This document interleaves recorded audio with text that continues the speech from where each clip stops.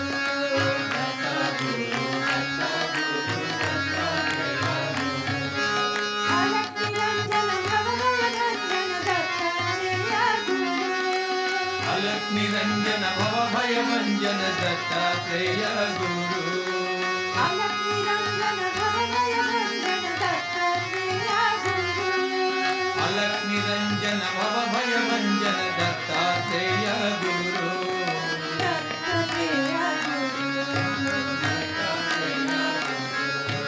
Sainath Guru Sainath Guru Dutta Guru Dutta Guru Dattatreya Guru Dutta Guru Dutta Guru Sainath Deenanath ब्रह्मरूपा Guru Sainath Deenanath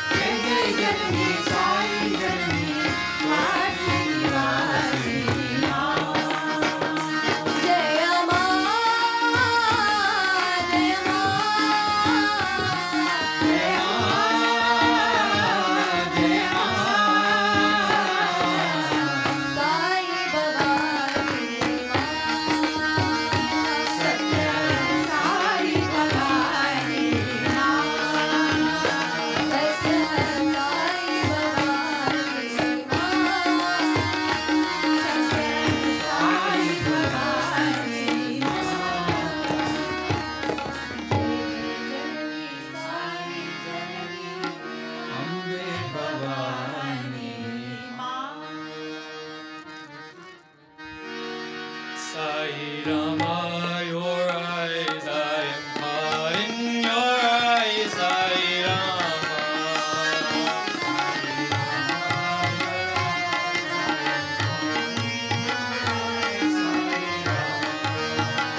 Oh Sai Rama, your eyes, I am caught in your eyes, Sai Rama.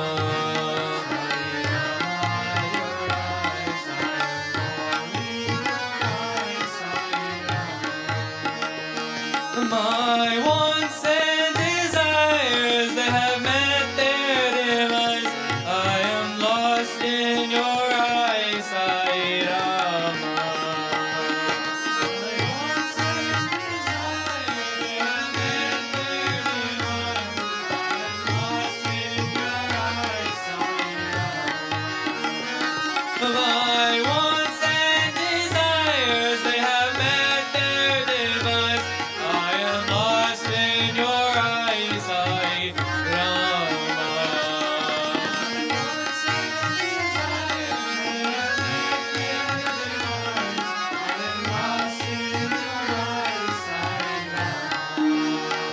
Oh Sai Rama, your gaze I am dancing away, Sai Rama.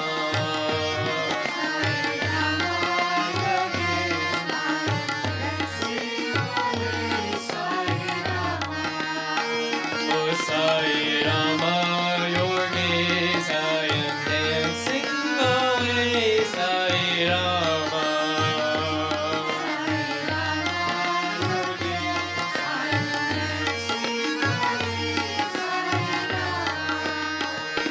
In a world of disguise and maya, I am soaring the skies in pure Ananda.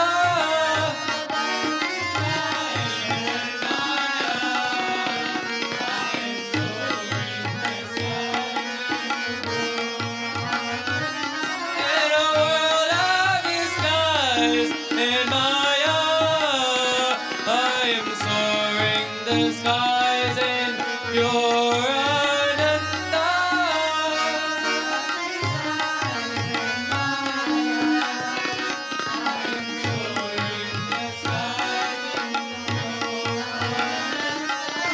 Gently falling back in your arms, I'm entranced by your eyes, Sai Rama.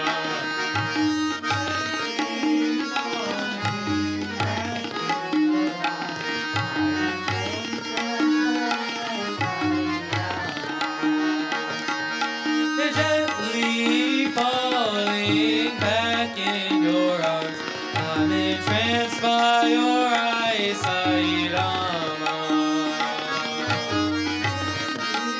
Falling back in your arms, I'm entranced by your eyes, Sai Rama.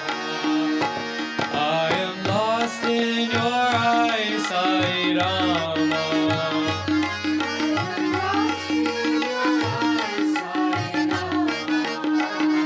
I am lost in your eyes, Sai Rama.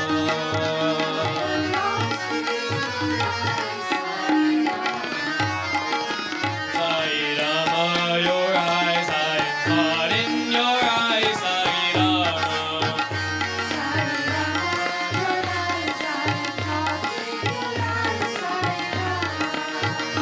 My wants and desires, they have met their demise. I am lost in your eyes, Sai Rama.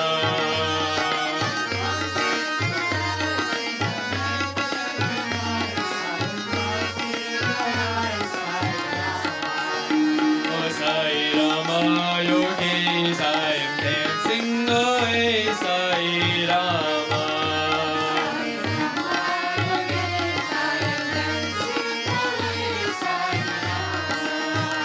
In a world of disguise and maya, I am soaring the skies in pure Ananda.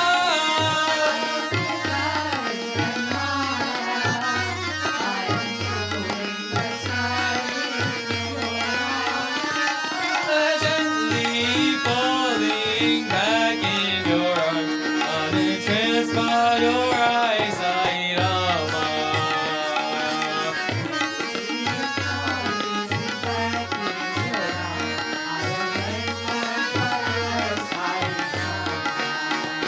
I am lost in your eyes, Sai Rama.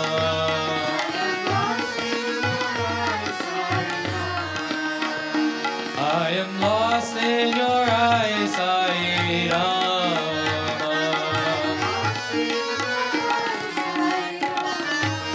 Oh Sai Ram, oh Sai Ram.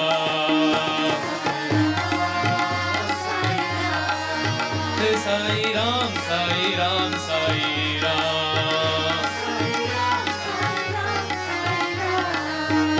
Sai Ram, oh Sai Ram.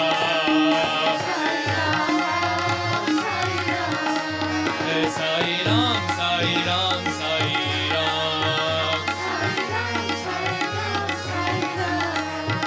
Sai Ram, Sai Ram, Sai Ram.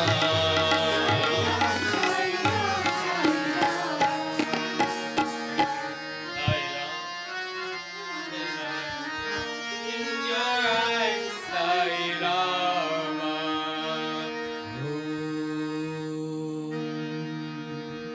Shanti, Shanti, Shanti.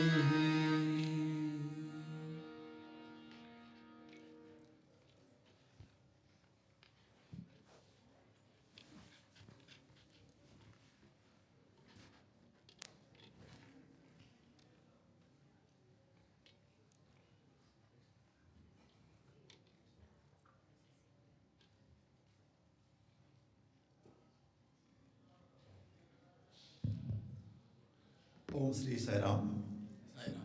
Those were very melodious, very powerful bhajans and chanting. My humble salutations at the lotus feet of our Lord Bhagawan, Sri Sathya Sai Baba. Welcome everyone to the second mini retreat that we are having in our Sri Sathya Sai Global Council, USA Region 2. Our first retreat happened in Baltimore in January. Many of you were there during that time. And on the same day, the seeds of this retreat were planted by Swami with his infinite grace in the devotees of Salisbury devotees' mind. Gunjan Patel, our president of Salisbury Sai Center, and few others showed interest in having this event here. And with Swami's grace and all the enthusiasm and the dedication and the devotion that we see in all of you here, Salisbury devotees, Bethesda devotees, Baltimore devotees, and all other devotees from the region, we have this program that has come into fruition. Devotees across the world, Sai devotees across the world have been celebrating our beloved Bhagawan, Sri Sathya Sai Baba's 100th birthday, centenary celebration throughout the year. As we've been saying, this whole year is our Sai Mahakumbha. From 23rd November 2024 to 23rd November 2025, we are having this divine opportunity to take the Sai holy dip as long as we are aligned with Swami's teachings on any particular time.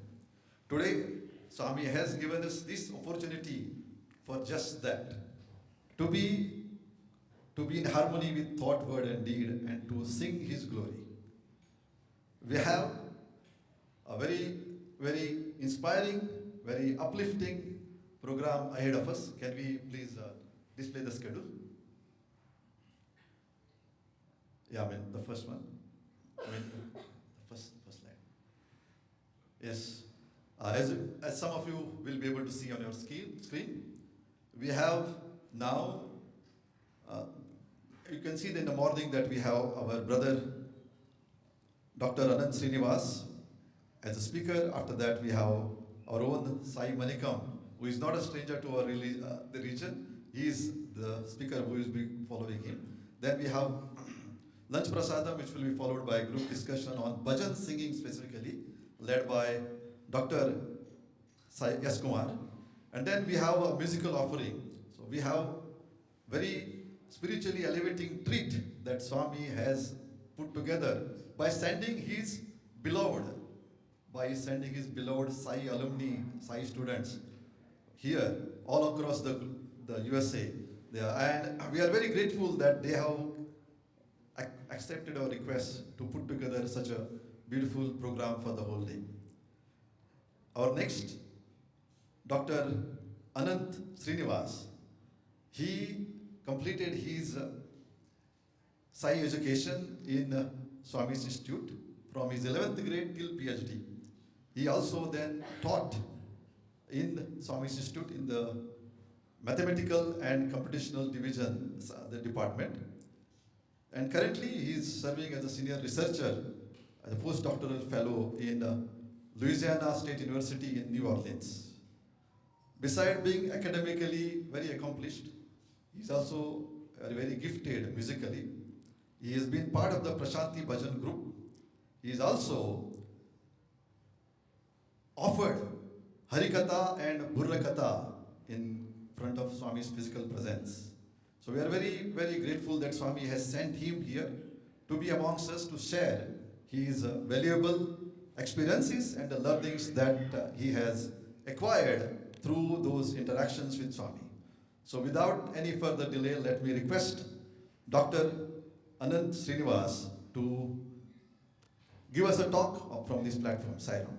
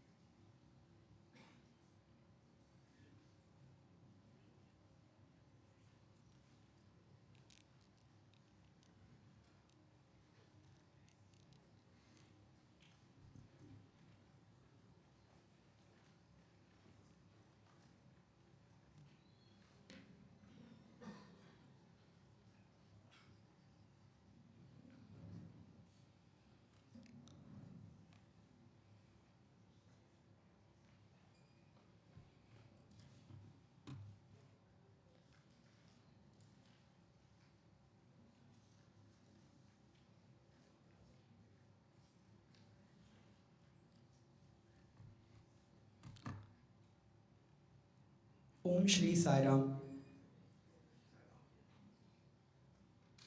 With humility and love, I offer myself at the lotus feet of our beloved Bhagawan. Most beloved and dearest Bhagawan, I pray to you that you give us all the understanding that it is you who speaks, it is you who listens, it is you who is motivating, inspiring all of us with your infinite love and blessings. Respected and dear elders, brothers and sisters, a very, very loving Sai Ram to all of you. Sai Ram sir, and thank you very much for your kind words of introduction. Speaking in Swami's presence is one of the most difficult things, I believe. I've not been able to get well trained, I think. That's what I think. But I take inspiration from some of our senior alumni. Suddenly Swami used to select someone and say, "Aaj baat karta hai?" And then pat their reply was, "Swami, we have never spoken or we don't know." And then immediately Swami would say, it seems, "You're not speaking, you're narrating. Jo dil mein aayega, wo baat karo." So praying to Swami to inspire, to speak that it is He who speaks and inspires all of us today. As much as it is a satsang, it is also, I believe, that it is a great inspiration for me to be amidst all of you today, planting the seed and in the part of Bhagawan's centenary celebrations. One of the alumni, during an interview with Swami, before he was passing out or graduating from the university, he was praying to Swami, Swami, I would be missing your physical presence. I would be missing these interactions. How do I connect with you? And Swami said, remember these wonderful experiences that you have got. Keep remembering and keep sharing. That will make you feel better. And today, as a neuroscientist researcher, the science research so far at least hypothesizes and to a great extent claims that our mind does not know the difference between reality and imagination. So which means when we are remembering an experience, we are reliving it. And similarly, when we are imagining someone's experience of them sharing, even we are a part of that. That is how our beautiful satsang sessions are, so that each one of us give and take from each other. And what do we talk about such a beloved Bhagawan of ours, such an avatar? So many things to say, so many things to start with. I thought I'll take inspiration from a few lines of a beautiful Qawwali. Let me just sing a couple of lines for you.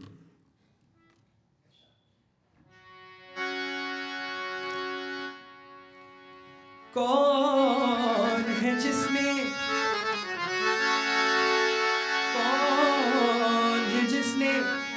तला तुमने मुझे थाम लिया? Who is he who held me steady during the storm? Who is he? कौन है जिसने किनारे पे लगा दी है मेरी कश्ती? Who is it that brought my boat, or that brought me across the shores towards the shore, like from the ocean to the shore? Who is it that who brought me, who was able to make me cross? कौन है जिसने ज़माने के जुल्म खुद सहकर अपने सीने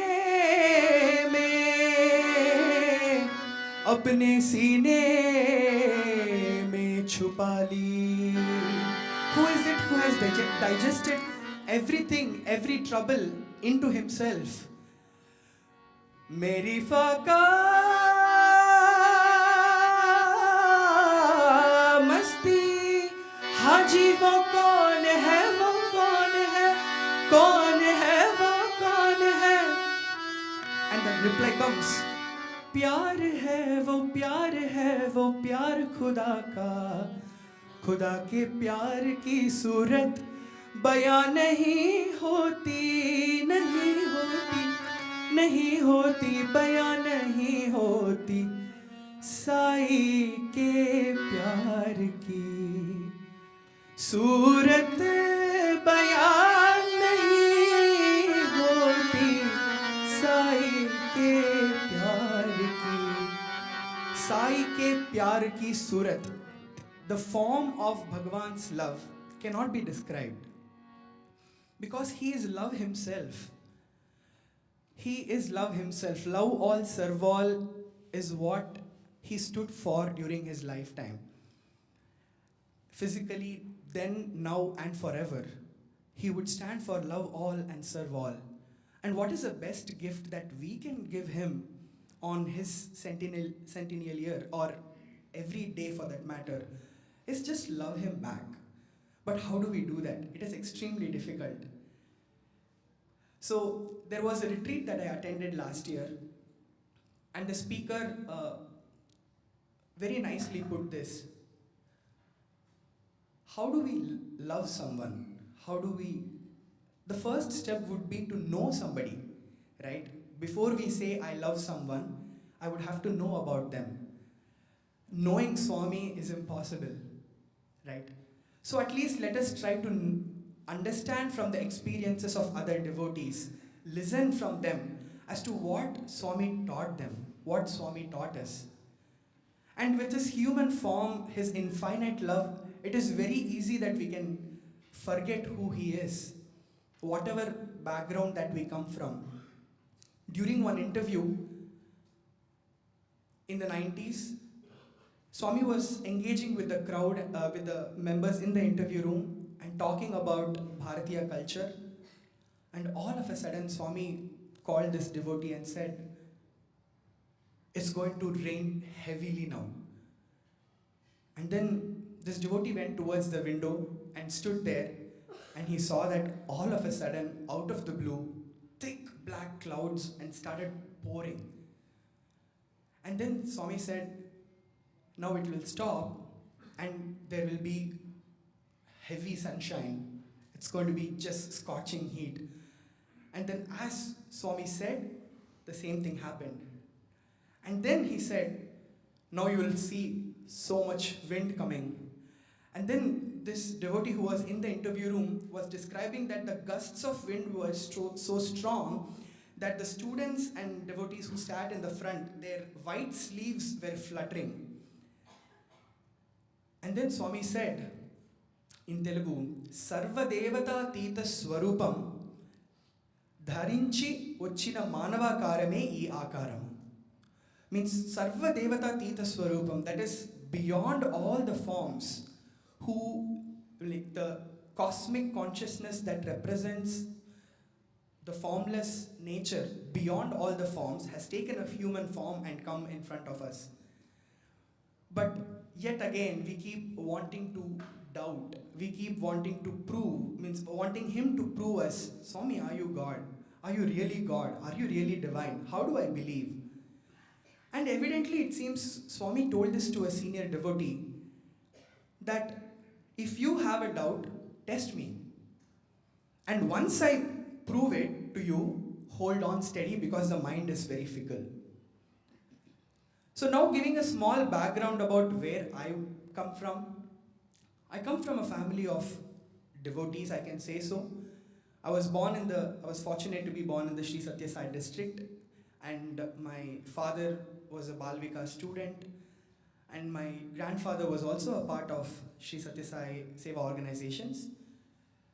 However, my mother was not from the Sai circle.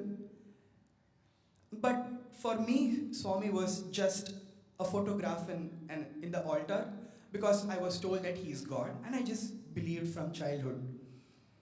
And to one of our teachers in Vrindavan, once Swami had asked, "What is the distance between you and me?" So he very diligently kind of looked and said, "Swami, 3 feet." And Swami again asked, "What is the distance between me and you?" And this kept repeating, and then sir understood that, okay, Swami is trying to tell something deeper here. And then Swami said, "The distance between you and me is the distance between me and you. So wherever you place me is where I'm going to stay. So you want to treat me as a photograph in an altar and be like a wish-fulfilling tree? I would be that. I would give you what you want. You want me to be a friend? I will be a friend." So Swami kind of gave us the freedom to choose who you want me to be, I will be that. But all I want is just love. So with that, for me, he was just, a photograph in an altar, nothing more. I used to pray to him. And once I became a student, I started hearing 2 different sets of stories.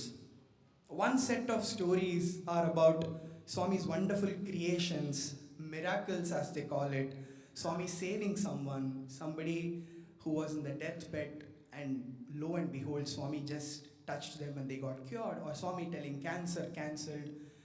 Those, on the other hand, about Swami's teachings and Swami's love, but somehow the first part of miracles attracted me then. So I used to be very fond of creations, and I really wanted Swami to create something for me. But 2009 was like the time, possibly on an everyday basis, there used to be at least 10,000 or 20,000 devotees in Mandir. That was the Sathya Sai Vaibhavam, we could say so. Like earlier devotees used to say how it was very easy to access Swami, but when I was a school student, Swami was not as accessible because Swami, like by then, all the large scale projects had come up. So the daily interaction was not possible, but I really wanted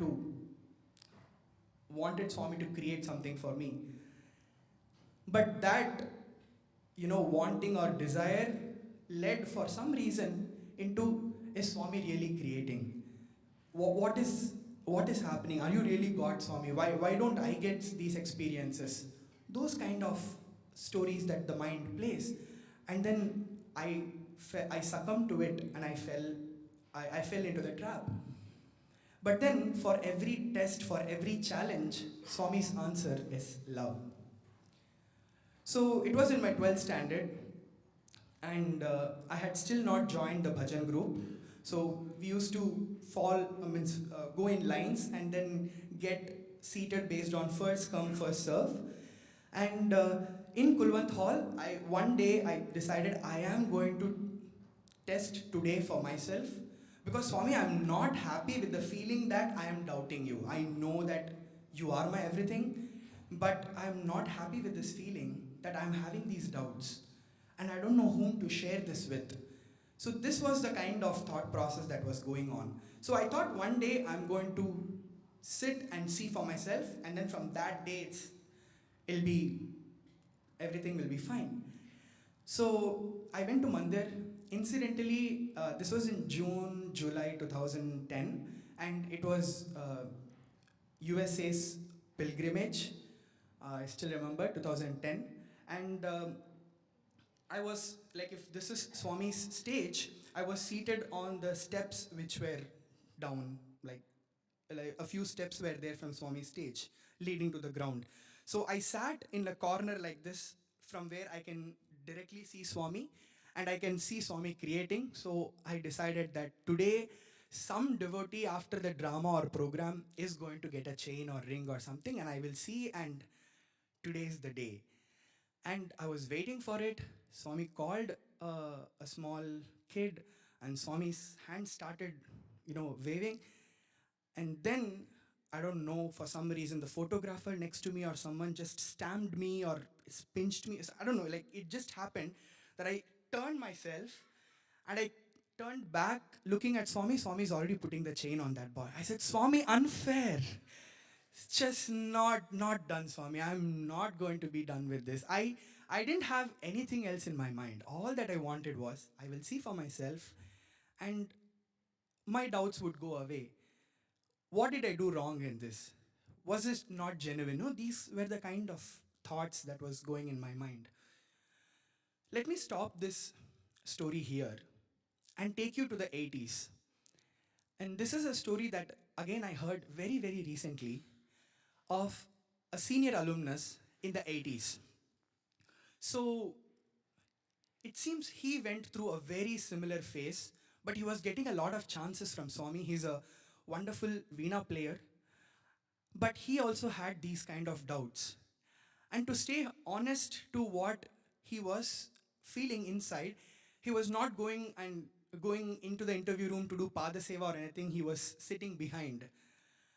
And one particular day when Swami called the music group, another set of students, Sir was sitting behind. And then after the whole thing got over, in front of everyone, Swami pointed to this Sir and asked, hey, you have your doubts, right? Come here. And then Swami called him and then told him to Chai Japchipettu Dunnapota. I mean, Swami told in Telugu, like, open your hands like this and hold it. And then Swami lifted both his sleeves and he did like this, and laddu fell in his hand. And then Swami asked, are you satisfied now? So this was physically when Swami was accessible. And now I am in 2010. Swami was literally inaccessible to a normal student. And that day, when I actually wanted to see, he apparently took away that chance. But a day or two later, I had this dream. So, Swami by then, in 2010, was seated on a wheelchair. And from a physical point of view, Swami was weak because he was not talking much. His body had already been 85 years old, and he had done so much that the body started showing signs of becoming weaker, or that's how he chose to show it to all of us. So in the dream, I'm sitting in the first line, and then during the bhajans, Swami calls me. And I go to Swami, and no telling anything, I directly blurt out Swami chain. Nothing in the dream, I directly tell Swami, Swami chain. And Swami takes his hand, starts to create, starts to wave, and look at this mind. In the dream, I hold Swami's hand, I stop from waving, and I open it. I flip it. And in that, I'm seeing the threads of chain, hanging out. And this restless mind, I pulled the chain out. And physically, in that dream also, Swami was older. He did that pain kind of a thing. And I kept pulling out. And then after I pulled, I told Swami, Swami, put it on my neck. He put it around, and then he asked, Ippudu Santoshama, are you happy now? In 80s, he physically attended to that one student. In 2010, he attended to this one student. If two devotees out of millions of devotees chose to not believe him, wouldn't have mattered to his Vaibhavam or his glory. What would have happened if I said, okay, Swami, I don't believe you? But it did not matter to him. Every last person mattered. I have not got an interview from Swami. I've never been able to go to Kodigepalli. I was never fortunate to have detailed, long discussions. But do I feel left out? Do I feel less fortunate? Absolutely not. And let me share more stories on that. So once this experience happened to me as a 12th class kid, my focus started more on knowing more about Swami, learning from teachers, elders, how Swami was, how Swami taught things. And the biggest surprise to me was Swami's focus was on the smallest of things. Smallest. The last thing that we think is important was the most important for Swami. Just one second.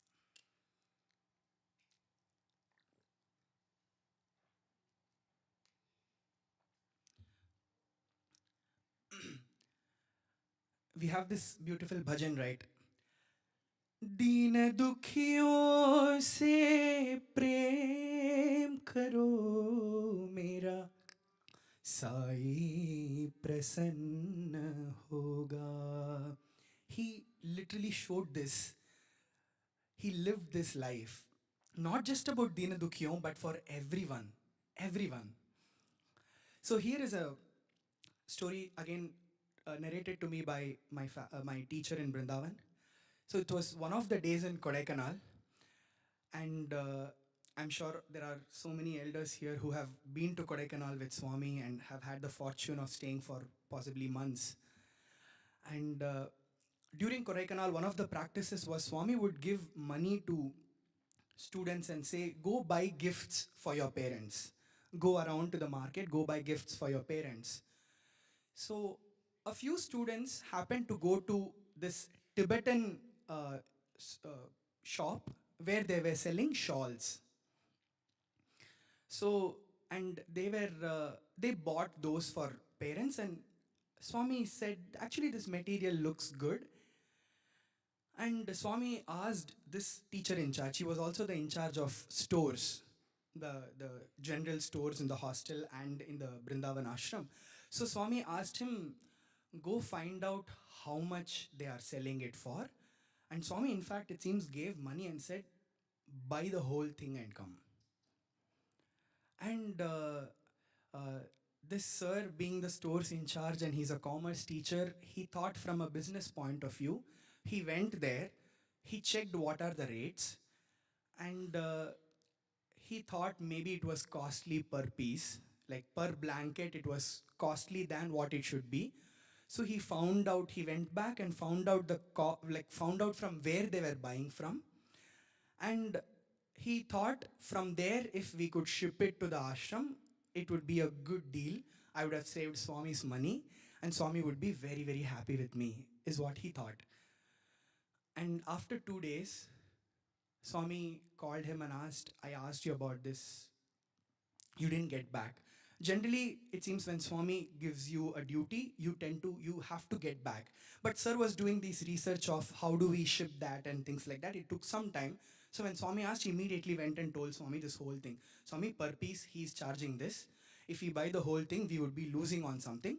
But if we can get from the direct factory outlet or something, we will be able to save.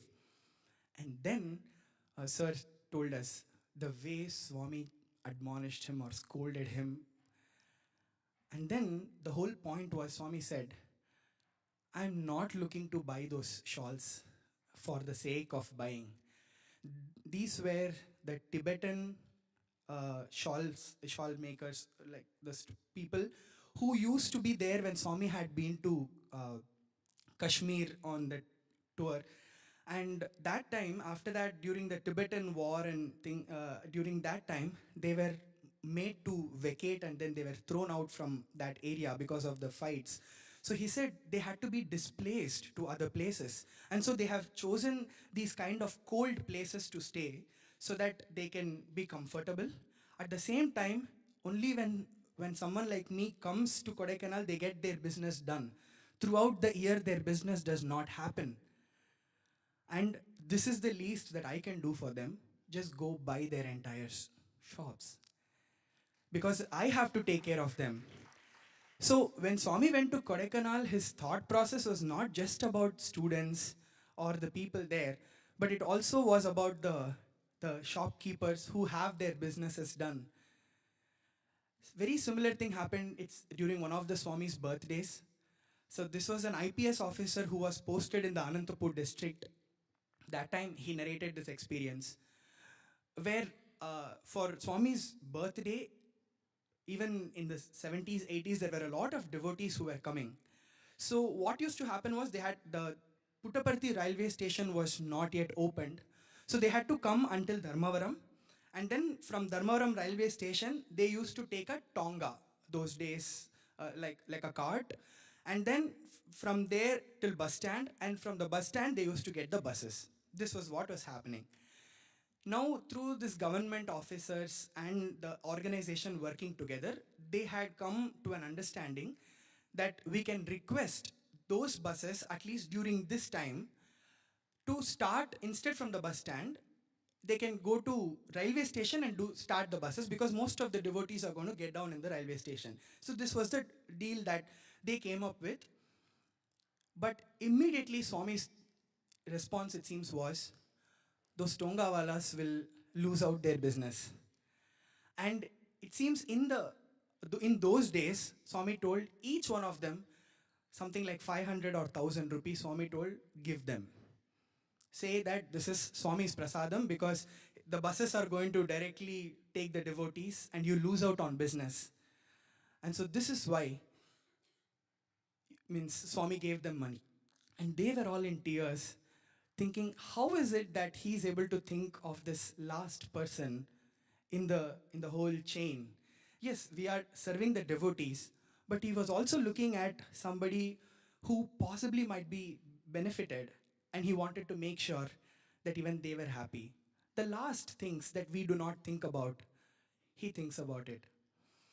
There was a devotee in Brindavan, very senior devotee. His name is Ramabrahmam Garu. He was having diabetes and Swami was not taking him to Kodaikanal. And so Swami left a student in Brindavan saying, you take care of him. And he has diabetes, so he keeps wanting to use the restroom often.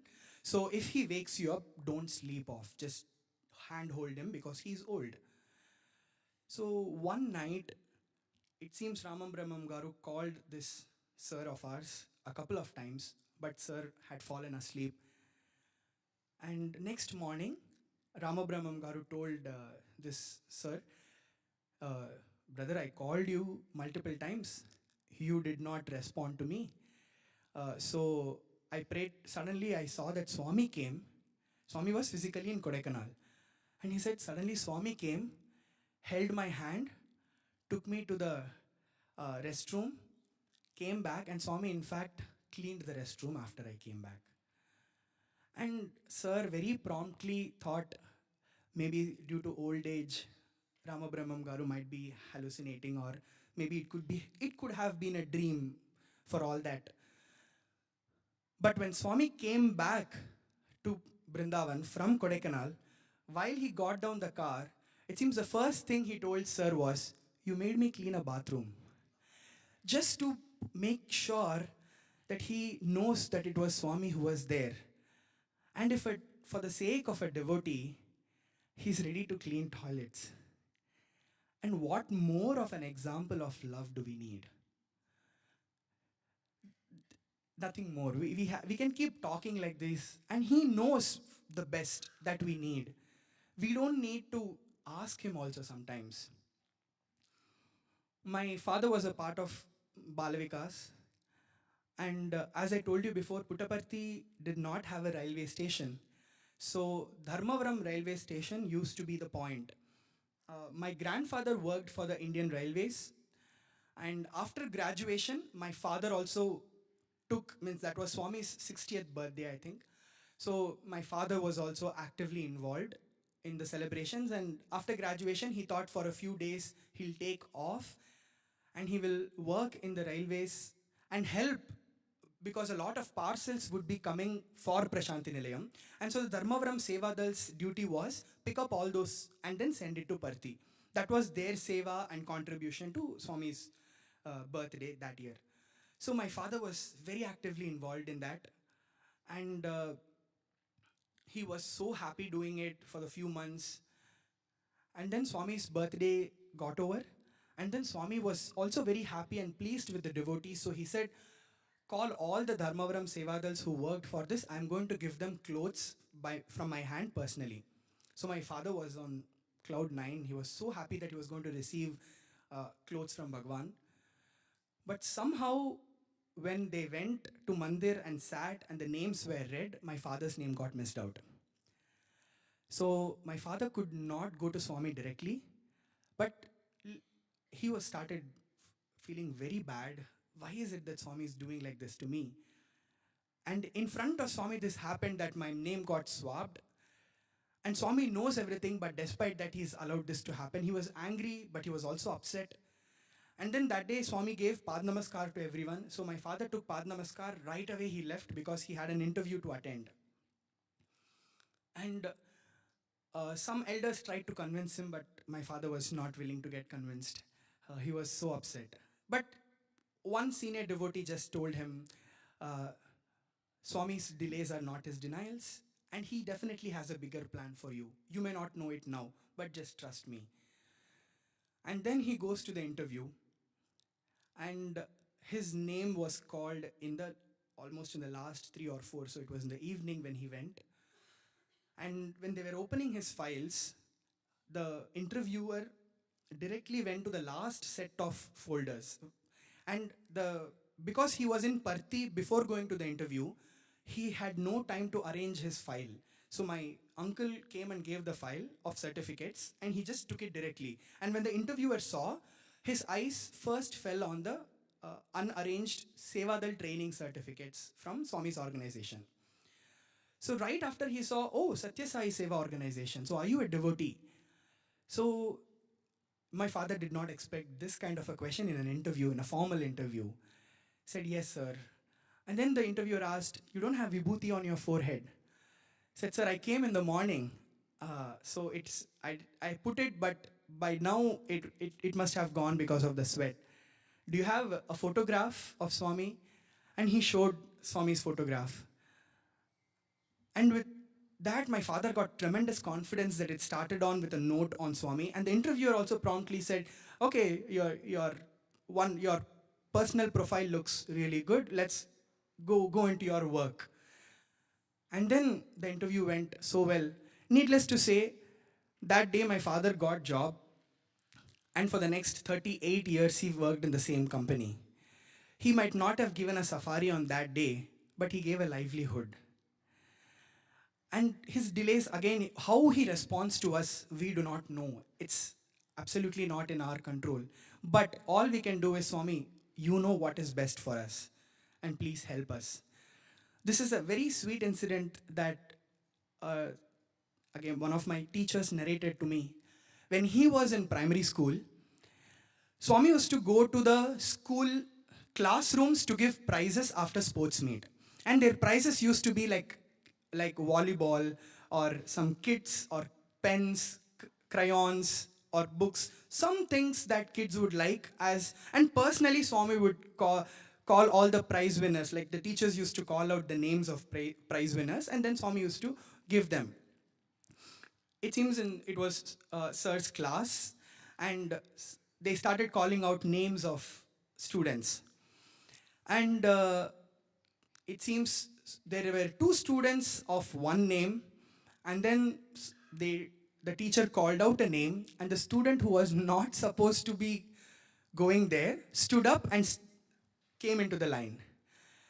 And the teacher was trying to tell him, give him a signal that it's not you, go sit down. But he was not listening. He was very confidently staying. And Sir tells us that the background of this student is that this student did not have a father. He did not have a father, and he was just standing there confidently. I'm going to go near Swami. What is there? So his turn came. By then, all the gifts got over. So there was no bag. This boy was standing in front of Swami, and Swami was standing. The teacher is standing. There is no gift left. And it seems what Swami did was, Swami sat down, took this boy, and made him sit on his lap. And Sir tells that he remembers this story whenever he remembers Dhruva's story. He knows what to give. All that we need to know is just ask him from the bottom of our hearts. Wonderful, wonderful experiences. Physically, he was there to train us, to teach us everything. But what about now? How do we connect to him? How do we interact with him? How do we obtain this love from him? And how do we give out this love? So again, let me go back to my 12th standard. It seems during Chitravati days, Swami had told devotees that there will be a time when the crowds in Prashanti Nilayam will be so much that even looking at a little bit of my hair or the color of my robe, you will be satisfied that you have had my darshan. And devotees did not believe it then. It's like every day Swami is getting us to Chitravati, creating candies, doing everything. What is there? He will definitely have it in some form or the other. But those days did come. It was my birthday in my 12th standard. And that day we were in the class, and suddenly somebody screamed saying, Swami is going on the road, like in the car. Swami is driving somewhere. So all of us went to the window, and by the time I went, Swami's car had slightly passed forward, so which means I saw the corner view. So I could actually see Swami's backside of his hair, the halo hair, and then Swami's robe. And I was so happy that I had Swami's darshan. Today is my birthday. Before evening, Swami gave me a bonus darshan. I was very happy. And then I was all set to go to Mandir the evening, because on birthday you can take a tray to Swami, and then Swami would take akshatas and yellow rice and then put it on your head, and another opportunity to take Swami's Pad Namaskar. But somehow that evening Swami did not come for darshan. So darshans started becoming rare again in the year 2010-11, owing to Swami's physical health. So, but I was not convinced. I was very, very upset. And I did not know how to show that, but I kept writing letter whole day. I was not happy at all. And then next day, Swami came and he did not even come to the gents side. He directly cut from ladies side and went on to the throne. And that upset me even more, because if Swami came in the lines, we could have at least stood and showed the tray and get blessed. No.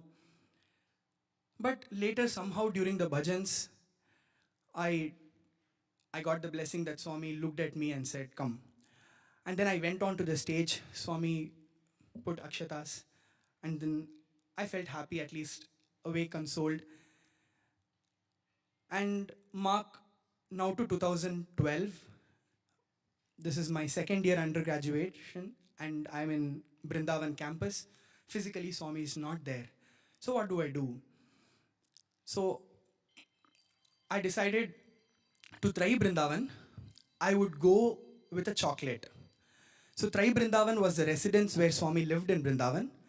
And then, so we used to go around Trai, walk do pradakshina around Trai. And every evening after bhajans, if Swami was there in Brindavan, he used to call the devotees or students into the chambers and give informal discourses. So therefore, with that thought, I took a chocolate. I took a big bar, chocolate bar, and then went and put it near Swami's door. I did a pradakshina. I came back, and then I just did one namaskar in front of Swami's door. And then during the namaskar, I was trying to visualize that Swami was putting akshatas on my head. And then tap, one flower which was hanging on the door falls on my head. And he knows how to bless. Like, all that I tried doing was, if he is there today, this is what I would do. Swami, I'm giving you a chocolate. And then in his own way, he just showed that I also acknowledge that this is your birthday and here is my blessing. Again, to my 12th standard, one day a faculty of ours was talking during a class, and then he told us, the life in Parthi is like we wear white dress. Even in school, we wear white dress to mandir. So sometimes the whites tend to become yellows with overusage. So white, cream, yellow, worst case brown, but doesn't go there. So whenever we had these Aarti chants or a rose chants, would be the days for us to inaugurate our white clothes, new white clothes. Because, okay, we are going to go to Swami because he's going to talk to us, so let's be dressed the best. So sir asked this question. He put a seed in our heads saying, so on the days you give rose and Aarti or you have an interaction with Swami, you get dressed so well, right? Why don't you do that on normal days? Are you already assuming that Swami is not going to talk to you? Because he would reflect the same thing, right? And that intrigued me a lot. So I decided I'm going to have 2 sets of pairs now. So the older yellow pairs for school and college, and white pairs to mandir. So when I go to mandir, I will, there can be another question. So did you expect Swami is not there in school or college? That's where I could go with that maturity, I think. So in mandir, I would wear new whites. And as I told, it was January, February 2011, and Swami's health again was very, very deteriorating physically. And so he started coming and giving darshans in car. So Swami would come in car, give rounds, and sometimes even offer, when they offer Aarti also, Swami would still be seated in the car. So the whole darshan would be from the car. So again, accessing Swami even coming on the chair became rare. So one particular day there was a project, and I had to stay late in the school, and so I could not go and sit with the bhajan group singers that day. But I had these whites that would definitely make me feel, if I'm sitting with the set of students, it would look like, okay, his whites are possibly new. So that day I sat in the alumni students block. I went late, and somehow Swami came that day on the chair. And again, I felt very bad that Swami today properly came in chair. Means Swami was not coming in car, but I missed out because of this project. And it was almost close to 8 months I was doing this practice was going on. And then suddenly one brother comes up to me and says, today there is prasadam, because Swami is seated on the throne and he's not in the car. We thought of distributing prasadam. Your whites look clean. Would you want to go and do the prasadam blessings? I said, absolutely. So I hurriedly left, and then I think that is the picture. So I went, and what I did not observe was, as I was serving the prasadam, it seems Swami was observing me. Like, because to Swami, how you give prasadam is very important. You cannot give it and say, give it to others, pass it on. He would want us to go to every devotee, student who is there, and then give them personally. And I felt very happy that just like that, Swami showed his presence. And this practice I continued even after Samadhi, Swami's Mahasamadhi. I used to have very unique whites for the mandir. And somewhere during my postgraduate master's time, I got this thought of, am I going to mandir only because I get a chance to sing, or am I going to have Swami's darshan? So with that thought process, I decided that whether we are singing or the devotees are singing that day, it doesn't matter. I am going to go to mandir to have Swami's darshan. So even if our games was there or whatever was there, I used to somehow sneak in and go to mandir and be seated. So it was a Partiyatra program. The devotees were made to sing, and they were singing bhajans. And all of a sudden, they had to go for a photograph. And the trustees looked at me and said, go and sing. And the day where I was not prepared to, I thought I may not get a chance because it's devotee's turn. Swami gave me a chance, again acknowledging that you do your duty or whatever you think as your offering, and I am listening and I am watching always. And these are not just the lessons at his lotus feet. These are ongoing experiences every time. So this happened after I came to the US. I generally go to the gym to work out. And one particular day I was doing this particular workout called bench press. And then I was trying to, you lie down and just lift the barbell. Simple thing. And I was doing the number of reps. I wanted to repeat it for 5 times, but somehow it had become very, very challenging by the 3rd or 4th. So all of a sudden I got this crazy thought, Swami, if you really love me, I should finish this. So I don't know why I got that thought, but I did that and I finished. Just struggled and I finished. Over. I came back and I was unmounting the weight, and very, very promptly, I dropped a 25-pound bar on my feet. Just that second, this thought came to my mind. I love you, but don't ever mess with me. Immediately, like, it was not a big injury, thankfully. It's just but his way of telling that, if you need help, call. Don't, if don't test me, like, that was the thought that I got. And next time, I decided I won't play such games with Swami. But I was trying a very higher weight. So this time it was much more than the last time. But I decided that there was a person standing in the next rack, and I would call them for help if I get stuck. And I'm not going to challenge Swami like this. So I did, and the 4th rep, I promptly failed. So I was lying with close to 135 pounds and this bar and everything almost near my neck.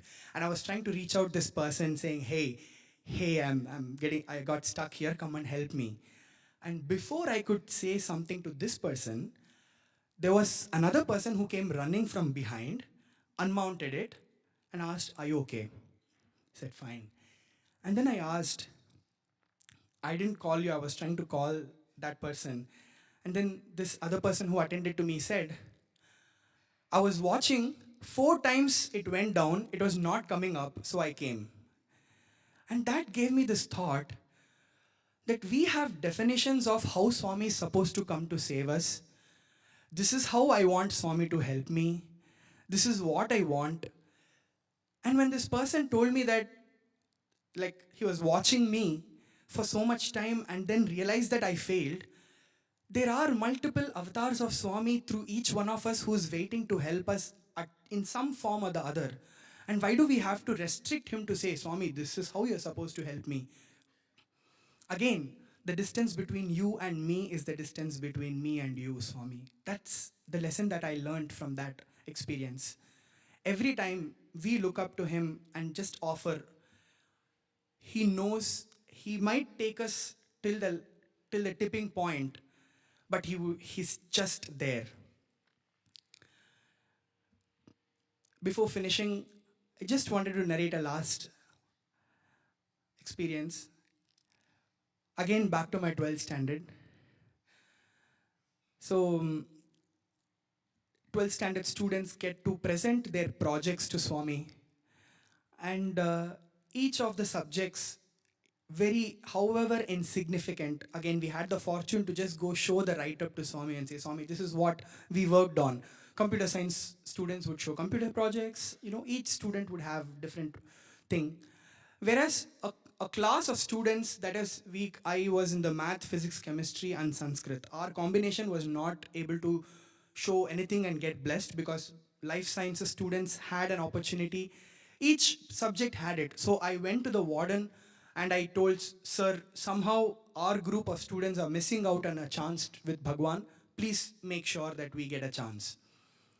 And somehow he helped us, and we got this opportunity. And a little bit of, pride came into being that, okay, I got the chances. I spoke for my classmates and I made sure that we all got chance in front of Bhagawan. So, and sir told us, see, now one subject students are getting showing their projects. Once they get blessed, then you guys go ahead and sit. So those days, darshans became rare. So not every day Swami used to come to Mandir. So one particular day, Swami came and the darshan got over at 9:30. He called the students for blessing the projects at 9:30, and it took another half an hour. So I had made this theory in my mind that today Swami came to Mandir, which means tomorrow he may not come. And even if he comes, he's not going to call students for blessing. So this was the theory that I made. Again, the mind trying to predict the infinite consciousness, right? Trying to make a theory. So, and sir sent word to us that today you guys can take your projects. I took my project, walked out of hostel, and midway again re-emphasized that yesterday Swami blessed the project, today he's not going to bless. And he may possibly not come today. So look at my audacity. I took the project back to hostel, placed it in my room and said, "I'll improve it and take a fresh printout later." And as you all will be rightly guessing, first shock, Swami came. I'm saying I got shocked. Second shock, Swami called the projects for blessings. So here, slowly, all the identities and narratives that I had constructed, Swami was eliminating one. So you thought that I'm not going to come today, I came. You thought I would not call, I called. So do you think that you made sure that they were getting their projects blessed? Absolutely not. So, and here I was, guilty, blaming myself, cursing myself. I'm not blessed. Maybe my bad karma. I don't know what I did in my previous janma. This whole narrative, what happens, close your eyes, and I'm so uh, not in the right frame of mind. Swami is sitting right in front, he's blessing, but we start comparing. When at least I started to compare, okay, they are getting a photograph, they are getting blessed, I'm not getting blessed. That gets into this whole unnecessary mental conversation. And I was mostly upset that I lost out on a chance. And looking back, I would have had a few more photographs, I would have had another conversation, and I missed out. At that time, I got mic, me and my partner, bhajan partner, we got mic to sing our bhajan. And I at that time there were fast-paced bhajans going, so we selected Sai Hamara Hum Sai Ke Aisa Prem Hamara. I was not ready to reflect on the words Aisa Prem Hamara. No. But somewhere Sai Hamara Hum Sai Ke was there.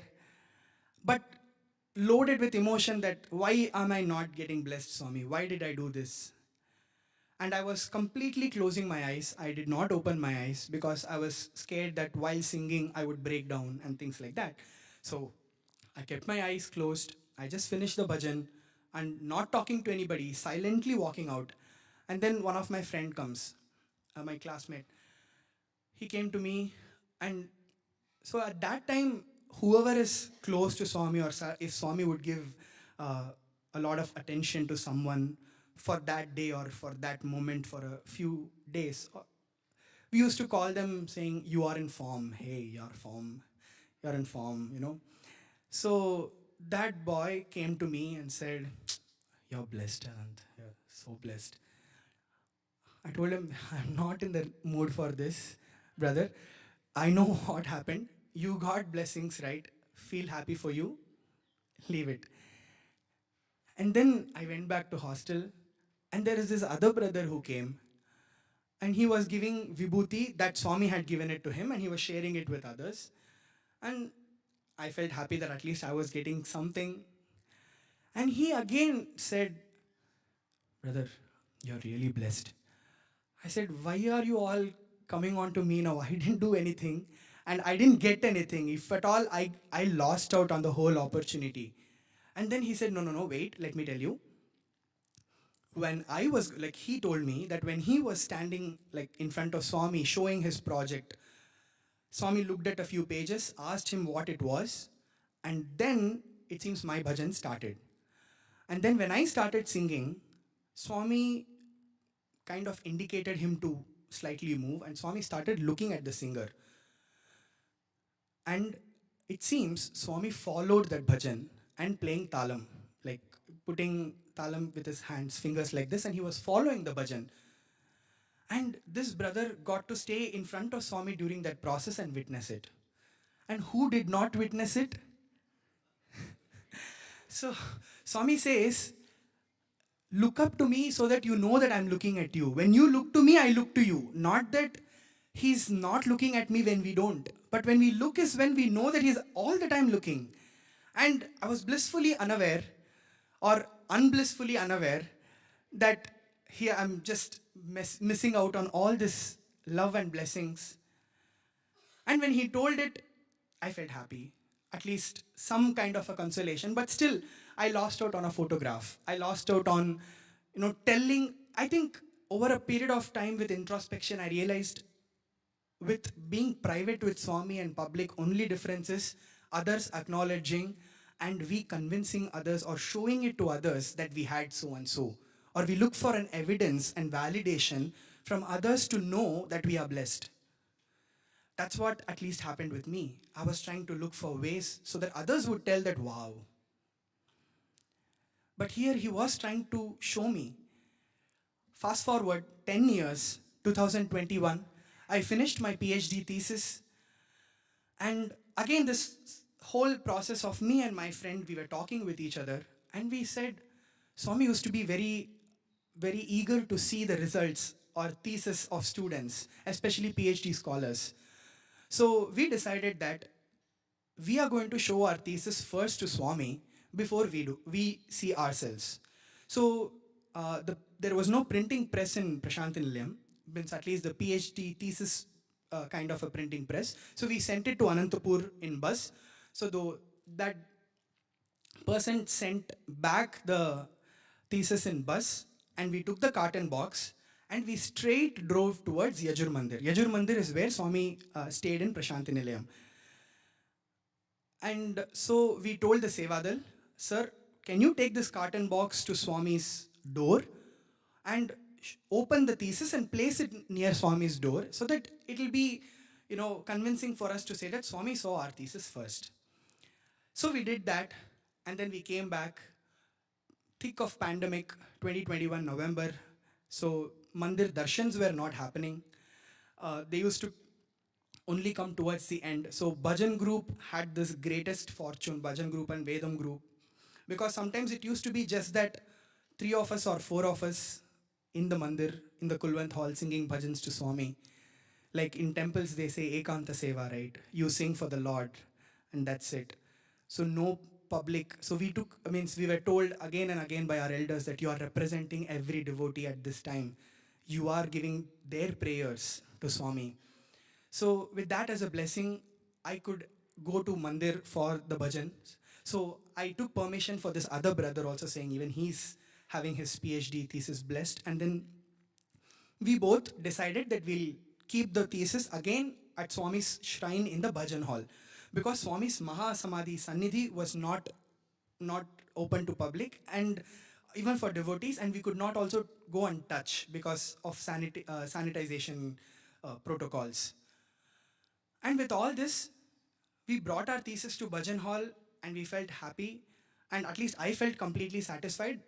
Then this brother said, Ananth, let's take our thesis and go in front of Swami's throne also outside, because that's Swami's Sannidhi, right? I said, brother, they're not going to allow us to go near Swami. He said, that's okay. Let's just hold the thesis like this and show Swami and walk. I said, okay. And then while we were walking, the in charge asked us to step aside. And he said, what is this, thesis? I said, yes, sir. Oh, you finished PhD? I said, yes. He'd never spoken to us before. Means we know that he exists. He knows that we exist. That's it. We never spoke before. And he called us and he said, stand in the side. And I told him, sir, we already got blessings in the bhajan hall. He said, no, stand. So I was thinking he's again going to take us to bhajan hall. And then after the devotees finished their darshan, before the second Mangala Arati, before finishing or closing the screens for Swami's Mahasamadhi, he parted and told, there were this partitions. He told us, just go and get blessings. And here, 2021, November, I was going with my thesis. I had all the time in the world to show page by page to Swami. And as I was showing and coming back is when I realized that 10 years back, I thought I could not show him my 12th standard project. And here I am showing my thesis, PhD thesis, a very, very unique thing that is possibly, I can say, that's more of my project.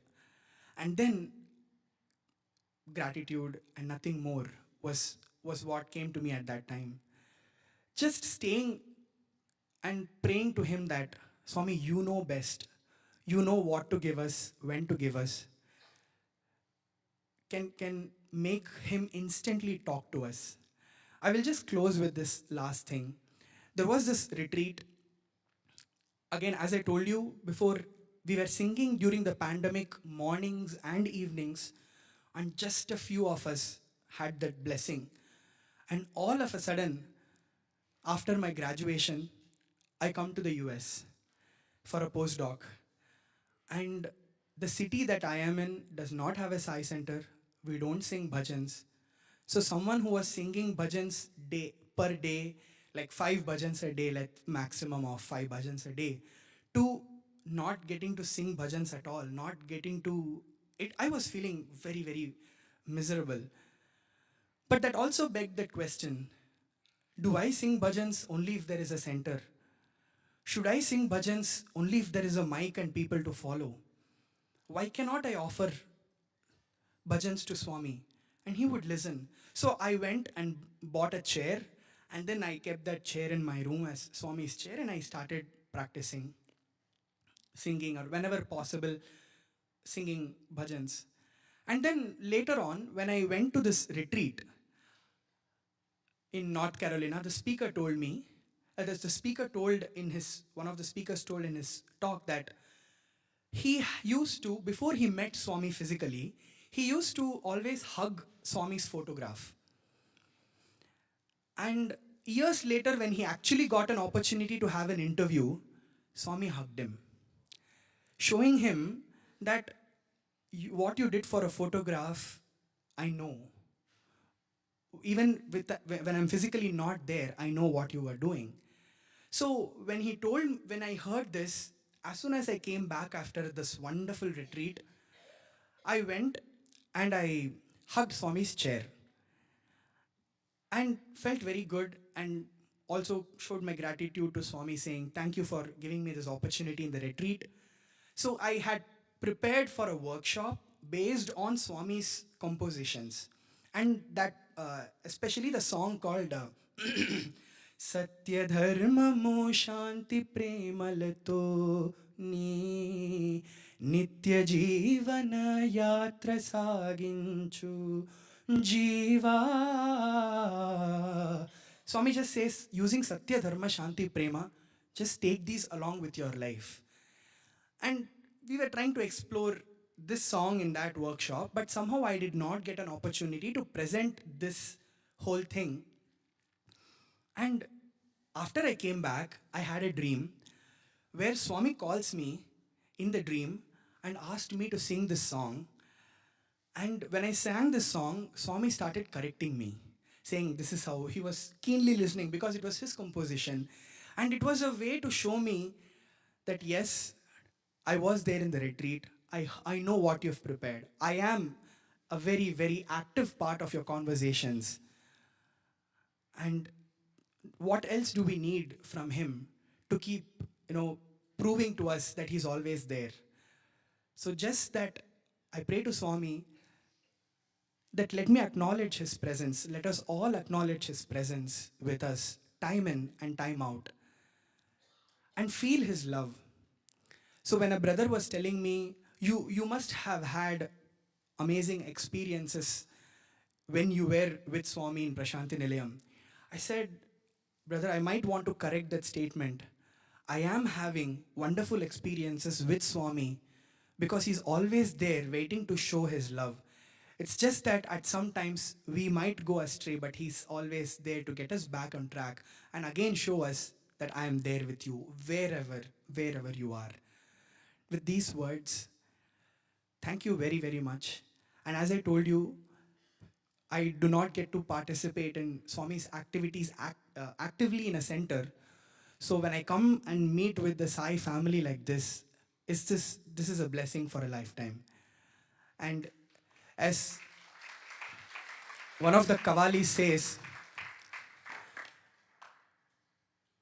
कि याद रखने की बात आती है कहाँ, साई के दर पे आकर और साथ उनके रहकर, बात उनकी सुनकर, नजर से नजर मिलाकर, मैं भूलूं कैसे,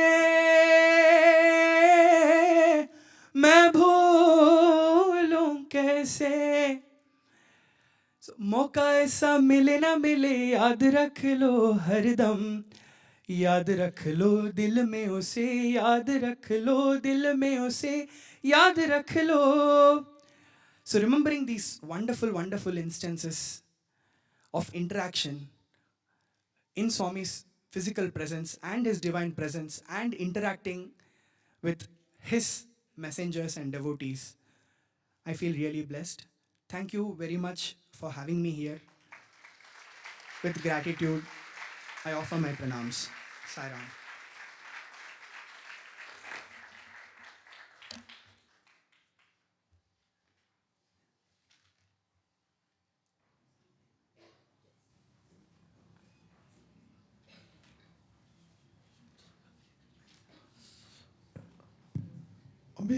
amazing experiences and Swami stories of his Vaibhavam.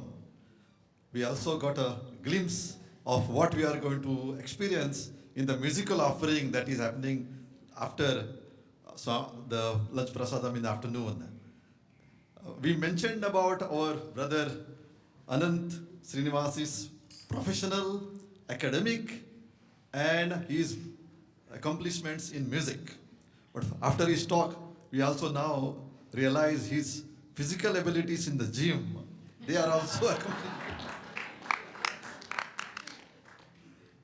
I call upon the president of our Salisbury Sai Center to come forward.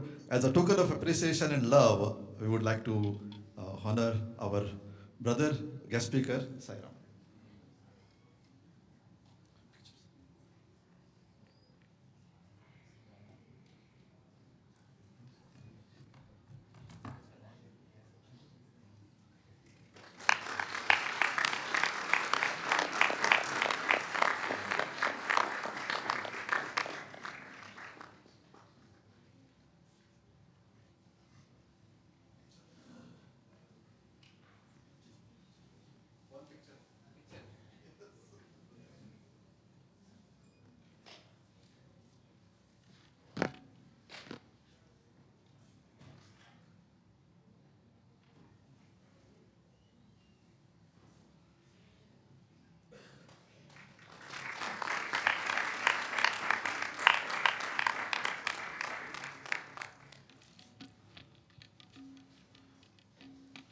Brother Sai Manikam, we have been listening to his experiences for the last 20 years. But those experiences always are new because he has got such a wealth of experiences and wealth of interactions with Swami. He has been coming to our region from 2000 year onwards. And just 2 months ago, we had him share the learnings that he had with Swami through his interactions, through his other Sai experiences of his family as well as his other Sai colleagues and Sai alumni students. He, as many of you already know, don't want to repeat the whole thing, he studied in Swami's Institute, completed his MBA there, and he studied in both the campuses, both Brindavan as well as in Prashanti Nilayam. He's been part of even the Kodigepalli trips, the esteemed elite Kodigepalli trips as we understand them to be. Besides that, he has been very active in Region 3, Region 2, organizing young adult activities, numerous of them. In fact, we'll be just mentioning them and we'll not get any chance if we go on listing them. We'll not get any chance to listen to him. So by keeping this introduction very short, we request our brother Sai Manikam to be here to address our gathering. Sai Ram.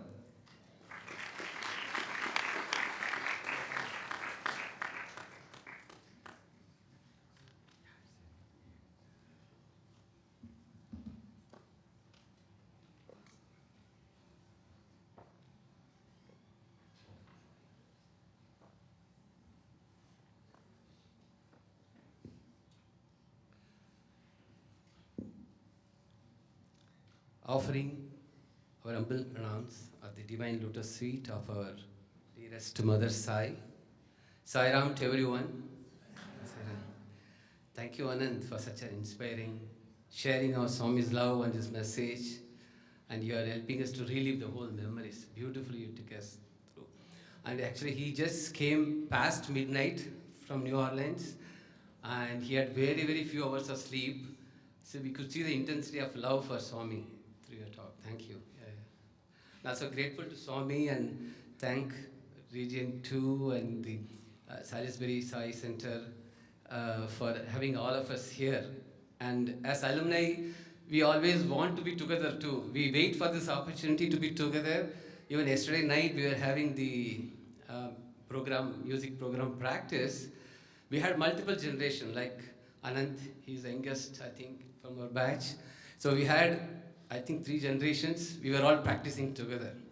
I don't think this can happen in any other place, organization or formats, where all of us from 70s, 80s till today who graduated from Swami's college, we are meeting together. And so as we practice, what we think through is, this bhajan or this song, will Swami like it? How Swami enjoyed it? See, that's what we go through during the practice. So we always wait for this opportunity. Again, thanks for having us today. And journey with Swami, I know 100th year is a glorious year that we are all part of. And many, many more 100 years are going to come. And what I get reminded of that Swami always talks about is that Swami is the hero and we are all zeros, right? So there are 2 zeros after 1, and Swami is the one that's the hero, gives us all the value, or all the, I feel, that ecosystem that he has provided as a Sai family for us to be together and cherish these memories of his love.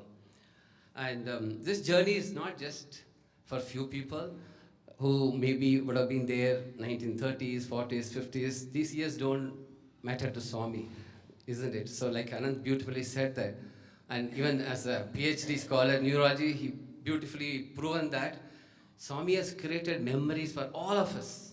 In this whole today's, even the gathering here, each one of us have that connect with Swami. And yesterday we were with Brother Gunjan's family, and the father of Brother Gunjan was mentioning how he started Sai Center in Gujarat, those 70s. So, and the work has been going on.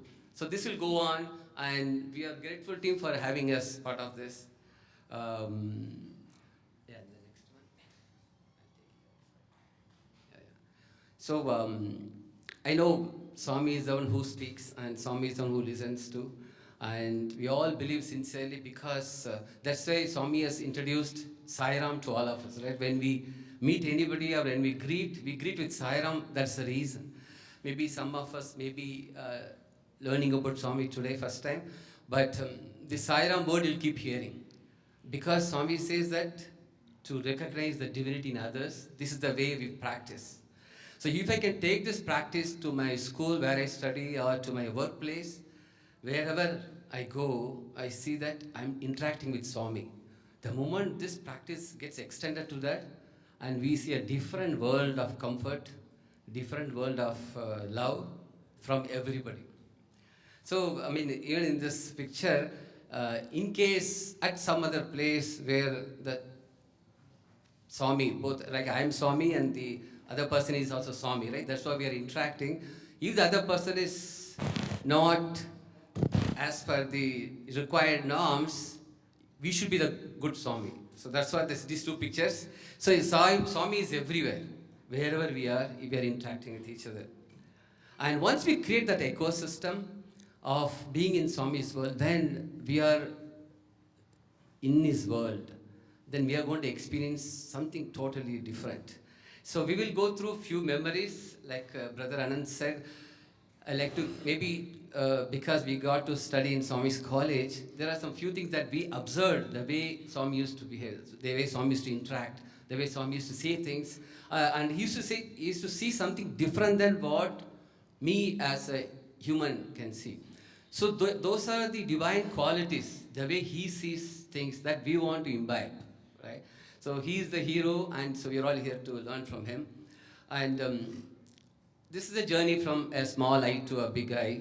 When I say small eye, is like an individual eye that take us through the divine eye. That is, Swami says, that is the purpose of why we are all here. And like we know how there are 2 types of bhakti, right? Markada bhakti or marjala bhakti. So there is, one is a monkey type of bhakti, right? When I say monkey type bhakti, is that we might have seen in Puttaparthi, I'm sure, there are a lot of monkeys, mother monkeys. When they jump from tree to tree, the small monkeys, the child monkey hugs the mother monkey and be part of that journey. So whereas the kitten type of bhakti is that the mother cat holds the kitten, small cat, in the mouth and carries forward. The journey is that in the monkey type of devotion, so we are holding to something, right? So the hold has to be strong. The moment we surrender, that comes to the second one. We know that Swami is with us, Swami is taking care, which is the care. Then he takes us through everywhere. Total surrender. So the small light dissolves, basically.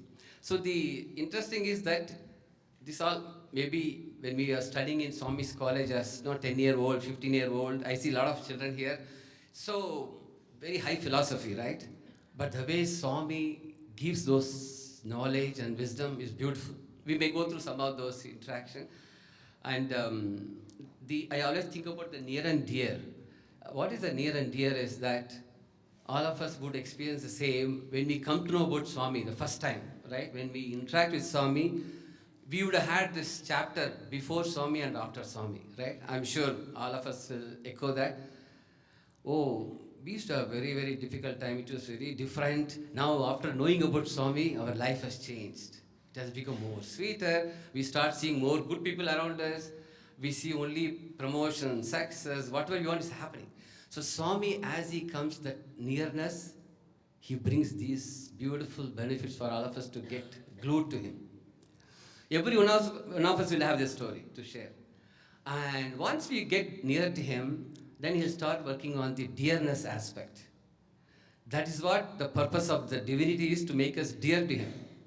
So that's the time, like, an artist, like a sculpture, right? When there is a stone, he will remove all the unwanted aspect of the stone for the Krishna statue to emerge out. He is not bringing Krishna from outside, that image, into the stone, right? He just removes what is not relevant to that stone, and you see Krishna manifesting. So same as Swami does. He'll remove all this anger, jealousy, ego, every aspect he'll start removing. That is the nearness. The moment we experience some pain, because when the ego is hurt, we feel the pain, right? That means we should know that Swami is very dear to us. That's the reason this is happening. So keeping that in mind, everything that we go through with Swami is for our good. Right? And the Sai Center, because I know we are all meeting as a Sai Center here, Swami has beautifully created this structure for all of us. All the three components, SAI, that's what it means, stands for S for service, A for adoration or devotion, and I for illumination or education aspect. All the three aspects or wings will be there for everybody in the Sai Center. Starting from a child who is born till the adulthood, they go through these three. Beautifully embedded. That's how Swami makes us dear to him. So it's very important. I'm glad that so many of us here in Salisbury, that we are all part of the Sai Center, growing with the Sai Center. Because mutually when we interact, that's the time we learn more about Swami and Swami's love. We can feel it. One thing I say, never give up, is here because as we go through this journey, sometimes we may feel that pain, right? But we should not give up the practice of being connected to Swami. That's very key. So Swami, one day he was in the interview room. He gave us breakfast, and he made us drink coffee and tea. Then after that, there was a teacup. We were all washing it, and as we were washing under the tap, Swami came behind, and Swami said, "Stop! I want to tell you what's happening." So as we were pouring the tap water into the teacup, which had tea dust at the bottom, so there was a lot of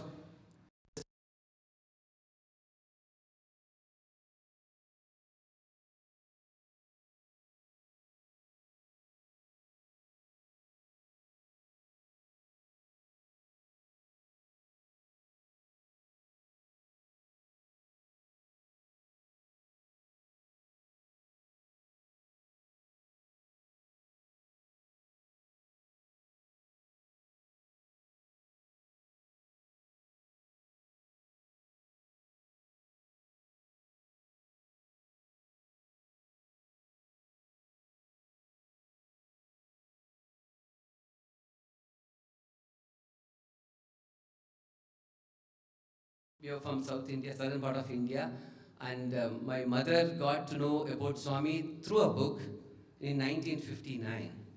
So they were in Kasargod, which is not our native place. My father was posted there, being a railway employee.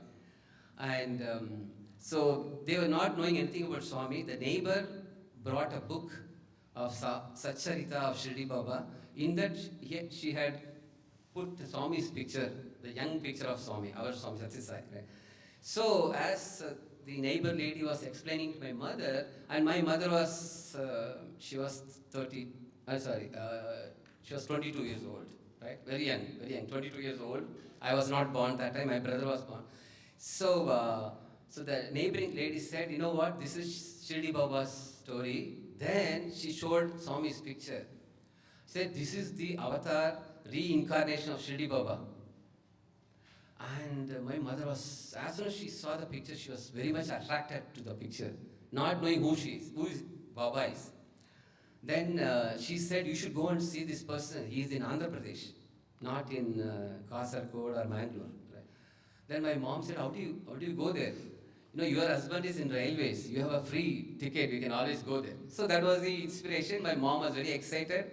So that evening, my father came back from work, and my mother, with all excitement, told my father that today, you know, our neighbor auntie came and she showed Baba's picture, and it seems Shirdi Baba's reincarnation, and we should go and see. We don't want to miss it. And my father was not very much connecting with that. He said, no, there are so many Babas, and also Shirdi Baba, I believe, but not everyone. So we'll take time, not immediately. But she said, I want to go. It'll take, you know, we're all family. Those days, you know, I'm talking about 60s, early 60s, 63 it was. So not that easy to move around. So my mom had that prayer inside that was getting more and more intensified. Her prayer internally, right? And slowly what happened was, my father gets a transfer from Mangalore to Kasargod to Coimbatore, which is part of Tamil Nadu. So now in office, of course, he's a very sincere person working for railways. So his boss, his manager, so Mr. Subburatnam, his name, we all very grateful to him for the reason that he introduced Swami to us. So anyhow, Mr. Subburatnam, so he goes on vacation every year 2 times for 2 weeks, and he'll ask my father, can you take care of my work when I'm not here? He said, yeah, I'm happy to take care of your work. My father was very sincere, and no, I'll do whatever you're doing. So 2 times, same thing happened. The 3rd time, so the Mr. Subbaratnam asked my dad, every time I'm saying I'm asking you to do my work, take care of my work, but you are not asking me where I'm going. So he said, it's your personal, why should I ask you? No, you should ask me. Then he said, okay, where are you going? My father asked him. Then he said that I'm going to Puttaparthi to see Sai Baba. And my father said, this is the same name my wife was mentioning some years back. This is 1959, right? So now it's come to 1963. Almost 4 years has passed. And then Mr. Subratnam said, your wife knows about Baba? Then I want to see her right now. So the manager, the boss, comes home to see my mother and saying that, you want to see Sai Baba? Yes. I am going to approve leave for your husband, and he is going to take you. It's guaranteed. So this is beautiful, the way Swami works. This all, we have to see through Swami's eyes, right? The way Swami does it. From there on, 1959, making my mom get introduced through a book, coming to Coimbatore is all done by Swami. Right? And giving the manager who is already a Swami devotee. And those days, I'm talking about Swami was like 30 years old. Imagine, it's not that everybody knows. We didn't have any media or something to know. But anyhow, my father goes first time. So I just cut the story short. And my mom and family goes in 1963.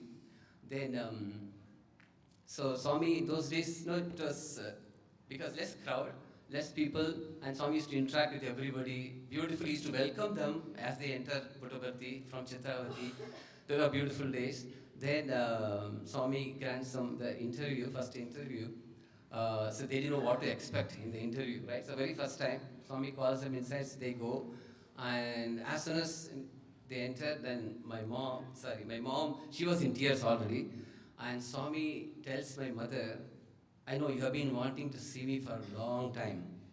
Are you happy now? You have seen me? So that kind of touched her directly because that was her intense yearning for last 4 to 5 years, right? And here is Swami who is answering that in a beautiful way. And then he looks at my father, asks, what do you want? My father didn't know. But it's the first experience for him. He didn't know why he's asking, what do you want? He said, no, I have everything, Swami. I don't need anything. Then Swami asked my mother again, what do you want? Then my mother, I would say that, very intelligently she asked, but now when I look back, she said, Swami, I know it has taken 5 years from the time I thought about you to come and see you. I want to see you whenever I think of you. I want to come to Puttaparthi and see you. That was the prayer she asked. And Swami said, yeah, sure, I'll grant it. You will see me whenever you. So it's not that easy. We are talking about 60s where very conservative families, ladies are not that easy. They can go out, right, from various places. And here is my mom asking for it. And my father, Swami looked at him and Swami said, because my father was already initiated into a guru philosophy, and which he was practicing. So he was a spiritual seeker. So Swami looked at him. Swami said, you are looking to build a mansion, but your foundation is not strong. Your foundation is weak. Then my father asked, what do you mean by Swami, foundation is weak? Swami said, your anger is your obstacle. Your anger, which is uncontrollable, which is the obstacle for your spiritual growth. You should work on it. So my father instantly kind of responded saying that, Swami, it's because of family I get angry. Those days, of course. So because of family I get. Then Swami said, I have given everybody for your growth, your personal growth, your office setup, your family setup, your social setup, everything is given because you asked for it. I want you to grow spiritually. So take that as your, for you, it is given. That's it. From next, after that, he was a changed person. He worked on it. And then, of course, there are other interviews. I will not go into detail. Then when my mother was pregnant with me, and so that's the time Swami had called again. That time Swami looked at my mother and said, this is going to be your last son. So I was the fourth child, so last son. And then very quickly, Swami kind of went into trance. That's what my father had recorded in his diary. And Swami just after the trance, he came back and said, I have to build universities for these boys. That time we didn't have any college or university that time, right? So this is not talking about 66 time frame. And Swami said, I had to build universities for these boys. And so my father didn't know what Swami meant by that. So anyhow, he just took it. By then, he became totally a seasoned devotee. Like, past 4 years, they got more intensified. Then he asked Swami Swami should come and bless our Samiti. I don't know how my father asked about it. In 60s, Swami, we were all a small group of devotees. This is a very small suburb in Coimbatore. Very small place. Group of devotees, they came together. It's all the love. And my father asked Swami, can you please come and bless us? So this picture, because I just want to, maybe relevant picture is this. My mother, she was a Seva coordinator at that time. And Swami came as promised after 20 years. It was after 20 years. Swami came to our Samiti, which is a very humble way it was built. And Swami came and inaugurated, spent few hours spending time with the devotees and the children. That is the beauty of Swami. Once he promises, we know he has done it for all of us, right? That's it, he keeps up that promise. Doesn't matter which year, he will make things happen. So it is that picture. So I got to study in Swami's college as Swami willed it. So for my high school, I joined for my 11th standard. So this is the college. So this is the college, Whitefield, where I got to join. And I was in 11th grade, 15-year-old. And I see many 15-year-old here, or less than that. So very innocent age, nothing much spiritually. I had no much. I sing bhajan because I was part of the Balavikas, right? So my mother, I didn't tell that part. So the prayer that she had to Swami was, I should keep coming to Puttaparthi, right? The way Swami answered, when Swami started the organization in late 60s, she was one of the first Seva convener. So, new concept introduced by Swami to the world, right? Sevadal, what does it mean? Nobody knows. And in this avatar, Swami announced and Swami gave the training. Swami gave the orientation, what it means. Beautiful. When we listen to that discourse, what Sevadal means, very inspiring. One thing my mom keeps, because she got to go for that from Coimbatore and attended that conference first time, late 60s, and Swami took them to Rajahmundry. That time it happened there. And Swami said, Sevadal is one of my main wing, the service wing. Right? That's what I stand for. And Swami told them, once you do Seva, my work, there is no difference between you and me. We both are God. There is no difference. Very powerful, right? Nobody has told us this, like you are God because you are serving somebody. And here is Swami who has come to promise that, giving that status. And then Swami told the Sevadal group that when you sit in the mandir, you don't have to touch my feet. Why? Because you are also God, I am God. We are equal. That's why you see in mandir, when you see Sevadal sitting, they don't touch Swami's feet when Swami comes by. It's purely practiced that we are God. That is the purpose of Swami bringing all this, right? So everything that happens in Sai Center, there is a bigger purpose. We may know, we may not know, but Swami has that, right? So this is the college that went through. So I was very, of course, excited that I'm 15-year-old running around. When I was going with my parents to Puttaparthi before I joined Swami's college, so I used to have the habit of want to sit in the first line and touch Swami's feet. That will give me some, motivation. So I'll come and tell my mother, today I got 2 namaskar. Swami will come by the darshan. Those days it was sands, right? And I'll touch Swami's feet as a 15-year-old. And then I'll come and tell my mother, today I got 2 namaskar. And she'll say, oh good, but you still have to improve. Your behavior is not great. That's the measurement she had. So I'll wait. When Swami comes, I'll start from the previous person and Swami is giving namaskar. I'll start touching his feet. So 5 will become, again come and tell. So that was in my mind, calculation. So now I joined Swami's college. And interestingly, in Vrindavan, this is Vrindavan, which is in Bangalore. And some of us for a festival called Onam festival, Swami had called the Kerala boys to come to Puttaparthi. So for me it's the first time. So going with the seniors, going there, going to the program. And at the final day, Swami calls you for interview, the boys, and then he'll give you a good send-off, like a motherly send-off, right? He'll give you all the treatment, which maybe one day we'll share. I'm sure my seniors, Kumar, they're all here. We should share sometime the love that Swami showers when he takes you with you. In Parthi, so Swami called us inside. This is the first experience for me being in the entry room, right? When I was small, I don't remember that. So now I go and sit near Swami's chair, right next to Swami's chair, and thinking that Swami will stay for 2 minutes, right? That's what I've seen in the darshan line. So I thought Swami will sit for 2 minutes, then he'll get up. So Swami comes and sits.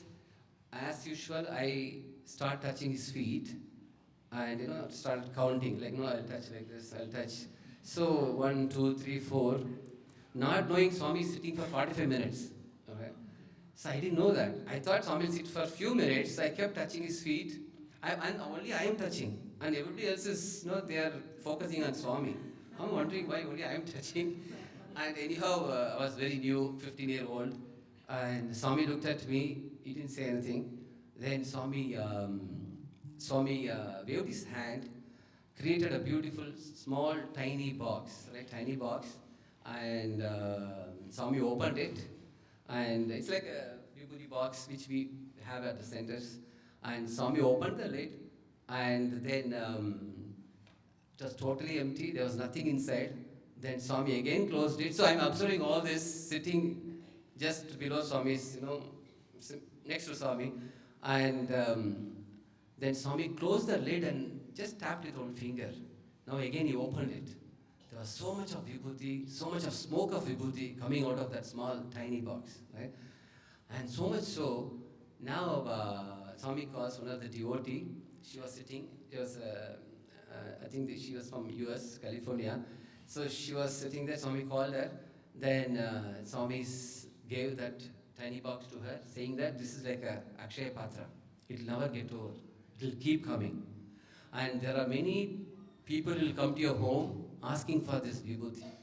So yesterday also we got to see some of the manifestation. When Swami gives that, he has a bigger purpose, right?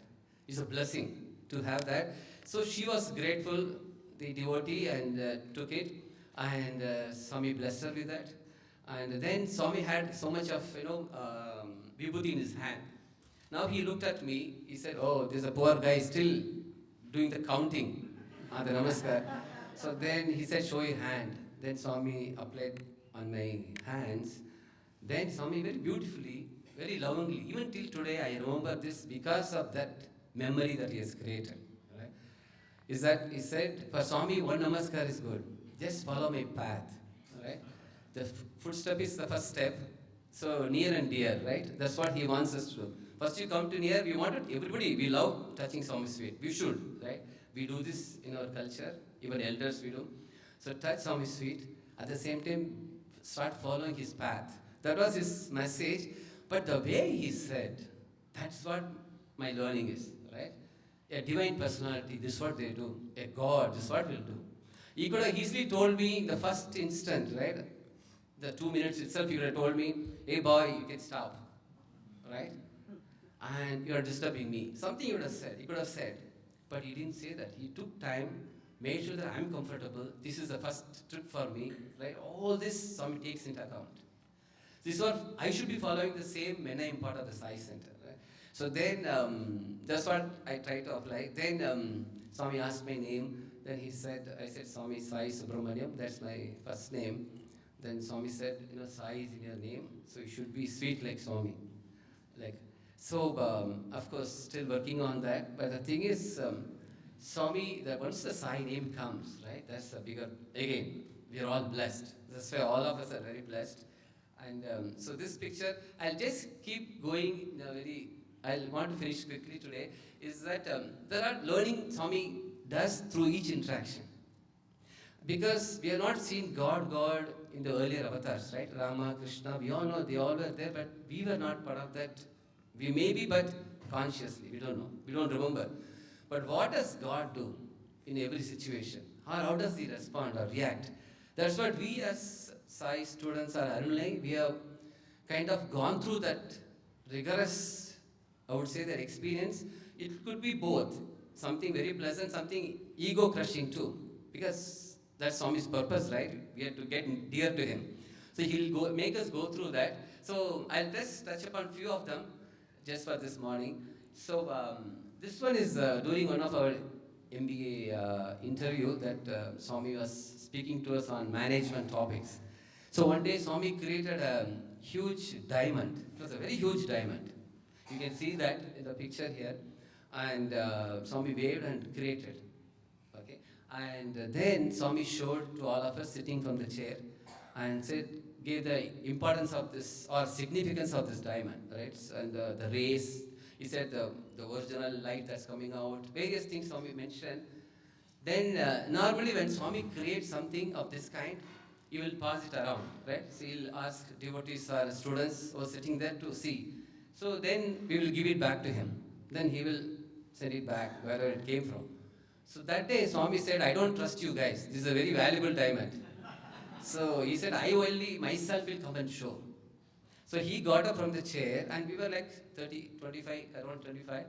And we always sit in the entry room. Entry rooms are, I know it's a very small room, you can say.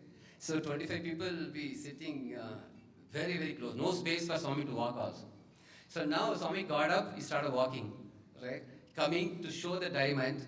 And then we were, because Swami is created, we want to touch, right? I'll give the respect to the diamond. So we were touching the diamond with all respect, because it's God's creation.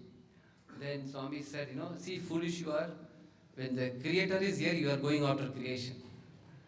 I'm here, but you are not touching me. You are touching only the diamond. We are also very carefully touching the diamond, right? To make sure that blessing comes to us. But Swami said, this is who you are. You quickly forget the Creator.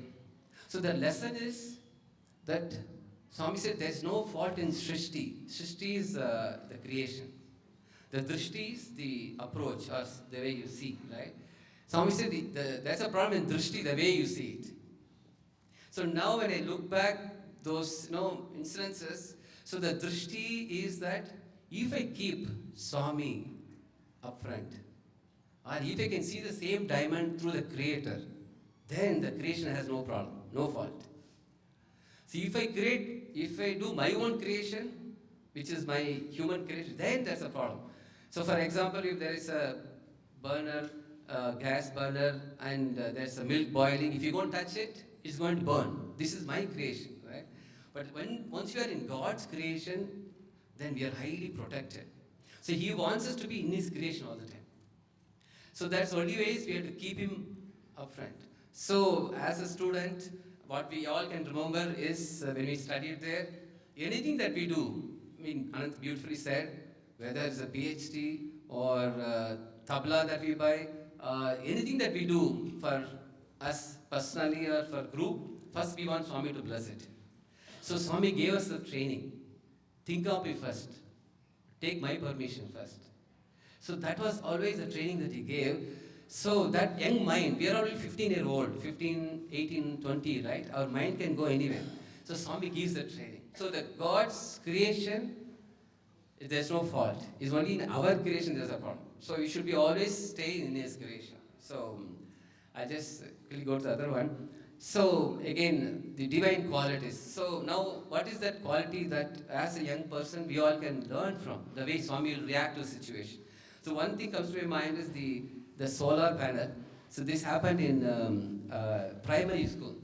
And when the children of, like 12, 11, so they had set up an exhibition where because of solar panel, the water gets heated up and you get hot water. So very simple, but those days it was very new innovation. Today things are very common. So these children had done it. Then Swami was coming to see the exhibition of his own children, primary school. Now each group is giving a presentation, and when Swami came to this solar panel one, then Swami asked, what is this? They said, Swami, conservation of energy. Swami loves that. The moment we say no wastage, he likes it, right? So then the previous, okay, yeah, perfect. So then Swami said, can you show this? So the boy, with all excitement, he tells Swami, you open the tap, you will get hot water. This is the process. So Swami opens the tap, and instead of water coming from the bottom, so it came from the top. It splashed. And from the knob, there was maybe the loose connection, but it came from the top. And all the water came from top and it splashed on Swami. Right? And there were other VIPs.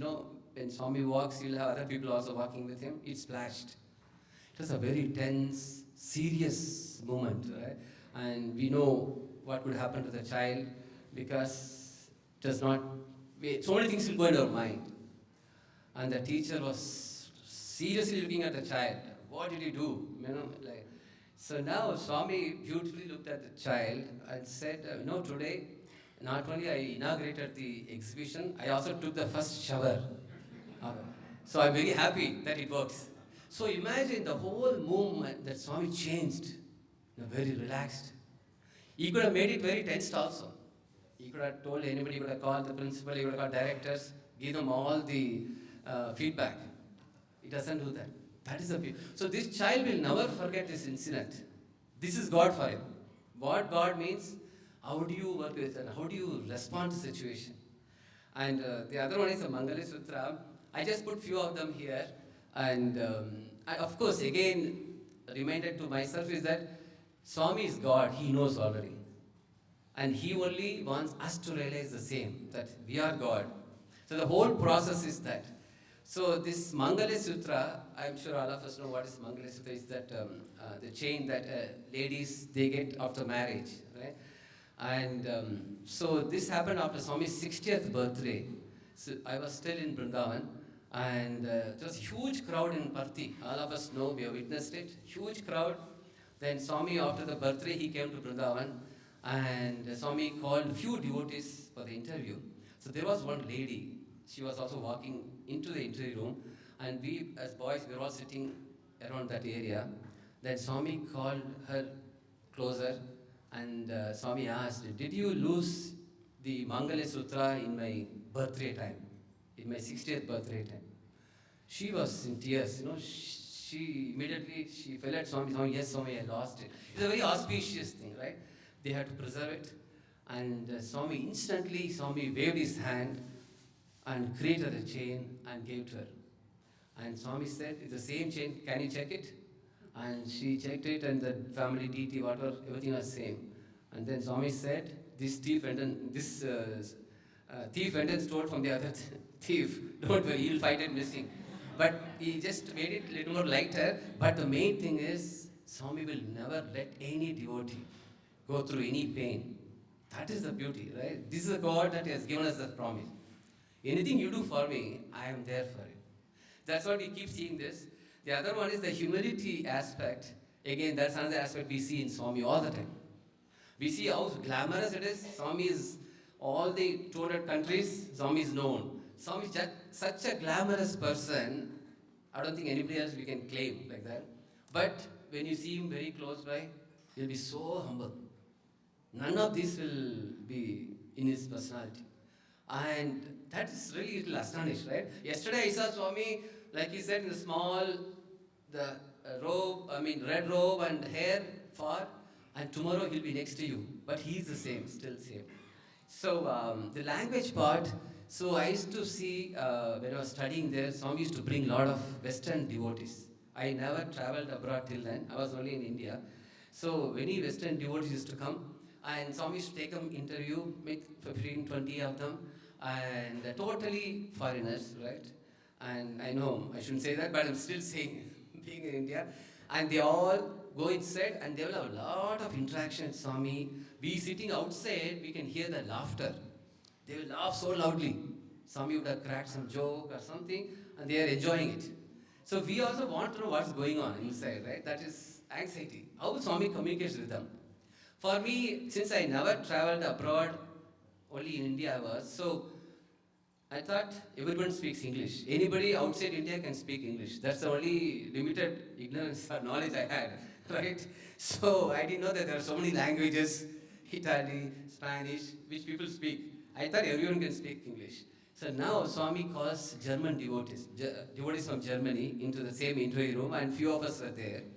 And Swami asked one of the devotee. He spoke to us in Telugu and Tamil first.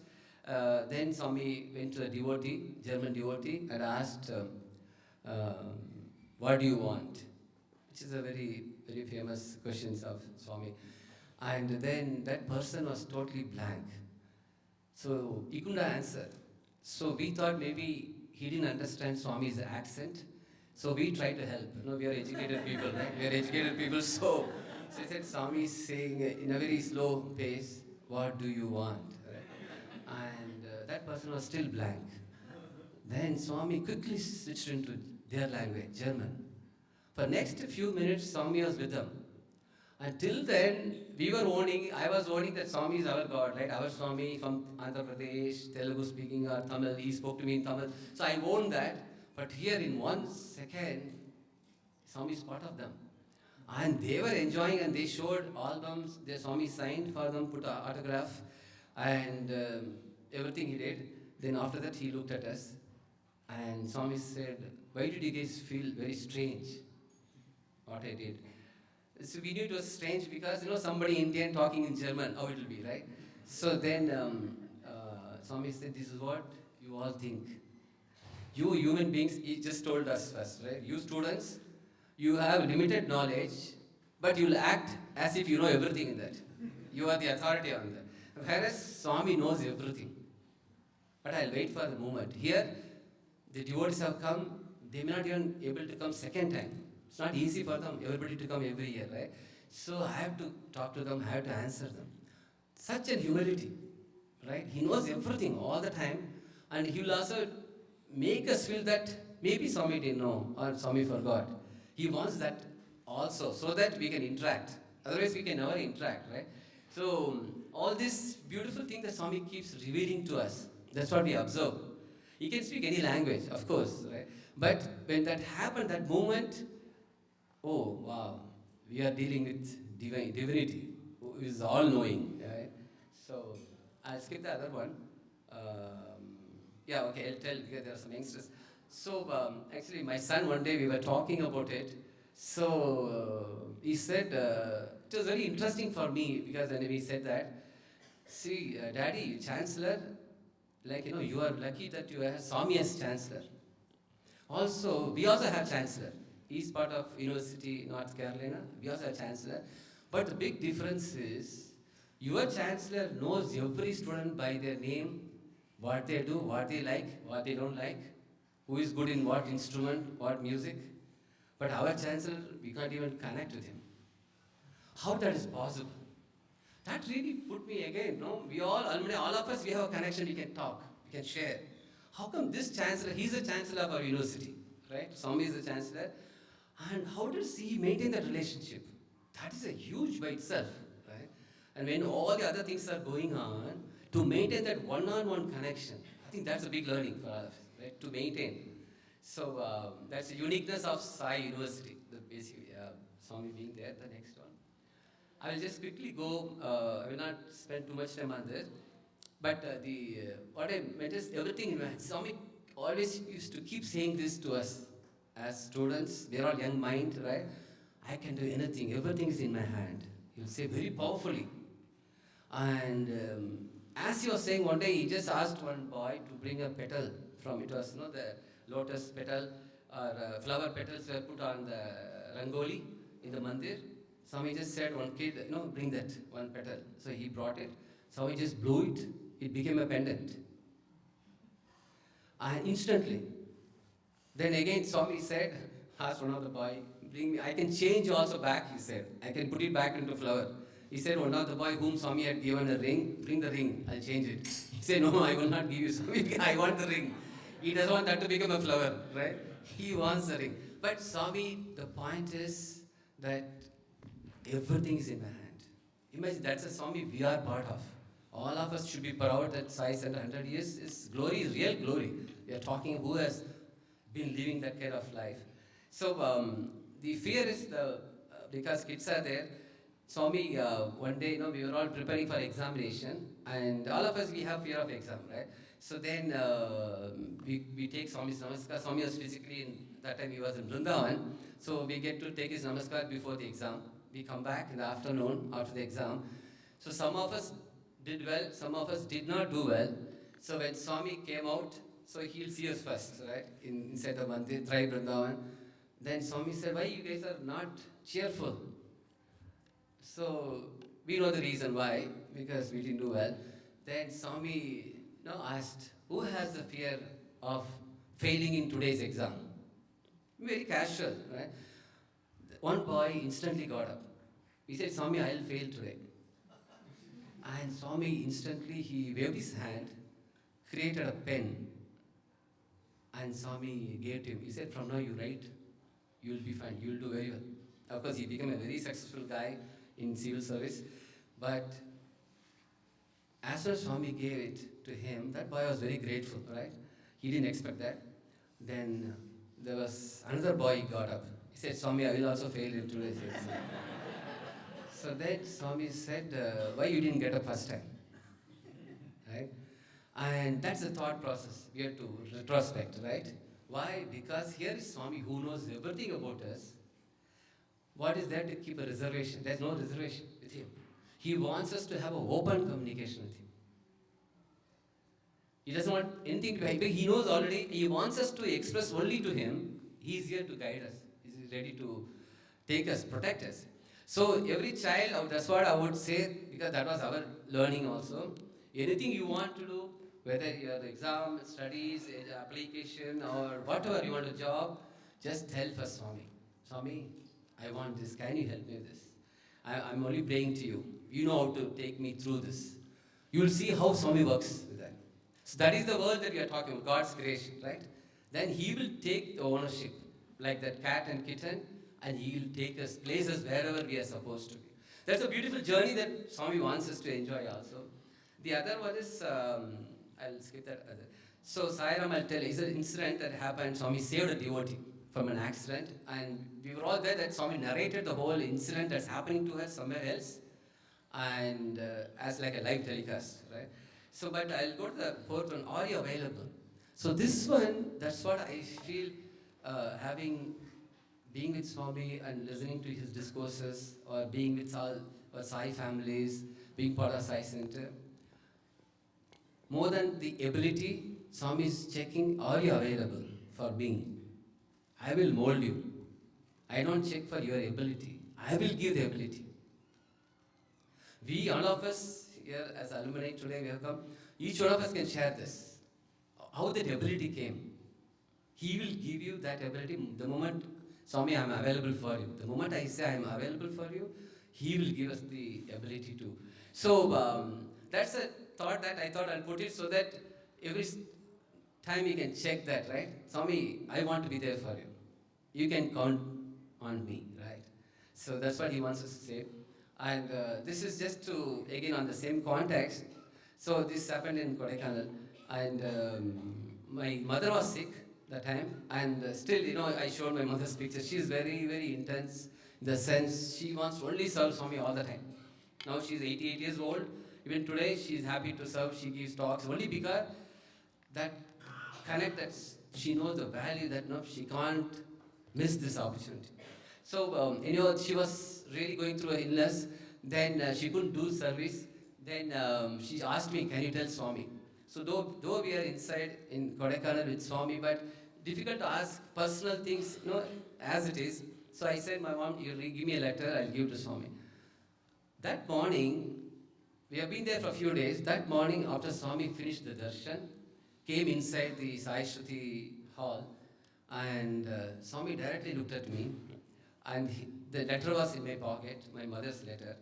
Swami said, I saw your mother standing outside doing seva with scarf. All this is telling in one sentence, right? He doesn't have to say all this, right? You can just, you gotta cure her instantly without even me involved in this. But Swami wants me to know that when you do my work, I'll take care of you.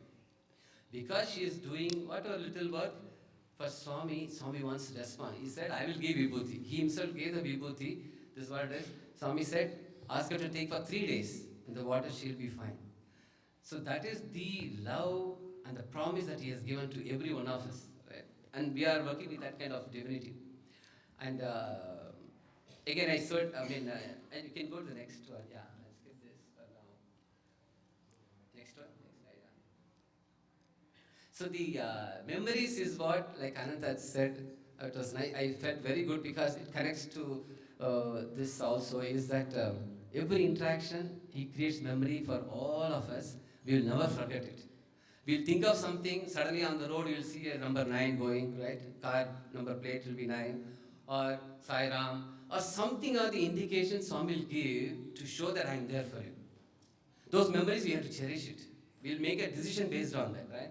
So, as we are studying there, Swami will do all this, like small calculator, one boy gave to Swami. The way Swami is spending time, is a small kid who gave, Swami, please bless this calculator. This is a calculator, can only do plus and minus, nothing big, right? Scientific. It's not a scientific calculator. But the amount of time he spends for the boy to feel the blessing. That's what he does. So, the next one is tabla. I told you some boy bought a tabla. Swami wants to bless. Yeah, next one. Yeah, next one. I'll quickly go to the last slide. Yeah, this one, yeah, correct. So it's interesting, this incident, again to tell, once we have signed up with Swami, once we have given ourselves to Swami, interesting how Swami will never leave us. Even if I tend to forget, or even if I want to forget, he will never leave us. So, it's the previous one. So this happened, So this is actually my daughter's 5th birthday. This was in Cleveland, Ohio. So every year, as Sai devotees, all of us, I'm sure, every year birthday, we only do bhajans, right? Bhajans are very common. That's why we want to have bhajans. We bring all the kids. We'll have cake cutting after the bhajan. And the cake cutting also will be like bhajans clapping, right? In the end, we distribute the cake. So the 5th year, because everybody started making fun of me there in Cleveland that, you only do bhajan. Sai means only bhajan will happen. So I said, this time, I'm going to know bhajan. Okay, I'm looking for an idea. What I'll do, where there's no bhajan, no Swami in this. No Swami, remove Swami from this fun activity. That was my concept. Give a surprise to all people around. And now, interestingly, in my office, I was working in Cleveland. They had annual day. They had brought one clown. One clown had come. He had all the balloons, everything for fun of the family kids to enjoy. It was the annual day. So I enjoyed the way he was engaging the kids. He had brought a big python, everything he does, right? So he had come. Then I went to him. Hey, do you do small parties too? I know you have come to my company, big company there, ABB. But will you do for a small birthday? Yeah. If it's 25 people, I can come. I'll bring and I'll joke and balloons of different shape he'll make. I said, oh, that's a good idea. I took his card, I called him, November month, so he said, I'll come, I'll be free. Now, yeah. Then he came. Then, interestingly, I thought there's no Swami in this. All fun, people are laughing, kids are laughing. Then, somewhere, Swami's picture, right? I had kept in the kitchen. There was a kitchen in that hall, which I kept small pictures so that for us, we need, though for the world, I wanted to remove Swami, but for me, still I need, right? Production, blessing. So now, what happened was, the next one. So this clown, right, he comes to me, he removes his hat, you can see in the picture, he shakes his head, his hair gets disturbed, right? And now he says, do I look like Sai Baba? He asked me. And he shows the picture, he's got my picture which I kept in that kitchen, right, in that hall. If you see, he's holding it, right? Do I look like Sai? I said, Sai Baba, I thought I randomly picked you from my company with no background of Swami. I made sure there was no Swami, right? And Swami came in the clown form. I can't even ignore him, right? I can't ignore him. That is the power of Swami. Even though you want to forget that, no, I am there. Yeah, the next one. Yeah. In a few minutes, I should be done. Yeah, this one I always felt for the children's sake, right? So what we think, that's what we become. This is Swami's quote, right? Swami says, I just read out, sow a thought, reap an action. Sow an action, reap a tendency. Sow a tendency, reap a habit. Sow a habit, reap a character. Sow a character, reap a destiny. So what Swami used to tell all the time is, don't think small, think you are God. I'm not human being, I'm not animal. That's what Swami said. I am God. That's what he wants us to realize. The moment my thought is that, I'll go through all this. We can substitute everything. And you will see that's what we become. Right? So I have to say myself, I am God. Every day. That's right. So the next one. So when we practice, what we practice, that's what we become. So this child is a SSC kid, Balavika's child, which really gave me like a goosebump, right? The way this kid talked about what we practice, you become that. I can practice anything. I can practice value or no value, I become that. Is the audio okay?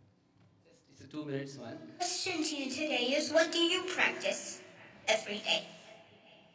What do you practice? Because what you practice, you will get good at.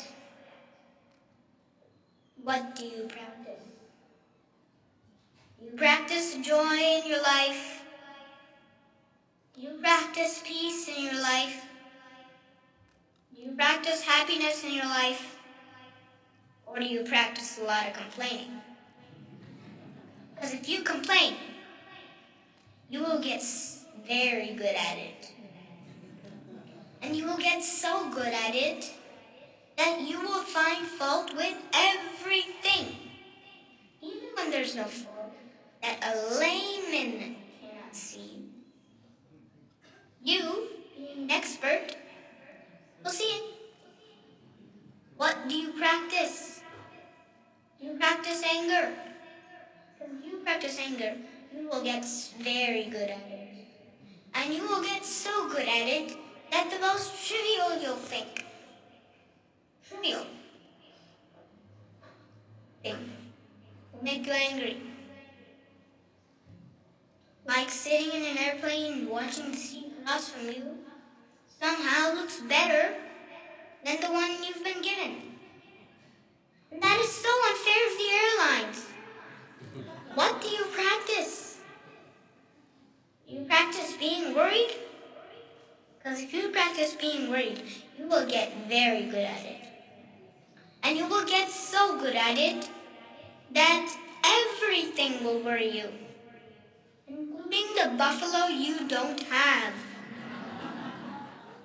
So I propose, if it is true that it's a question of practice, then I propose we practice joy. Exactly. This is this is Swami's child, right? Swami's child, part of Swami's curriculum, Balavika. This is what they come to teach us. Some of these children. So I quickly to go to the next slide. I know this is a song that we all sing. Exactly, we have to say this to us. We have to connect with this song. I am God, I am God. Actually, I wanted a kid maybe at the end of the session will the kids say to sing.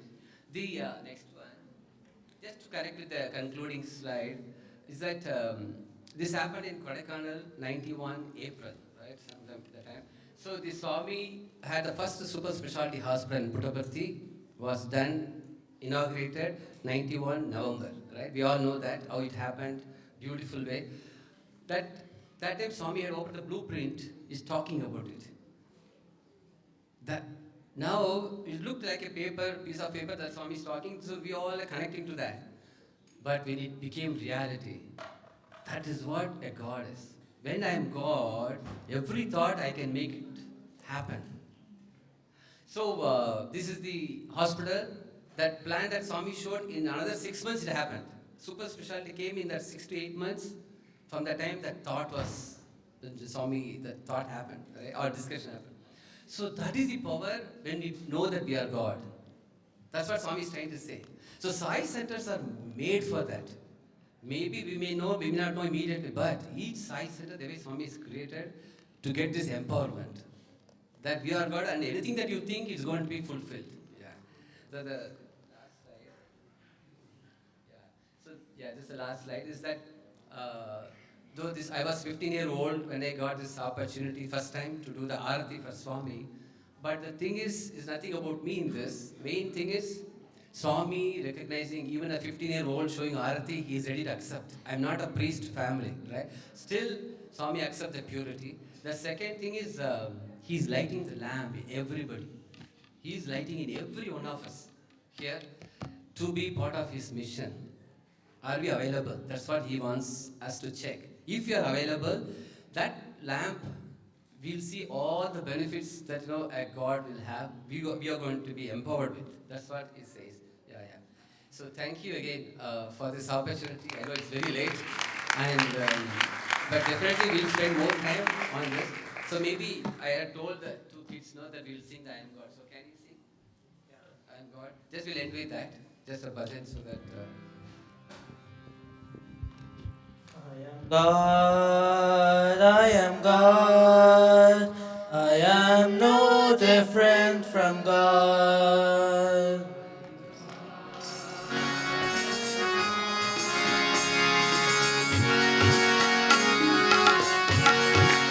I am God, I am God, I am no different from God.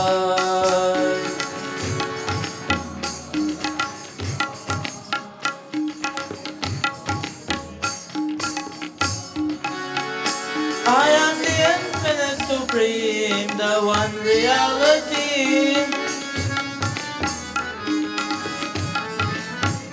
I am the infinite supreme, the one reality.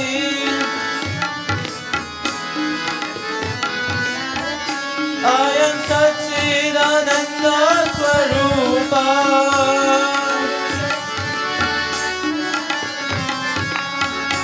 I am Satchidananda Swarupa.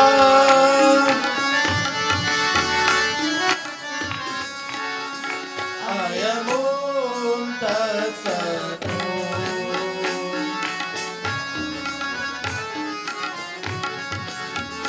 I am Om Tat Sat Om.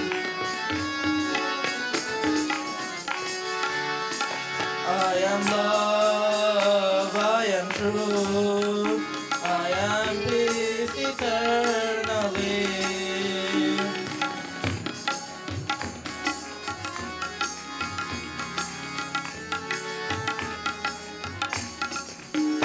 I am love, I am truth, I am peace eternally.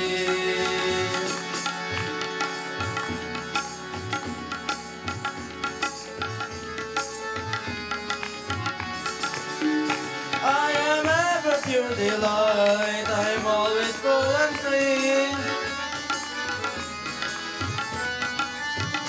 I am ever pure delight, I'm always full and free. Fear and grief can never touch me.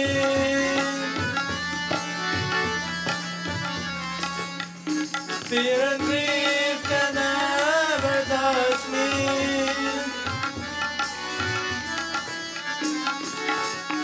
I am Om Tat Sat Om.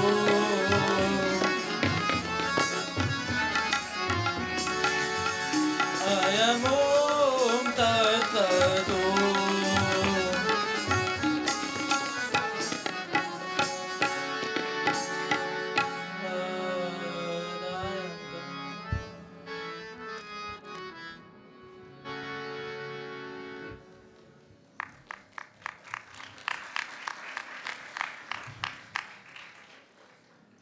Om Sri Sai Ram. These are treats after treats given by Swami to all of us. Brother Anand, then our brother Sai Manickam. So many Sai experiences, very touching Sai experiences that we could listen and we could feel ourselves with joy. Like the boy in that video said, if you practice joy and love, that is what we'll become good at. And this auspicious day of Ugadi, in this very auspicious temple of our Hindu temple of Eastern Shore, we are given this opportunity by Swami to practice love and joy and to be aligned with him. So we are very grateful to Swami for that. We have now prasadam, lunch prasadam break. We'll do Brahmarpanam. But just remember that all the women will be having the prasadam here. And then there is an adjoining room where all the men could go and have the prasadam. So there are two stations. Okay. So we'll do the Brahmarpanam. ॐ ब्रह्मार्पणं ब्रह्महविर् ब्रह्माग्नौ ब्रह्मणाहुतं ब्रह्मैव तेन गन्तव्यं ब्रह्मकर्मसमाधिना अहं वैश्वानरो भूत्वा प्राणिनां देहमाश्रितः प्राणापानसमायुक्तः पचाम्यन्नं चतुर्विधम् ॐ शान्ति शान्ति शान्तिः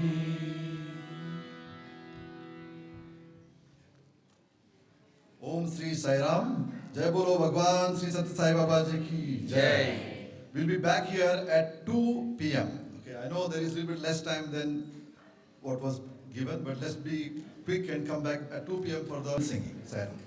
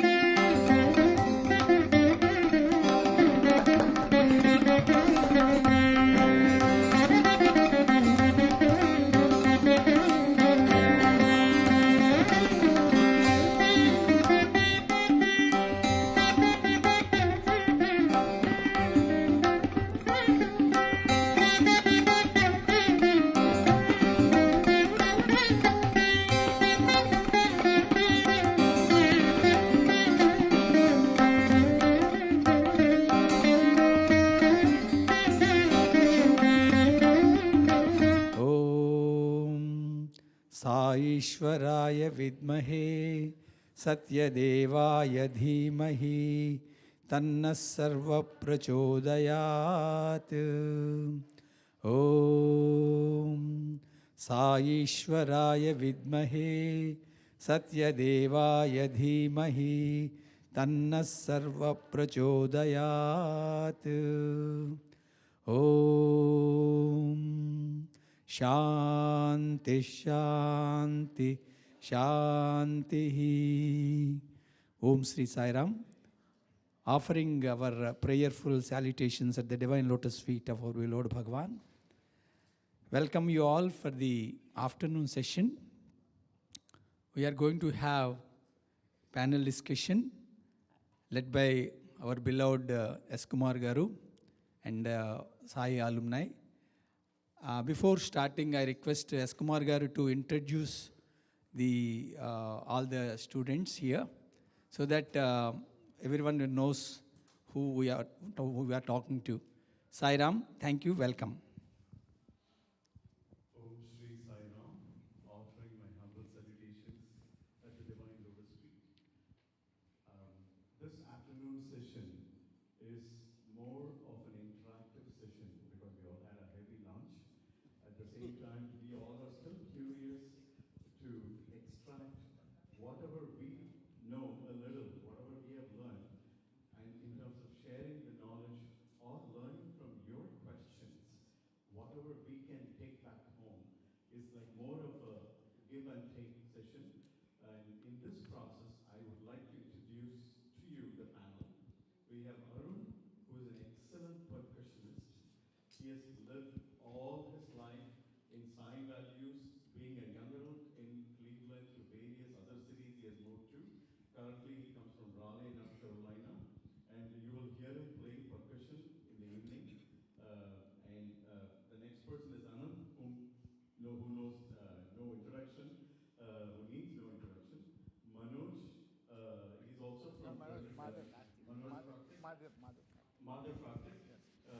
from Frederick, Maryland, and he is a singer, and he studied from Vrindavan, and he is going to sing this evening too. So he's basically a singer. I thought until this program came, we found out he's a guitarist as well. So he's going to be supporting some songs this evening, and so we have more music people this side, and we have this side we have Sai, harmonium player as well as a singer who needs no introduction, and Chaitanya, who's excellent in not only singing but also he has led the band, the institute band in the college days, and so basically each one of us have different strong points, along with Amit Ahuja, who has been a student for a couple of years in Swamy's College in Management, and he is currently leading SSC program in our Bethesda Center. So it's an attachment to Bethesda Center. So I wanted him to be right next to. So he's going to be sharing with whatever questions you may have on areas such as how we can apply Swami's values. So it's not about music all the time, right? We have people here who don't want anything about music. I don't have any knowledge about music, but I want to learn something about values which will help me in my life. So music as well as non-music questions are appreciated. So initially to begin with, as Pradosh suggested, we will address two questions this side, and then we will start with that. And after that, you can't stop us, we will have a lot of related stories when he talks.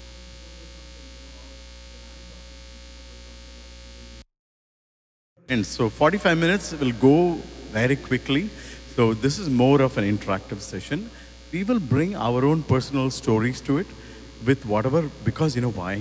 Like what Sai mentioned, Ananth graduated recently in 2020s. And I'm the oldest here. I started my school in 1980. So we can imagine the kind of range of people whom Swami has blessed. And Swami has been the constant, inspirer for us in our life. And we all have learned different things. So the young adults here will learn from younger people here, and then the older people also will listen from me. And that's how we are going to manage this. Enough of introduction. Let's go on to a couple of questions this side, musical or non-musical. It's okay. It's more like a panel. Anybody wants to begin with a couple of questions?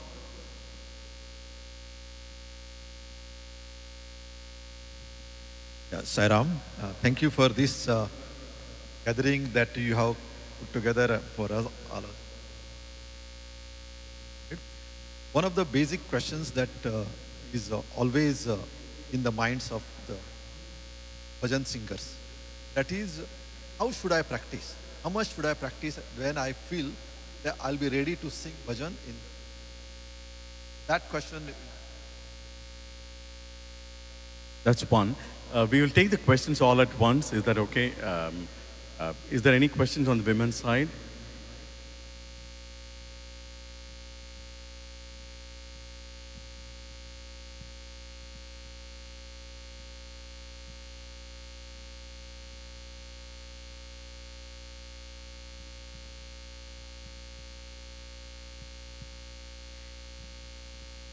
Any questions from the women's side? Yeah.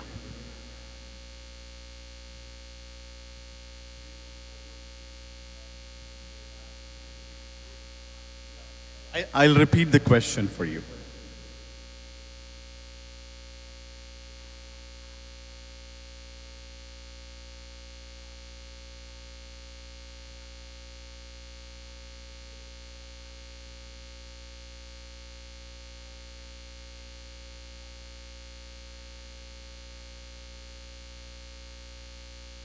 So her question is, an instrument called Nadaswaram is there.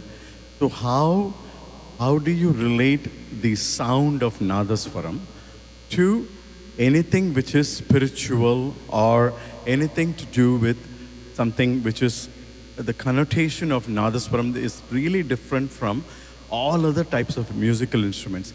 So her question is very specific to that instrument and the musical sound that comes out of it.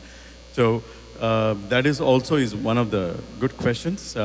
Is there any other questions? Yeah.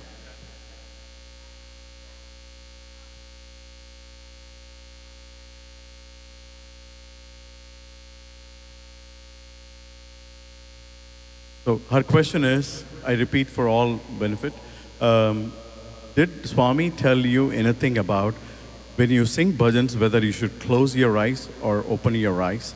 Or what is that, that's kind of benefit, what do you have? That's a kind of question. So, one more?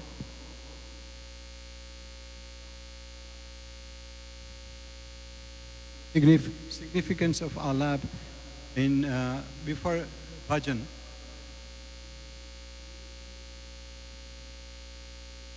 Constant.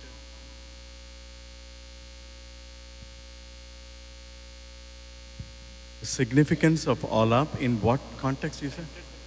Center setting and non-center setting. Yes, good question. So let me compile all the questions. Pradosh began with, how do we know when we are ready to sing in the center and when we are not? Second question was significance of the musical instrument called Nadaswaram in people's life. And the third one is whether we should close our eyes or open our eyes while singing. And the fourth one is what is the, in what kind of setting we can do alaps. For, the musical people are always intoxicated with their own ego all the time. And they're all the time, engrossed in the beauty of their own voice. It's like, when you give me a mic, I'm not giving it to anybody else right now. So that is the kind of problem people are facing, that, when are you going to stop singing this ala? When is the bhajan going to begin? So these are all the questions. Yeah, one more.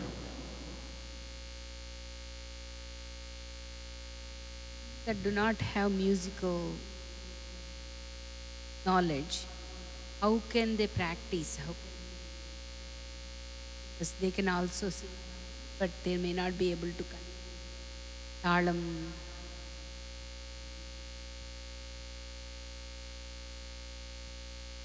So her question was, I hope you heard, how people without musical knowledge, how can they really feel confident about singing? It's related to the first question again. So we'll kind of combine this. Any non-musical people want to do, it's all about music, not. Life has got so many other things. Any other question, please? Non-musical. Anything to do with life questions? Anything to do with fear? Yeah, so, Yeah. like in the center, when we are arranging a bhajan session, so some devotees are very musically talented, that's good, and some are kind of not that much talented, kind of just started. So what is your opinion about when we are, like some people are saying when we are offering to Swami, we should give best, right? So what's the good combination, like whether we should give all the time chance to those people who are kind of musically talented, or we should give chance to other people as well? Good question. I think it was very clear and audible. I'm not repeating the question. She had one non-musical. He really want that too.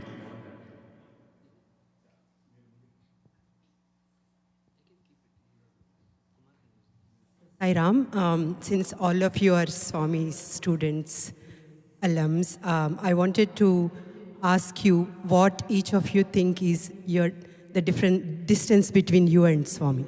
In your own hearts, when you are faced with a happy situation or a difficult situation, how do you think that is Swami close to you as you think he is, or no? Yeah. Sai Ram. It's a very good question. So it's falling in line with what Ananth highlighted in his talk. Yeah, one more question. So.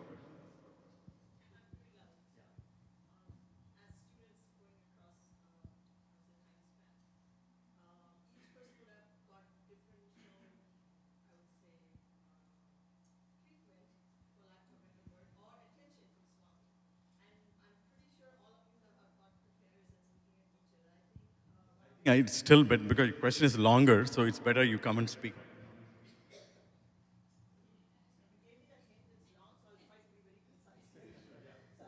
So I would like to understand how did you work through comparisons, because each one of you have definitely thought Swami is giving more attention to this student versus that student. And we as human beings face that throughout our life and in every single point of time. So how did you work through that, and you're still working through it? I'd really like to understand your journey. How do you handle differences between a student and another student in front of Swami, and how exactly you managed it, in various conditions? It could be a program, it could be other things. So yeah, very good question. I think that also you can, by the way, his brother plays a lot of drama roles in Parthi, every alumni meet. And the alumni meet, there is a drama every time. And I think all, Amit and his brother, they have a lot of experience interacting with students of different types and how they bring it as an offering to Swami. So I think that'll be a great question. So I think we'll stop with this. And next few minutes, so let us begin with, Arun, you would like to take up any topic on Nadaswaram or anything related to any of these questions you would like to choose? Okay, sure. So let me, in that case, begin with one of the questions which Pradosh brought up. When are we ready to sing in the center? When are we not? It is a very, very important question, because it becomes very difficult for the devotional coordinator to manage the expectation of the adult who is 40 years old, 50 years old, and how do they manage that? So the best, very simple, why does Swami have in 9-point code of conduct? There is one regarding bhajans. What is that? Bhajans weekly once, at least within the family. Why did Swami put that? I used to wonder, do you know why? When the 4 family members or 6 family members sit together and start singing, the best criticisms of any bhajan will come from within the family. when the mother is singing, Mom, you're really making us so boring. Why do you sing like this? And in the middle of bhajan session, we are not supposed to talk. And that is how Bhagawan has kept the bhajan session. That is also another discipline. So they will at least wait to complain until the bhajan's arti is done. So when are we ready to sing in the center is when none of the family members start complaining about how we sing. It's a very simple heuristic. So let us start having bhajans at home, because these are all realities. I'm saying realities because, when we start singing alap at home just because our home, to answer his questions. If we start singing, Kasturi Tilakam Lala, it's a long sloka. It's like goes on and on. It never ends. So, Mom, you were really wasting our time. We don't know which bhajan you're going to sing if you're musically talented. And if you're not musically talented, worse in the sense, the music part is not there. So when we repeat too many lines, too many times, because we forget about, see, for some people, have you noticed this? If they don't sing the second speed also two times, only then they can remember the next line. Have you ever seen such people? I have seen. I've come across people who cannot sing in the second speed a bhajan two times. They have to sing two times, and then only they have enough time to gather what is the next line. So that way what happens is we have people who are at home. So the solution is have home bhajans. Make the family members patient. If family members are the first patient people to listen to us, then the center will automatically follow. Okay? I think that I don't want to take all the time answering your question. We can go exponentially on this. So the next question, anybody else wants to speak? Ask me about more accomplished percussionist.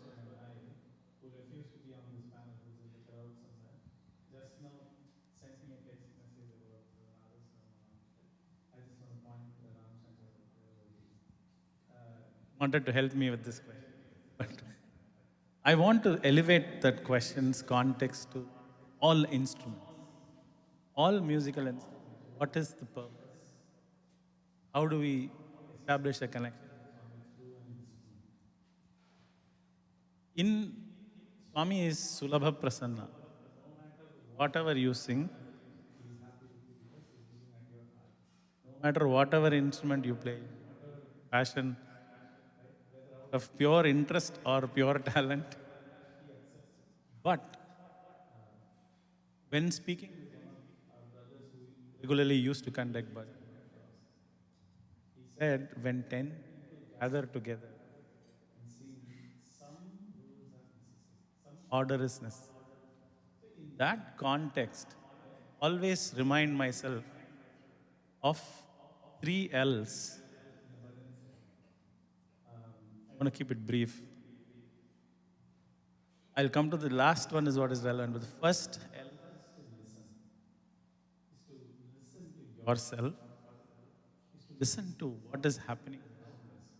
Because that's very important. The most common mistake as an instrumentalist somebody makes is execute an agenda. I know something, so I'm going to play. And you want to present the best to Swami. But there is something else happening around. Some energy, some motion, some mechanism is at play. We need to listen to it, generate awareness of what is happening. Then our contribution, our connection to Swami automatically starts coming in place. The second L is to lead. What I mean by that is not to be the loudest. In fact, it is the opposite. There are ways to lead when you are not playing your chosen instrument. In a group setting, when you see something is lacking, because Swami has given all this knowledge. The raga and swarasthanam, if you are an Ananth player, because Ananth doesn't have an absolute scale. It is relative. So you have that knowledge. Then you execute.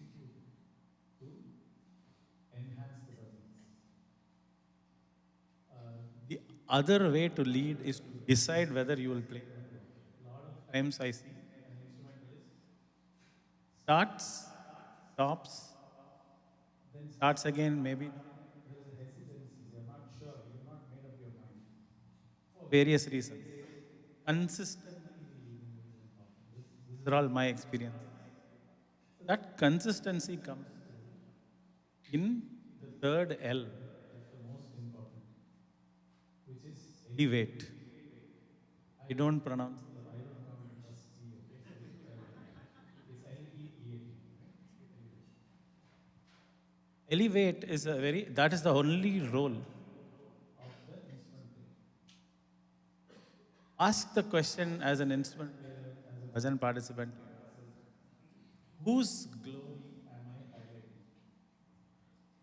Is it mine? Is it the singers? Or is it my Lord who has brought me? There are hundreds of people in bhajan who sit in the back and just listen because they were not given the opportunity. As a person participating in bhajan, one has to ask, what am I elevating? You have to elevate what am I elevating. It's the energy. But more importantly, what is the context of bhajan? It's the connection that you are helping everyone else establish with the Lord.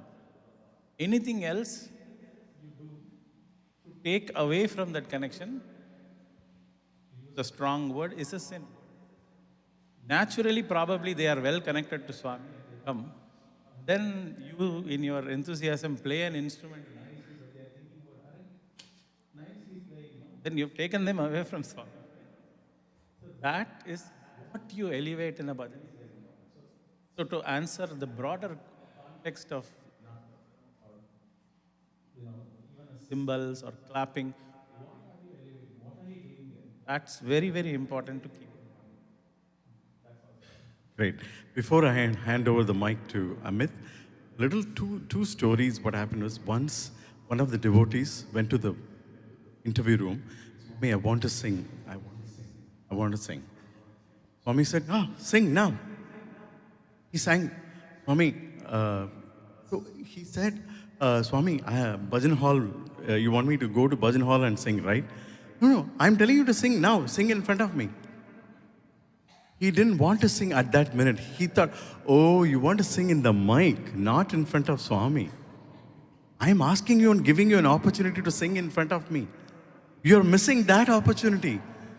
Is that what? See, that is where we have to be very on top of things with Swami. So, if we can record ourselves and listen to what we sing, we will be 10 times thinking about, oh, should I render this bhajan or not? If we just go to center and then be in our own bliss of listening to our voice, then we are not doing the homework. So the next question, I'm giving it to Amit. He will answer what Lalita asked. I think Lalita asked about how do we know Swami is always with us? The simple answer is, He is always with us. It is us who have to habitually tune to Him and be aware that He's with us. Right? So Swami is it's like a radio station. Everything in the world, every person, there are so many distractions because we tune into so many stations. We are tuning to them. But there is Swami patiently waiting and reminding us that He's always with us. I'll give a couple of examples. One when I was a student and one years back, that He reminds us that He's always with us. So one sister spoke about Swami paying attention and Swami giving treatment. So yes, it happens to all of us. So I did my MBA. So when I joined as a student in my MBA, so Pradosh is suggesting I speak in Hindi. तो जब मैंने परती से MBA में join किया तो जो पहला दर्शन था स्वामी ने आके बात किया और तब से लेके 1 साल तक हर रोज़ बात किया. सो आई वॉज जैसे ही इन्होंने बोला मैं फॉर्म में था, बहुत ज़बरदस्त फॉर्म में था, रोज़ सेंचुरी लग रहा है, बहुत बात किया. और उसके बाद गर्मी का छुट्टी आया और मैं फॉर्मलेस हो गया, मेरा फॉर्म ख़त्म हो गया. अभी स्वामी बात तो करना छोड़ो, अगर वो देखते हैं कि मैं इस तरफ बैठा हूँ तो वो मुड़ के चले जाएंगे। तो सिर्फ मुझको ही नहीं, सबको मालूम चल जाता है कि ये अभी आउट ऑफ फॉर्म है। अब मेरे पास आसपास भी कोई बैठ नहीं रहा है अभी, बिल्कुल आउट ऑफ फॉर्म हूँ अभी। तो और जब ऐसा होता है तो तब तुम अपने अंदर झांकते हो, सोचते हो कि मैंने ऐसा क्या किया कि स्वामी मुझसे बात नहीं कर रहे। और वो प्रोसेस बहुत लंबा और बहुत पेनफुल हो जाता है, पर वो बहुत इम्पॉर्टेंट है। लेकिन ये तुम अपने आप को समझाते हो कि नहीं, अच्छा अभी नहीं, एक महीने में, एक हफ्ते में, 1 महीने 2 महीने स्वामी बात करेंगे, लेकिन वो नहीं हो रहा है, वो चलेगा। तो मेरे साथ वो पूरा एकेडमिक ईयर ऐसा ही निकलने को आ गया। जून जुलाई में स्वामी ने बात करना छोड़ा। अभी सब फेस्टिवल टाइम निकल गया, स्पोर्ट्स मीट भी निकल गया, स्पोर्ट्स मीट में स्वामी ने नहीं देखा। पूरे ग्रुप को ब्लेस किया, लेकिन सिर्फ मेरी तरफ आँख उठा के उधर सब कुछ किया। सबको मालूम है कि इसके आसपास मत रहो, जो स्वामी ने देखे। अभी मार्च आने को आया है, और मार्च हमारा परती में उस टाइम पे 31 मार्च सबका एग्ज़ाम ख़त्म होता था, और स्वामी उससे हफ्ता 10 दिन पहले वृंदावन चले जाते थे। तो स्वामी के वृंदावन जाने से पहले हर क्लास को एक छोटा सॉन्ग प्रेजेंट करने का स्वामी को, और स्वामी के साथ फ़ोटो लेने का मौका मिलता था। तो ये मेरे बैच में था, ये फिज़िक्स कर रहा था, मैं MBA कर रहा था। तो इसके साथ ही ये भी था जब वो हुआ। तो मेरा दिल बहुत ज़्यादा धक कर रहा था कि अब स्वामी जा रहे हैं, और अब तो मेरा सेकेंड ईयर भी ख़त्म हो जाएगा। तो स्वामी बात नहीं किया पूरा साल। अब उससे सोच नहीं पा रहा था, बिकॉज पहला साल इतना बात किया तो यू फील कि अब तो मतलब नाउ ही इज़ लाइक अपने ही हैं, कभी भी उनसे बात कर सकते हो। स्वामी आपको बहुत ज़बरदस्त ट्रीटमेंट दे रहे हैं। तो बहुत ज़्यादा कश्मकश चल रहा है, और स्वामी से प्रेयर हो रहा है, लेकिन स्वामी नहीं सुन रहे हैं। अब वो दिन भी आ गया जब स्वामी के साथ फ़ोटो खिंचवाना है।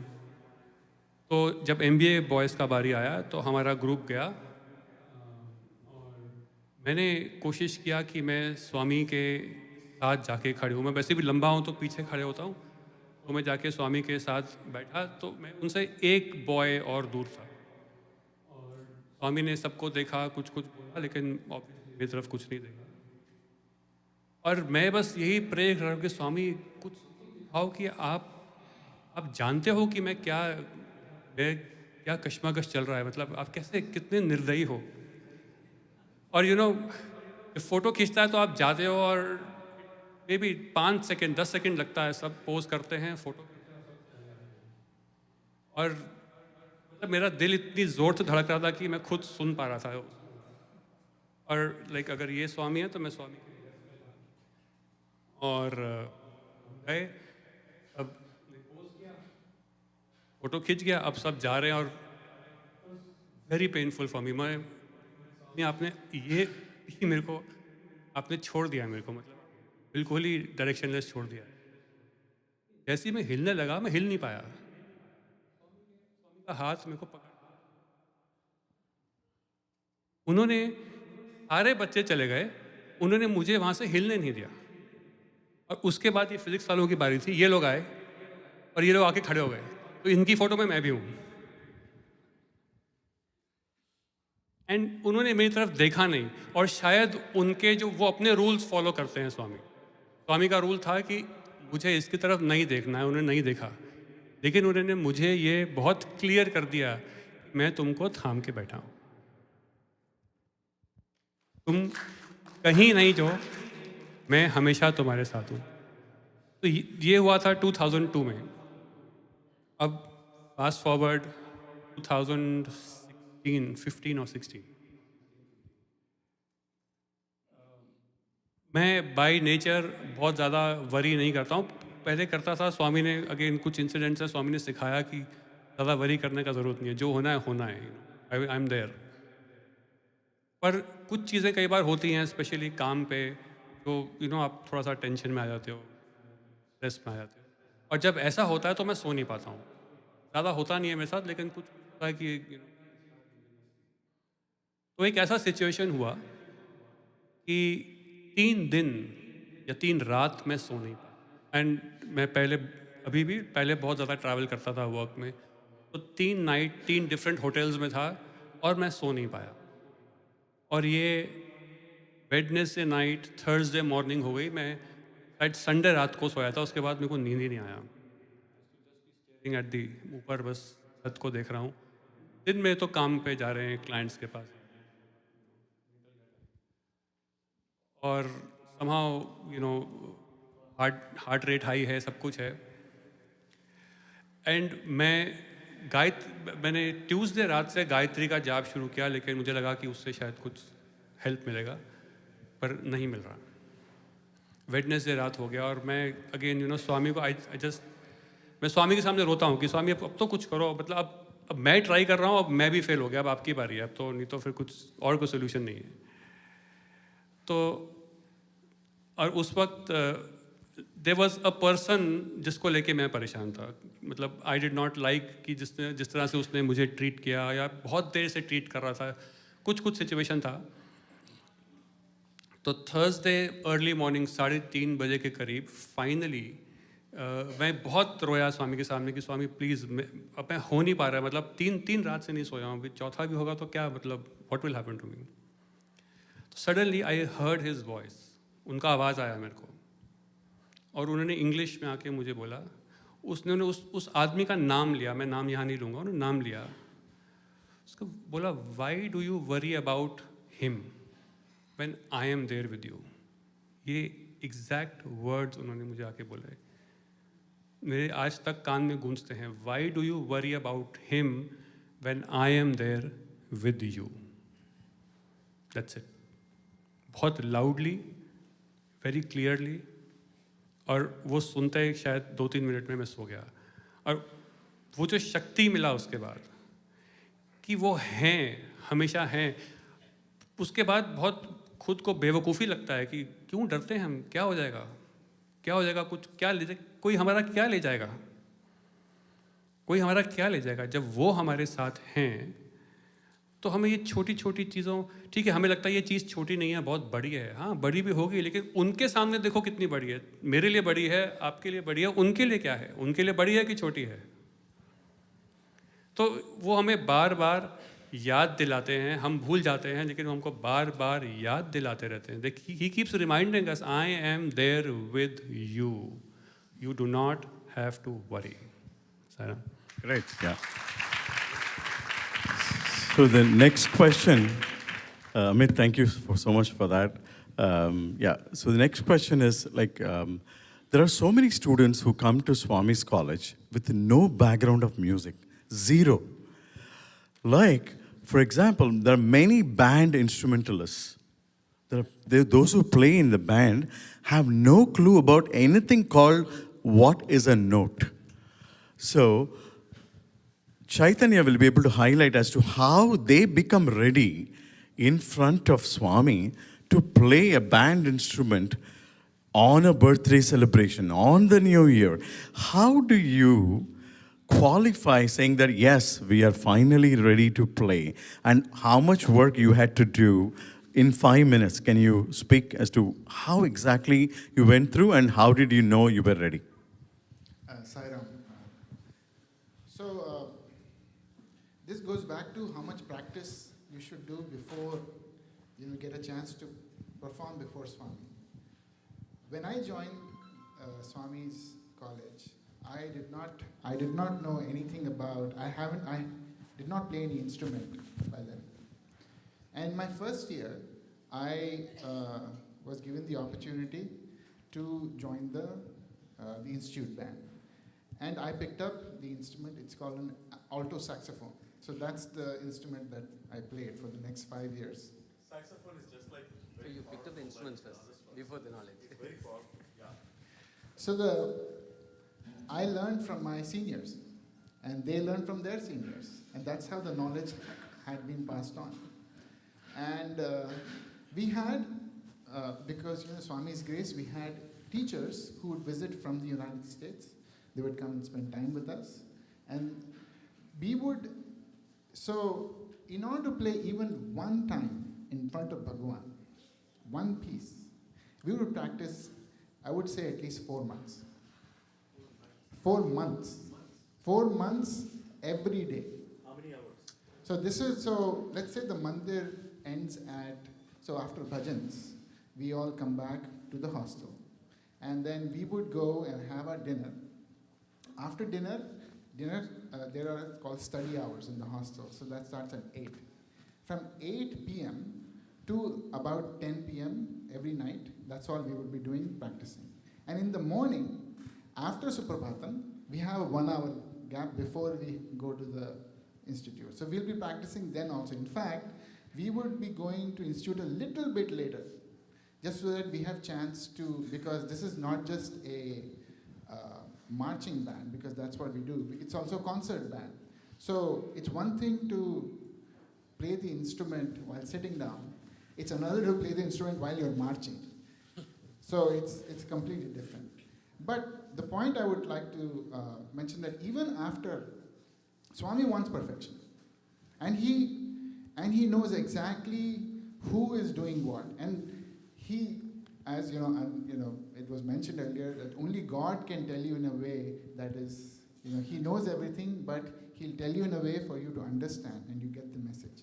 So I'll narrate this incident that happened. In 1997, there was what is called as the Sathya Sai Unity World Cup. And so, Cricket World Cup in Puttaparthi. And the band had a chance to bring Swami into the stadium. To cut the long story short, Swami gave us ties. These are special ties, like they had red color. And we were in Mandir. Swami said, okay, these are the ties, I would like you to wear them. We wore the ties, and then we wanted to show a piece to Swami. So for those young adults here, so we wanted to play the Star Wars theme in front of Swami. And so this is the, you have the Darth Vader march and the whole thing. So after Swami gave the ties, he said, I would like to see you march and play. So we ran back to the ground and we assembled. And Swami came, so there was a chair put for him. Now this is a secret that if you're in a band, only you will know. If you do not know a piece, if you're playing the trumpet, you do not know a piece and you're marching, you don't blow into the instrument. You just move your fingers. So, because it looks like you are actually marching, but you're not actually blowing into the instrument. So that day, this is what Swami did. He made us all stand, and then we played the Star Wars theme for him. And then he was looking at all of us, and then he said, flutes, only you will play. Only flutes. So there were only 2 flutes. And there is something called trilling, which is you have to move that key really fast in flutes. And it is a very difficult thing to do. And the flute, 2 of our students were caught because one of them was not doing it. And so Swami said, hey, see, I know. So see, Swami is very... Just to interrupt, sometimes insults are the best way to learn a lesson. We all have learned in corporate, right? You will be insulted in front of 10 people and that will make you learn, come back. So that is something which Bhagawan also has done to many of us. So that's a very good example, Chaitanya, yeah. And so this is, this made us, practice more and more. And with Bhagawan, you give nothing but the best. And because it's an offering to Swami. And so to going back to, practice and practice, because you know that he always is, you want to give nothing but the best to Swami. Yeah. Thanks, Chaitanya. This is really, really great. And I really wonder how all those boys who came from so many different parts of the world are in unity playing such good band performances on the New Year Day. It's a miracle. Bhagawan is performing year after year with so many batches of students. Just for that, he is Bhagawan. I'm telling you, no parent can influence a child to do that much. Only Bhagawan can do that. And I think Bhagawan has given all of us so much of his time. We are ever grateful to him. And to navigate to another question, Sai, how many years you would have practiced? It's just a one-word answer. How many years you would have practiced to play first bhajan in front of Swami? one word answer, please. It's like interaction. There's a history, right? history behind. But again, so for us, just to tell you, S. Kumar is our role model. He's blessed classical singer. You're not who answering sang question. bhajan. So we always learn from S. Kumar, and there are a few senior students with whom I learned, all of us. And see, just to give one preface, why I went into harmonium or any instrument, because I was told by my brother when I was in 10th grade, to get admission, you should know one instrument. So it is not a right, it's not right, but he got somewhere, just learn something, you'll get admission in Puttaparthi. So, Wow. so now in 10th standard, whatever harmonium I had, only harmonium was in my house, which is a very old, like a grandmother's harmonium. It was like only not even a single reed, right? So 1 feet or something. So with that, I tried to play, and I got to play Arati. Swami's Arati was the first one I got That's a good to learn. starting point, right? Arati is a fantastic starting point. Thanks, yeah. That one is the only one I learned. I thought I was very great in just playing Arati because I learned it myself. But Swami had a reason. So I know after that, of course, I can't claim even now, but as a harmonium player. But I think all of it, the desire is what will make Swami happy. So I want to be in that near and dear thing. I want to be close to him. What will make, so like he said, band, singing, speaking, public speaking, Swami used to enjoy. Anything we pick up is all because that's going to make Swami happy and interact with you more. So for that, we'll pick up that instrument. It's not that it's our designed for our instrument. Like, what are you passionate about? So harmonium, Arati I started when I joined my 11th grade. I was very excited. I want to do, but Sonam, you all would have seen Sonam. He was my senior. They're all genius players. So now he was playing, but Swami could see my interest. This is again for the children's sake, because Swami also encourages you. He empowers you through that inspirational model, right? He knows that I want to play, but nowhere near that, right? Because I learned it on myself with no tutoring. So one day I was sitting in Vrindavan, Kalyana Mandapam that time, and the bhajans were going to start, and Swami looked at me, because I was sitting in front but next to Sonam, and Swami said, "You want to play harmonium?" He asked. So till then, Swami has seen me. There's one, process, like protocol. Whenever Swami leaves from Vrindavan to Parthi, Swami will take the Arati and by the student, and somebody will sing Arati, and one guy will play the tabla and harmonium. So there is just a few people inside the mandir. So I used to do that because I can only play Arati, so they allowed me to play. Now Swami is asking me, "You want to play harmonium?" Then I can't say yes or no. If I say no, forever I lose that opportunity. Yes means I know what is that yes means. The responsibility, both. But still, of course, Swami is asking, I said yes. So Sonam, the moment Swami said, he just pushed the harmonium to me. Now you play. I was totally lost. I don't know what song is going to be next. It's that kind of moment. That gives, like as Kumar said, right, it will motivate you. You know what? Swami has given you the biggest opportunity. Now I had to raise up to that. So the practice started after that. So every morning, like, after Suprabhatam in the hostel dining hall, for 1.5 hours, I'll be making noise in that Vrindavan. So then in few months, Swami gave opportunity to be part of that after that. That's great, yeah. Intensely had to practice. Yeah, this is great, Sai. I think playing Arati is a great starting point. That's a great lesson. For any one of us to start doing something, do the simplest of things which will be more often used. Then we will get into that practice. That's exactly it. So people are waiting to see how exactly we practice. So remember, the practice video you shared was so beautiful. From the child, we have to learn. You can be better at complaining and more. That was wonderful. Now, the question to Madhav is, how do you sing? When you sing bhajan, do you close your eyes, or you open your eyes and sing, or what is a prerequisite for opening your eyes and singing and closing your eyes and singing? Sairam, so personally, I have done both. I think when I'm more, there are some bhajans that you like more than the others.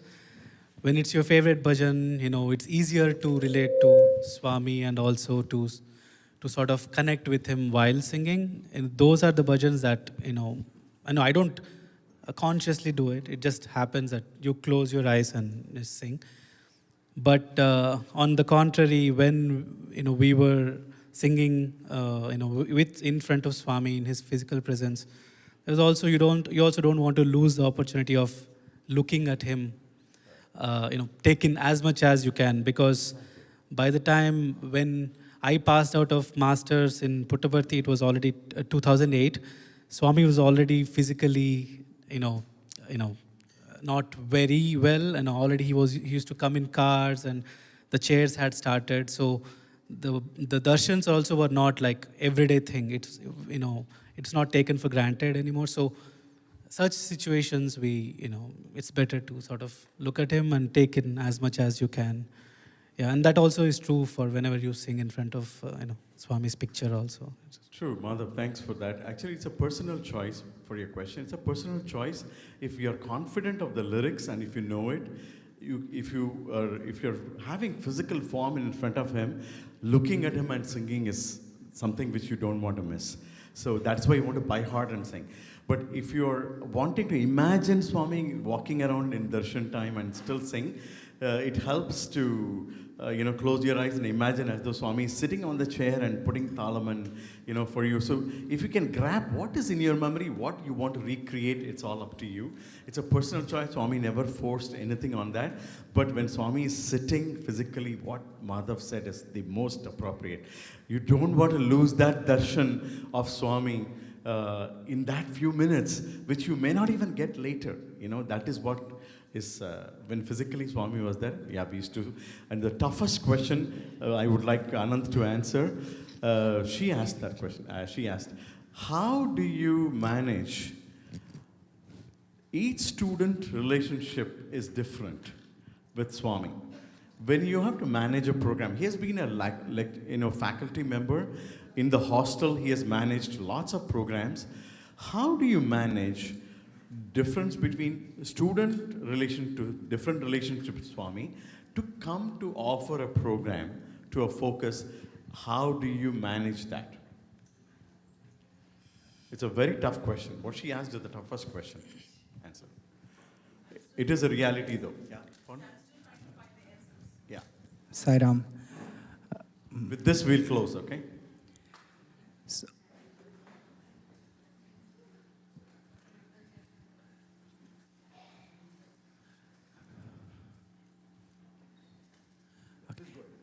So let me give my perspective on this.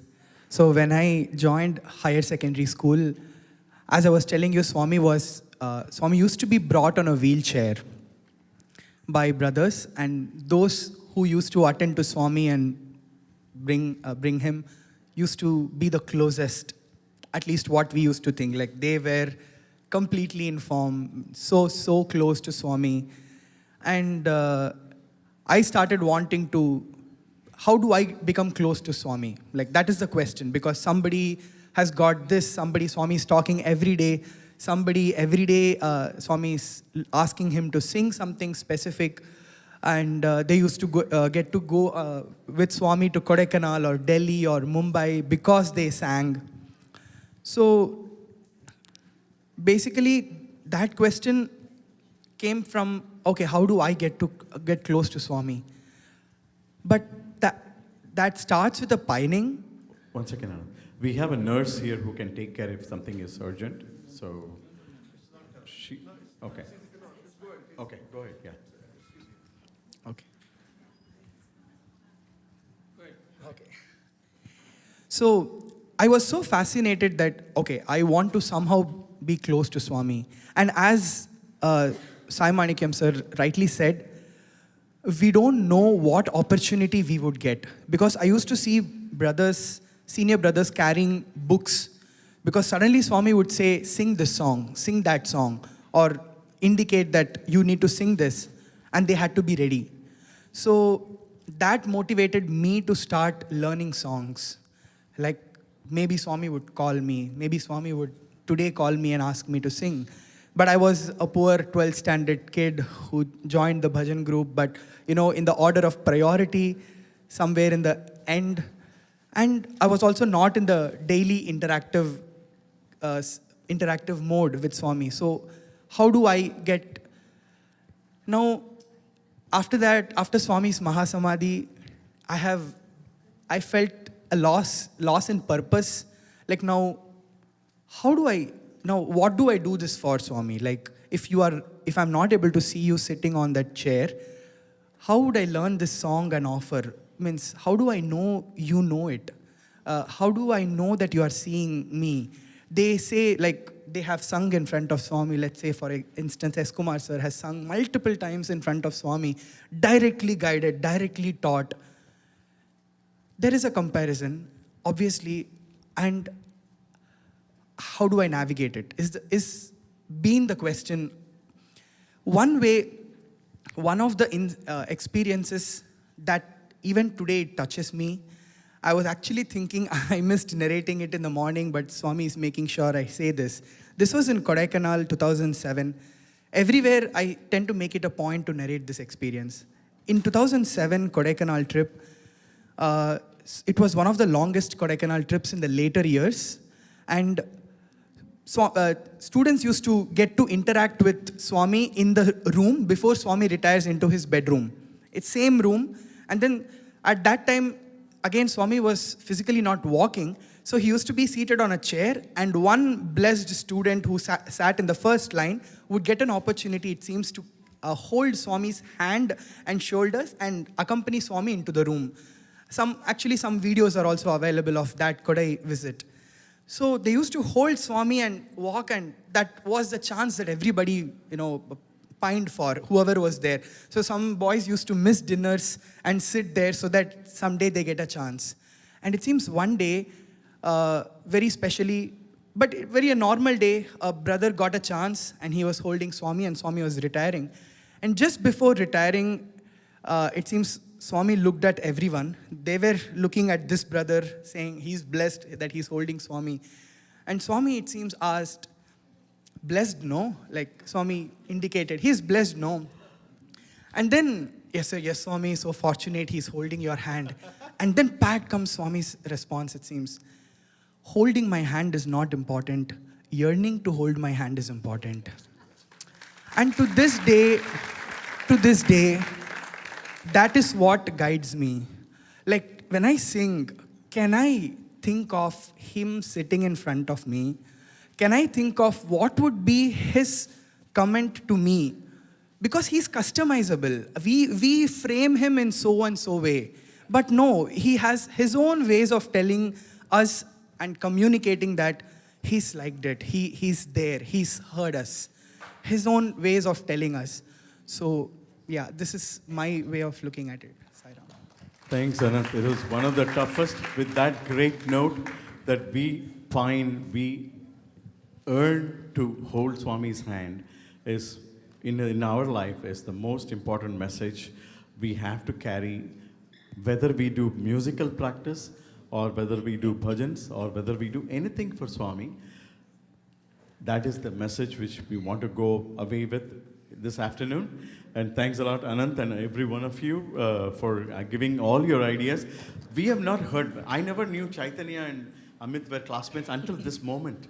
See, that is how Bhagawan connects all of us on a different forum. And we know why Swami was holding, Amit so much continuously on that day. So it's all such a beautiful story. And thanks to Swami for giving us this opportunity to connect with our own selves so that we can be offering continuously to Swami. Thank you. Sai Ram. So, just to add one thing is about the alap, right? Uncle asked.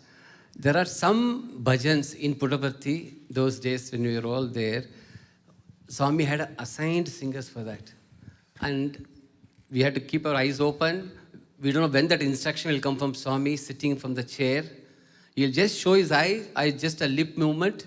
The singer will understand right away that Swami wants that bhajan to be sung. And it will have alap, for sure. And I have to say this, it's a blessing that S. Kumar sir is here.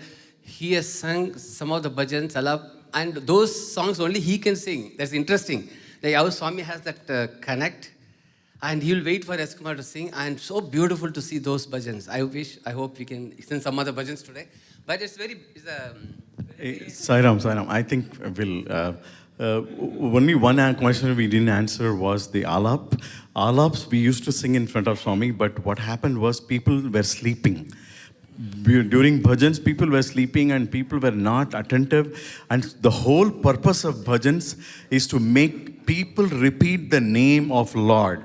And Swami cut that because there's no following. So Swami cut that off. We all were experts in singing alap. All those best singers who were very good in singing alap became nobody suddenly because there are no alaps anymore. Everybody is equal. Swami made everybody same. So there are bhajans which everyone can sing, every beginner can sing.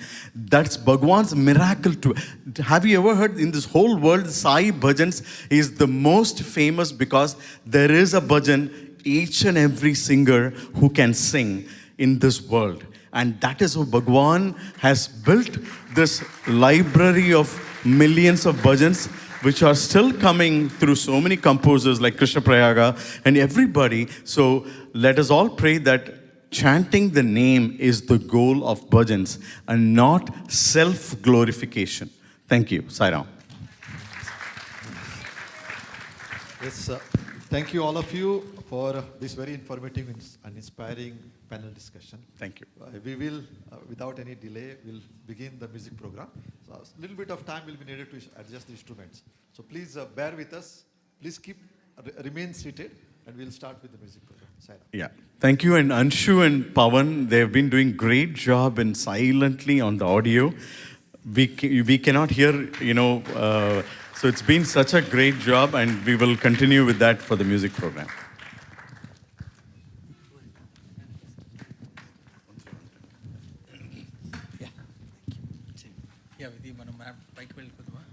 It goes up.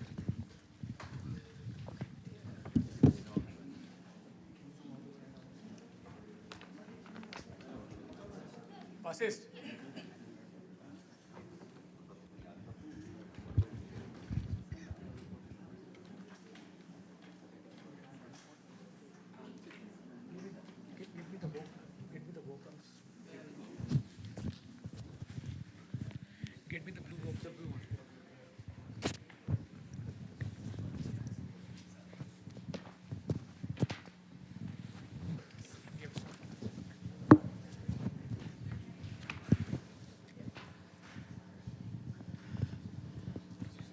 Om Sri Sai.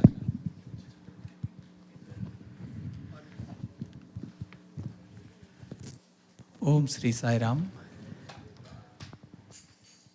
Today we are all blessed with the immense grace of Bhagawan. As every moment that we live for Swami only. And the blessings that we get, we cannot even count. How much we connect to Him, that much more than 1,000 times we'll get the benefit. With Swami's grace, when we talk to all the Sai brothers, they immediately agreed to be part of this program. Because unless Swami wills, this won't happen. It's only one prayer to Bhagawan. On this very auspicious centenary celebrations, we request all of the devotees to continuously connect to Him and say His simple but very profound, powerful Nama, Om Sri Sai Ram. Anything, just Om Sri Sai Ram. I request all my brothers to come on the stage. Till that time, let's all of us say with one voice, Om Sri Sai Ram. Om Sri Sai Ram. Om Sri Sai Ram. Om Sri Sai Ram. Om Sri Sai Ram. Om Sri Sai Ram.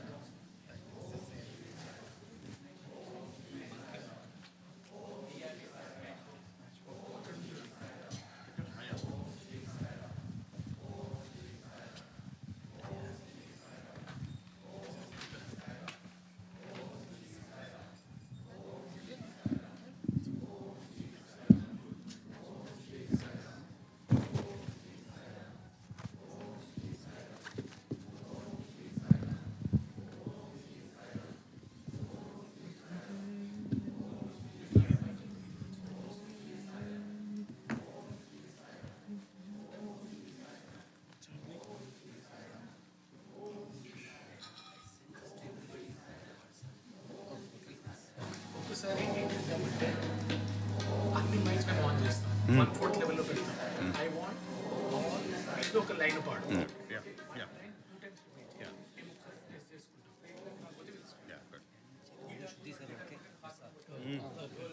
All mics on.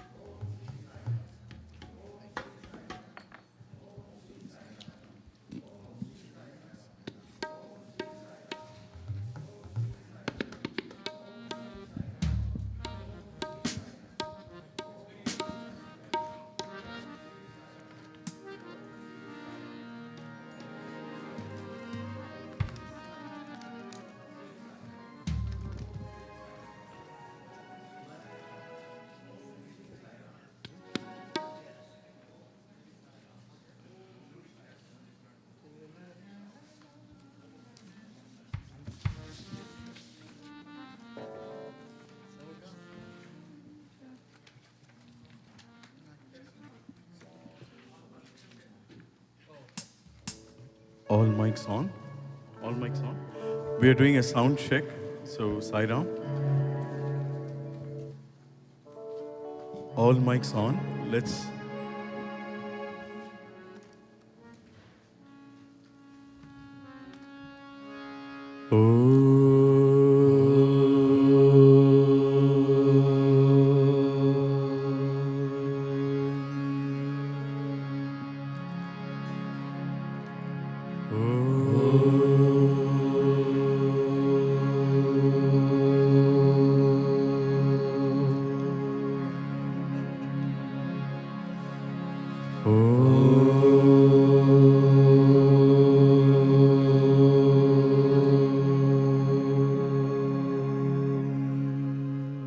For the music group, we will just sing one line each one of those mics. So we will test it, so please be patient. We'll just sing a bhajan in a very slow pace.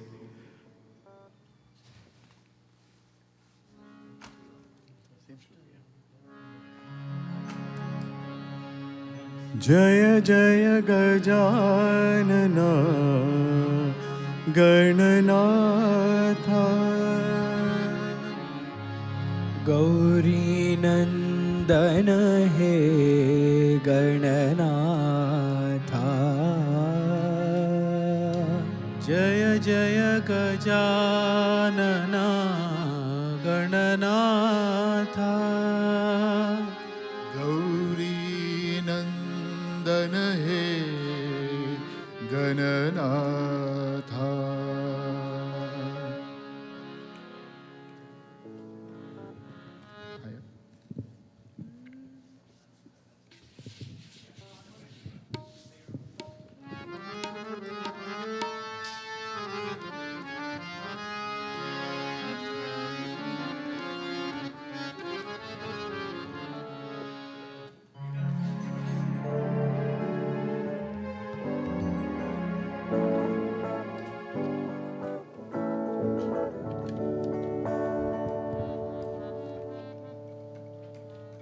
Percussion? Guitar, one more.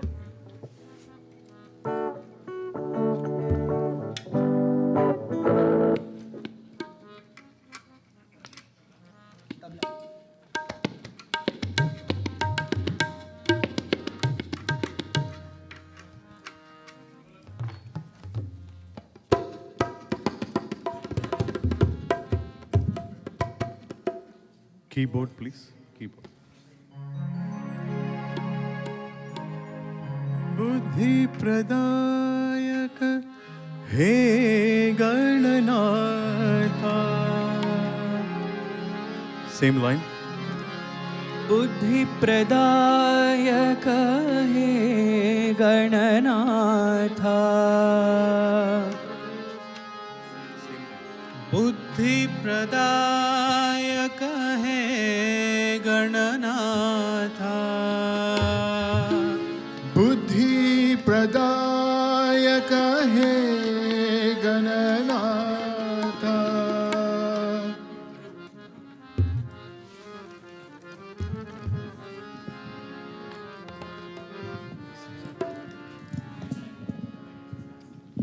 Siddhi Vinayak हे गणनाथा सिद्धि विनायक है Gananatha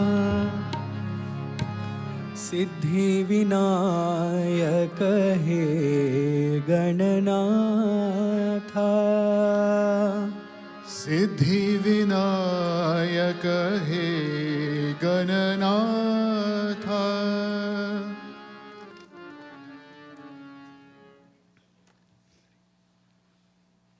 Om Shri Sai Ram, offering our humble salutations at the divine lotus feet, we offer this garland of flowers from each one of us in celebration of Swami's 100th birthday. What an honor for all of us to be sitting here in this hall in front of Bhagawan. Let us all pray we give our best in listening to him, thinking of him, and offering ourselves in the next few minutes.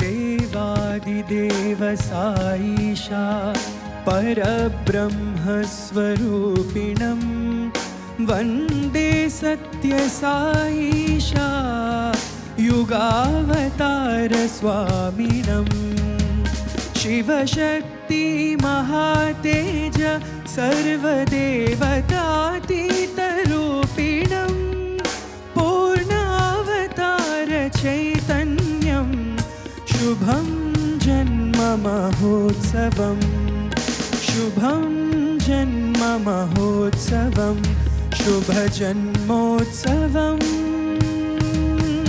शुभजन्मोत्सवं Shri सत्य साई शतवर्ष जन्मोत्सवं शुभजन्मोत्सवं शुभजन्मोत्सवं श्री सत्य साई शतवर्ष जन्मोत्सवं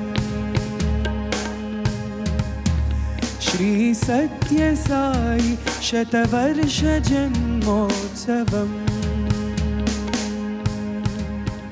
श्री सत्य Sai शतवर्ष जन्मोत्सवं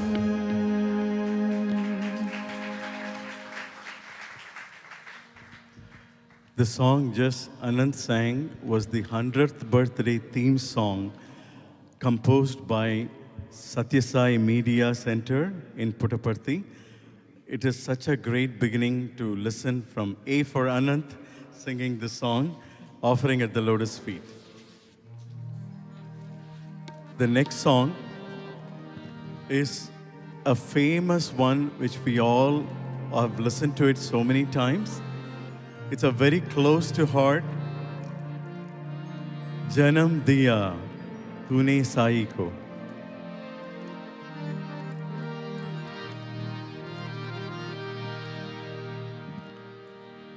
Bhakti bhakt Bhagavant Guru Chatur Naam Bapuye Inke Pad Vandan Kiye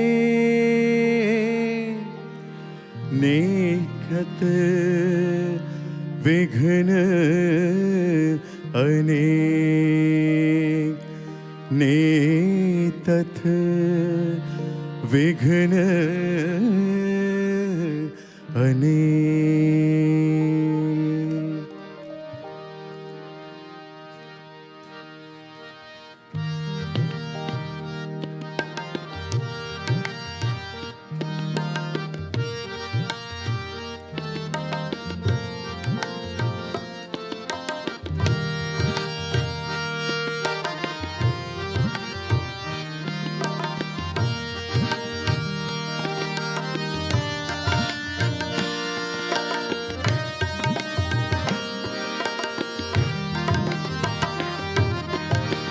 जन्म दिया तूने साई को हम पे किया उपकार। जन्म दिया तूने साई को हम पे किया उपकार। ईश्वर अम्मा तेरा साई युग युग का अवतार, युग युग का अवतार। जन्म दिया तूने साई को हम पे किया उपकार।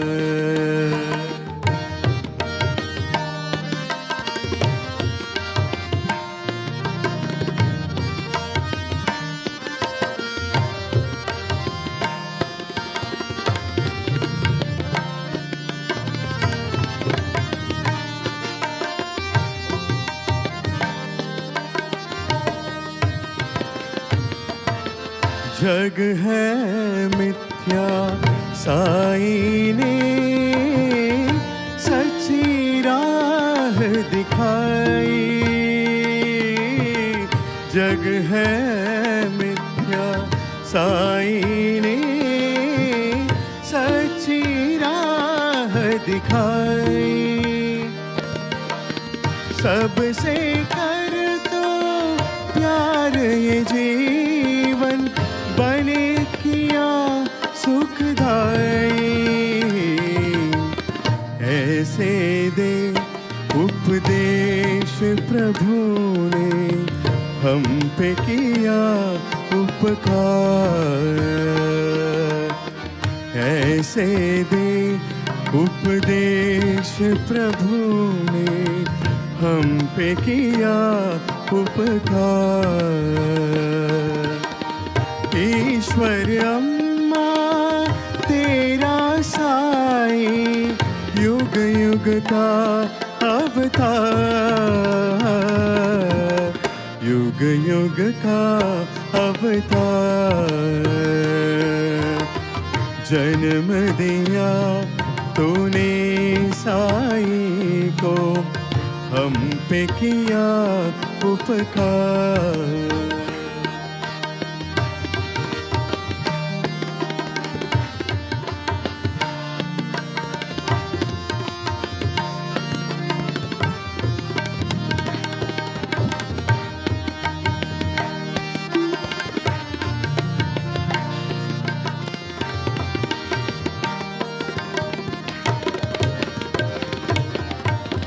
गुरु सेवा सा पुण्य नहीं मानव सेवा सादा गुरु सेवा सा पुण्य नहीं मानव सेवा साधा सबसे पूज्य है मात पिता जो है ब्रह्म समान ऐसे साई वचनों से मिला खुशियों सा बंदा ऐसे साई वचनों से मिला खुशियों का बंदा ईश्वर अम्मा तेरा साई युग युग का अवतार युग युग का अवतार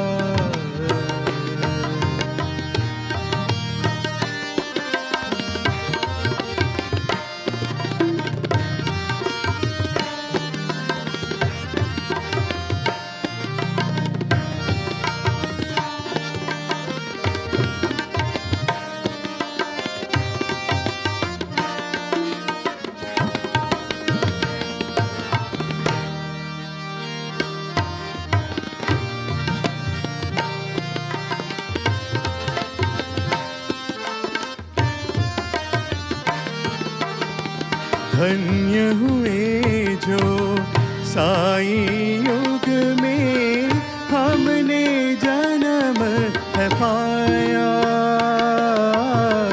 धन्य हुए जो साई युग में हमने जन्म है पाया दीन दयालु साई ने हमें गले से लगाया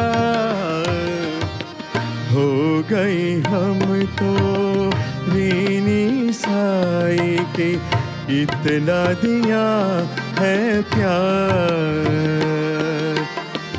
हो गई हम तो ऋणी साई के इतना दिया है प्यार ईश्वर अम्मा तेरा साई युग युग का अवतार युग युग का अवतार जन्म दिया तूने साई को हम पे किया उपकार जन्म दिया तूने साई को हम पे किया उपकार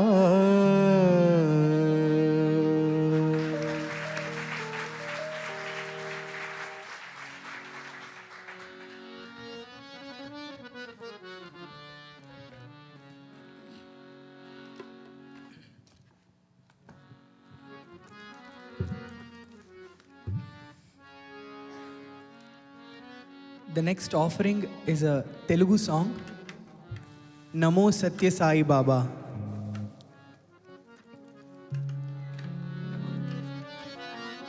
The song was composed by Ghantasala Garu, the legendary music director, and a very ardent devotee of Bhagawan. And Bhagawan also blessed him on multiple occasions. And in fact, when he had cancer and he was bedridden, Swami went to the hospital and also blessed him. So such a legendary composer. The legend goes that this song was composed when he had Swami's darshan. So after he had the first darshan, he went back and composed this song.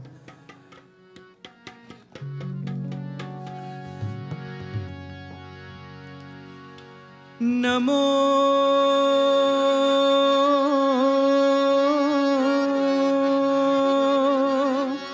Sathya Sai Baba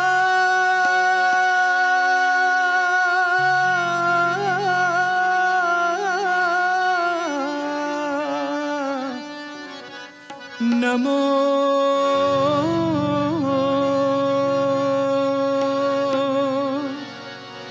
Namo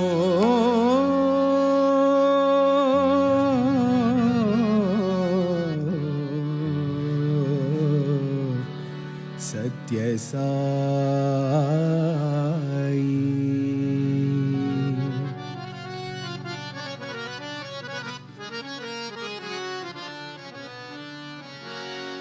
Namo Sathya Sai Baba, Namo Sathya Sai, Namo Sathya Sai Baba, Namo Sathya Sai, Namo Vishwateja Jyoti Swarupa, Namo Vishwateja Jyoti Swarupa, Namo Sathya Sai Baba, Namo Sathya Sai, Namo Sathya Sai Baba, Namo Sathya Sai.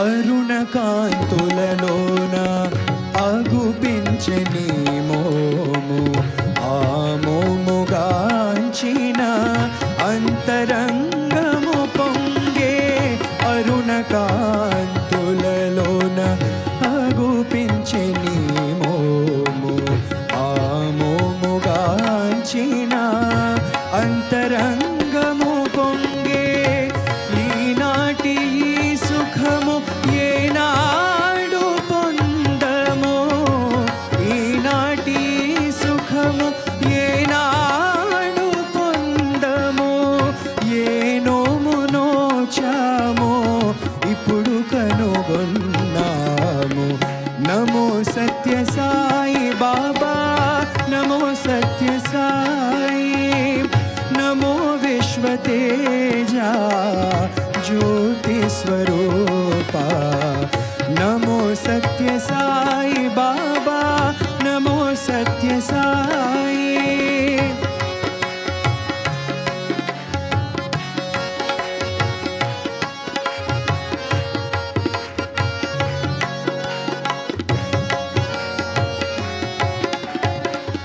విరులు తరులు వికసించినవి మనసు తనువు పులకించినవి విరులు తరులు వికసించినవి మనసు తనువు పులకించినవి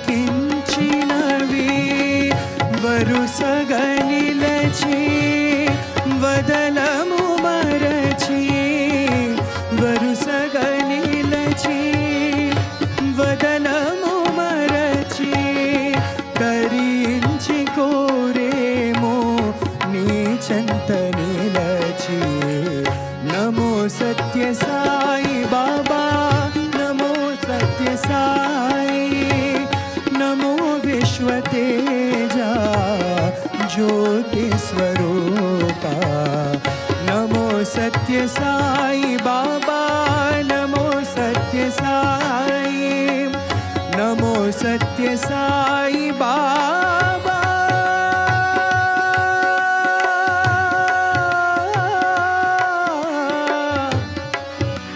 నమో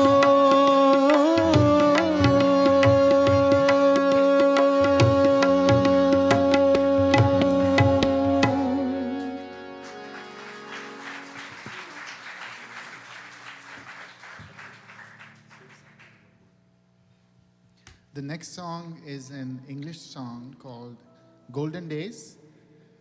This song has been composed by one of our senior alumni brothers. His name is Bharat Dutt.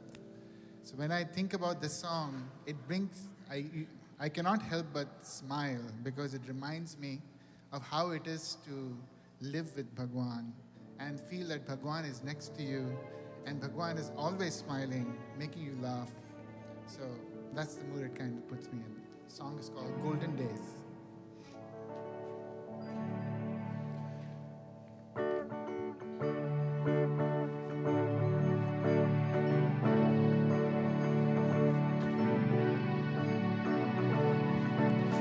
Golden days, happy days, with you by my side.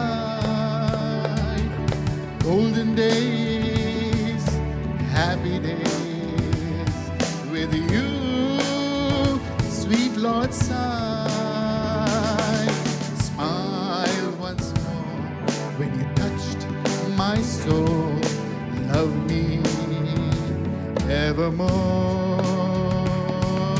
Smile once more when you touched my soul. Love me evermore.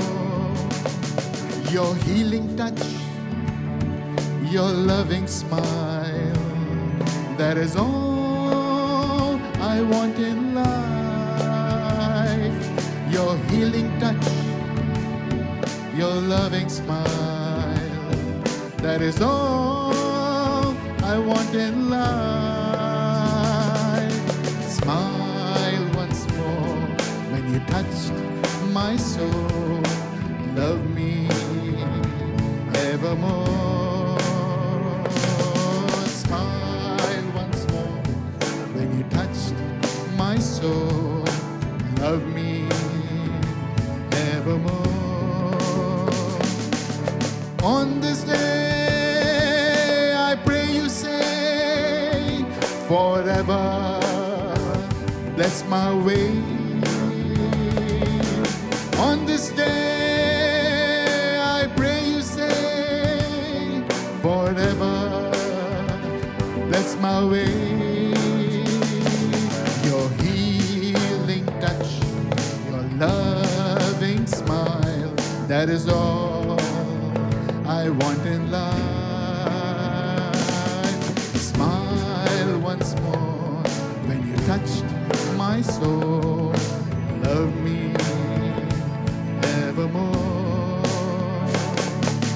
Golden days, happy days, with you by my side. Golden days, happy days, with you, sweet Lord Sai. Smile once more when you touched my soul. Love me evermore. Smile once more when you touch my soul. Love me evermore. Golden days, happy days, with you by my side.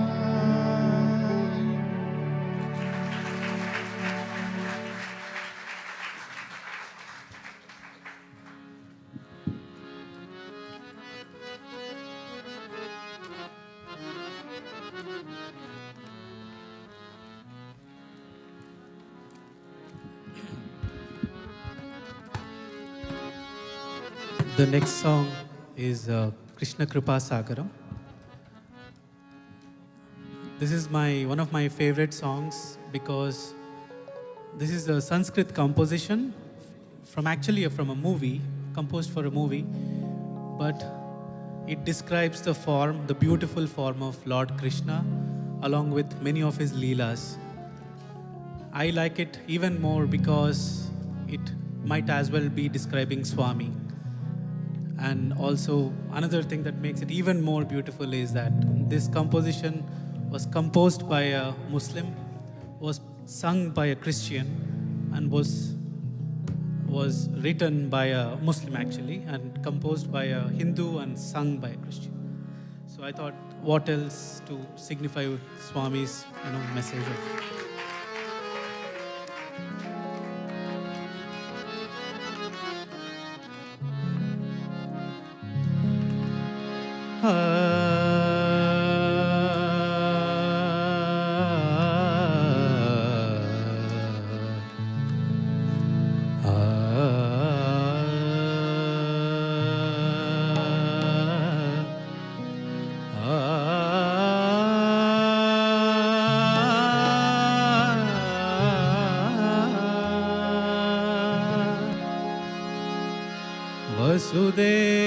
वसुदेवसुतं देवं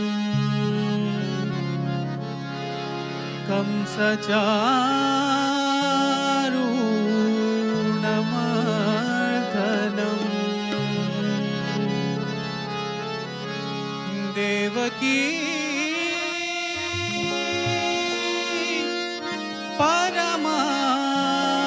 परमानन्दम्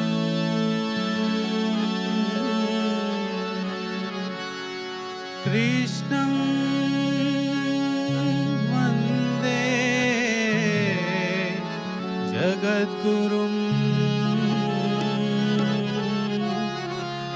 कृष्णं वन्दे जगद्गुरुम्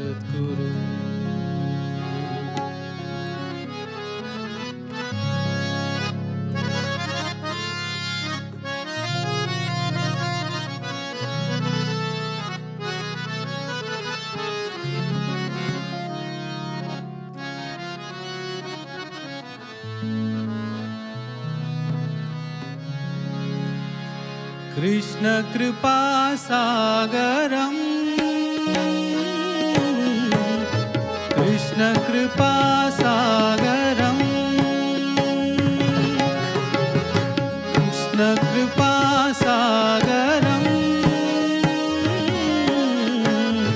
कृष्ण कृपा सागरम गुरुवायुरपुरम जनिमोक्षकरं गुरुवायुरपुरं जनिमोक्षकरं कृष्णकृपासागरं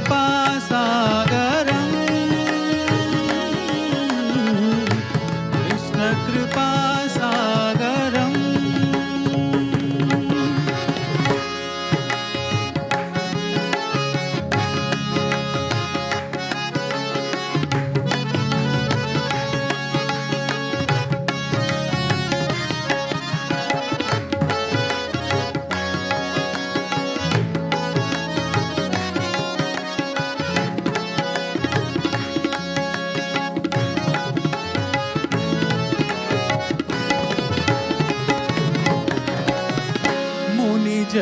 जनवन्दित मुरहरबालं मुनिजनवन्दित मुरहरबालं मुरलीलोलं मुकुरकपोलं मुरलीलोलं मुकुरकपोलं अनन्तशयानं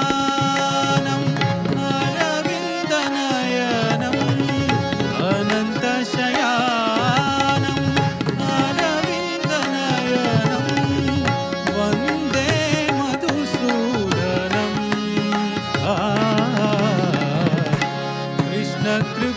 कृष्णकृपासागरं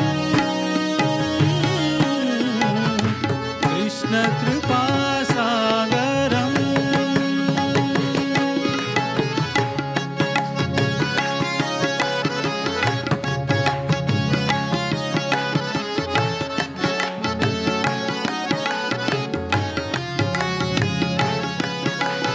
గమ పదని సాని సాని సాని దప గమ పదని గరి సరి సా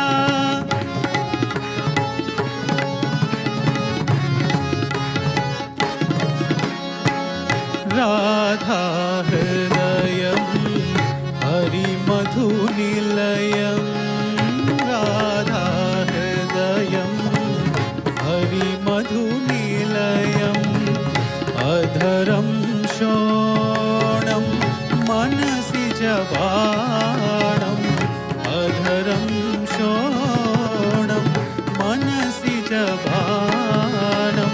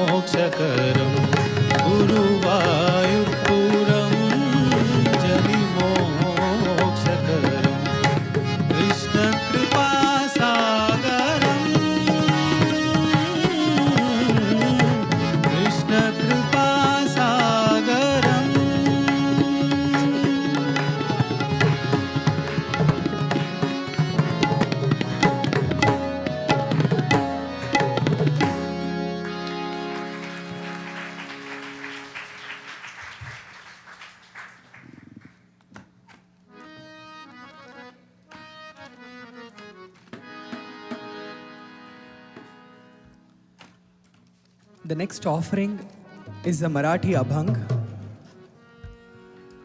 Abhang is, as many of you must be knowing, it's a tradition followed in the Maharashtra and which has spread with Maharashtra being the epicenter and Vithala as the Lord. And Abhang, if we have to split the word, means abhang. That is, they used to walk towards Pandharpur to the devotees used to walk to Pandharpur to have darshan. And while they are walking, they didn't want to stop the journey, so abhanga. And that with the Namavali, so if they walk towards having the darshan of the Lord by singing His name, that was a sadhana that they used to do. So this came out, and a lot of our saints in our culture, Saint Tukaram, Namadev, and lots of them are there who have composed abhangs. And this is one such abhang, Kannada, Raza Pandharicha.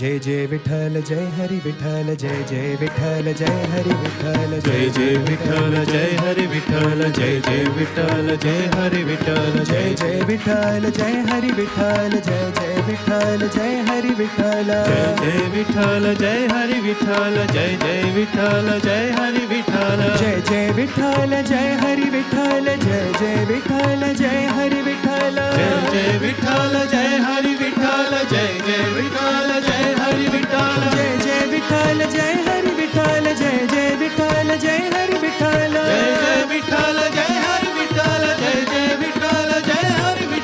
जय जय विठ्ठल जय हरि विठ्ठल जय जय विठ्ठल जय हरि विठ्ठल जय जय विठ्ठल जय हरि विठ्ठल जय जय विठ्ठल कानडा राजा पंढरीचा कानडा राजा पंढरीचा कानडा राजा पंढरीचा कानडा राजा पंढरीचा वेदा नाही कळला वेदा नाही कळला अंत पार याचा कानडा राजा पंढरीचा कानडा राजा पंढरीचा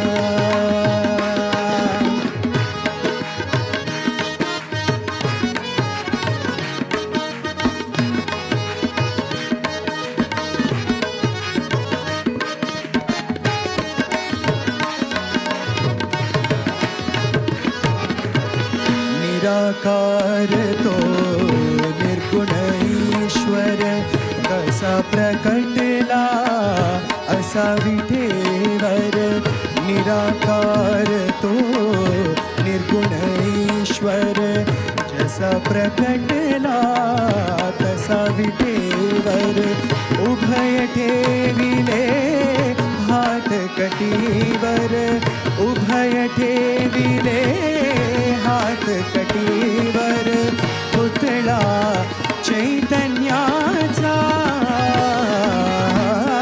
कानडा राजा पंढरीचा कानडा राजा पंढरीचा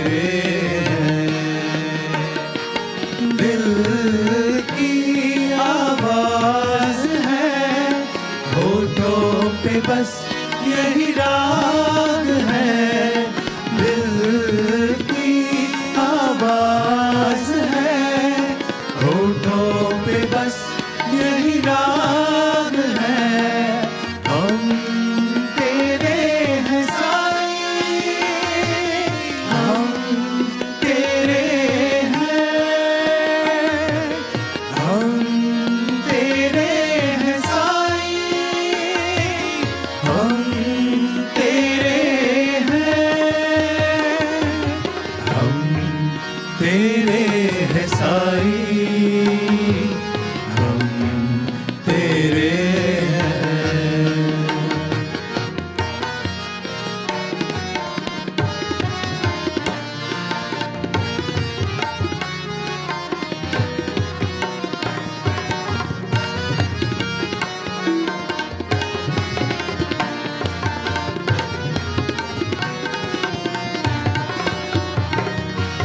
चाहे बदल जाए ये जहां, धरती बने चाहे आसमां,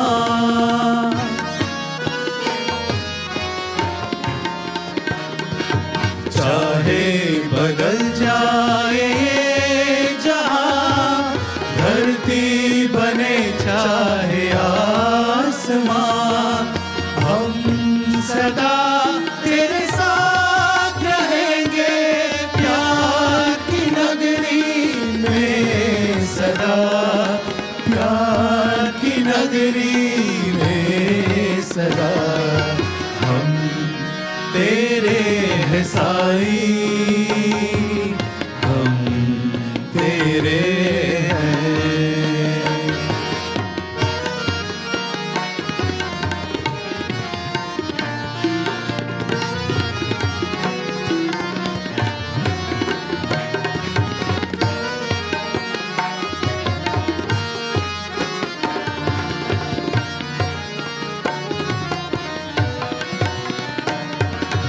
अब कुछ न चाहिए साईं हमें, बस चाहिए एक प्यार तेरा,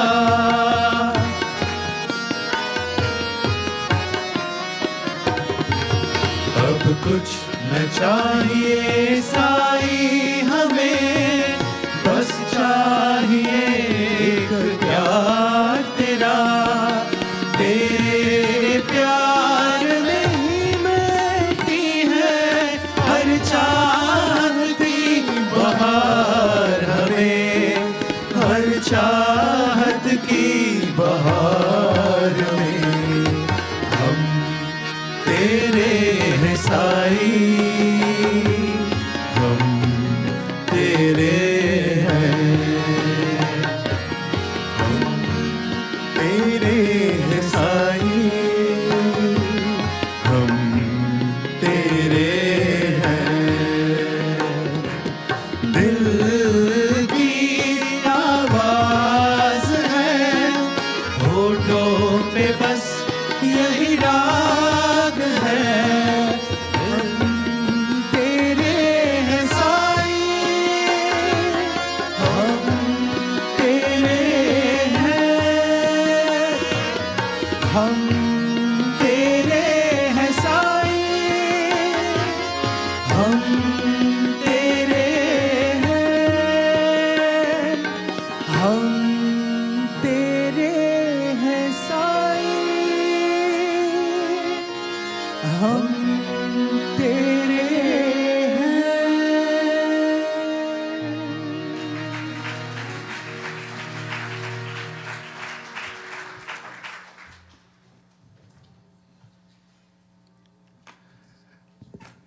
The next song is called Shri Ram Sharanam Mama. The song is telling our mind to stop roaming around in the universe and seek the feet of Lord Rama.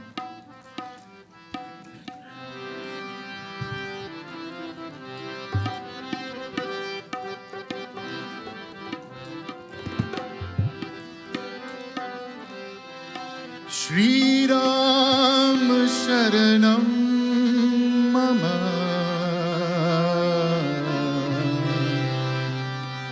Shri Ram Sharanam Mama, Shri Ram Sharanam Mama, Shri Ram Sharanam Mama.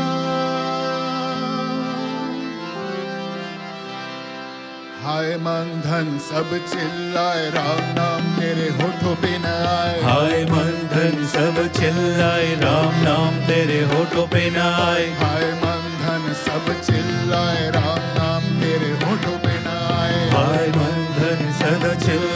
Ram नाम तेरे होठों पे न आए। लेकिन तो ये मन चैन तब पाए, लेकिन तो ये मन चैन तब पाए, जब तो हृदय की वाणी से ये गाए श्री राम शरणम मम, श्री राम शरणम मम, श्री राम शरणम मम, श्री राम शरणम मम, श्री राम शरणम मम, श्री राम शरणम मम,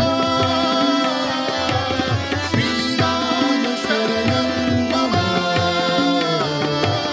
श्री राम शरणम मम।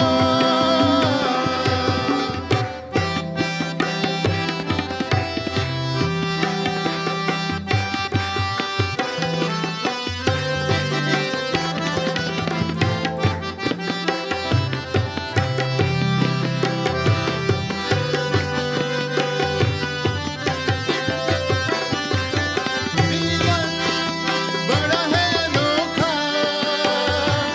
सच लगे बस लगे धोखा, फिर भी जन्मों की बिगड़ी सुधरे बस यही मौका, इसी नाम की शरण हो जा, वेदों की वाणी यही तो बताए, नाम ही तो राम तक पहुँचाए। वेदों की वाणी यही तो बताए, नाम ही तो राम तक पहुँचाए। वेदों की वाणी यही तो बताए, नाम ही तो राम तक पहुँचाए। वेदों की वाणी यही तो बताए, नाम ही तो राम तक पहुँचाए। पर ये समा तब बन पाए, पर ये समा तब बन पाए, जब तू हृदय की वाणी से ये गाए श्री राम शरणम मम, श्री राम शरणम मम, श्री राम शरणम मम, श्री राम शरणम मम, श्री राम शरणम मम, श्री राम शरणम मम, श्री राम शरणम मम, श्री राम शरणम मम।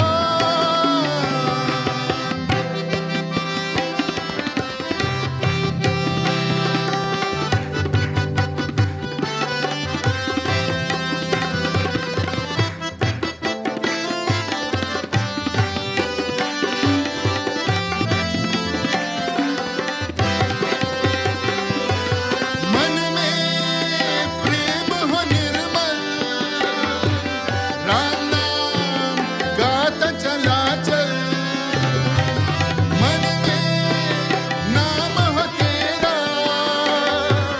ये ना भूल किसी पल, इसी नाम की शरण हो जा, आए मान धन सब चिल्लाए, राम नाम तेरे होठों पे न आए। हाय बंधन सब चिल्लाए, राम नाम तेरे होठों पे न आए। हाय बंधन सब चिल्लाए, राम नाम तेरे होठों पे न आए। हाय बंधन सब चिल्लाए, राम नाम तेरे होठों पे न आए। लेकिन तो ये मन चैन तब पाए, लेकिन तो ये मन चैन तब पाए, जब तू हृदय की वाणी से ये गाए श्री राम शरणम मम, श्री राम शरणम मम, श्री राम शरणम मम, श्री राम शरणम मम, श्री राम शरणम मम, श्री राम शरणम मम, श्री राम शरणम मम, श्री राम शरणम मम।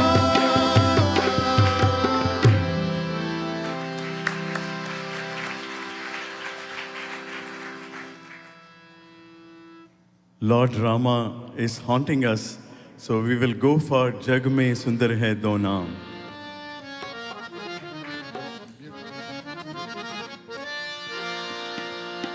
जग में सुंदर है दो नाम, दो नाम, दो नाम।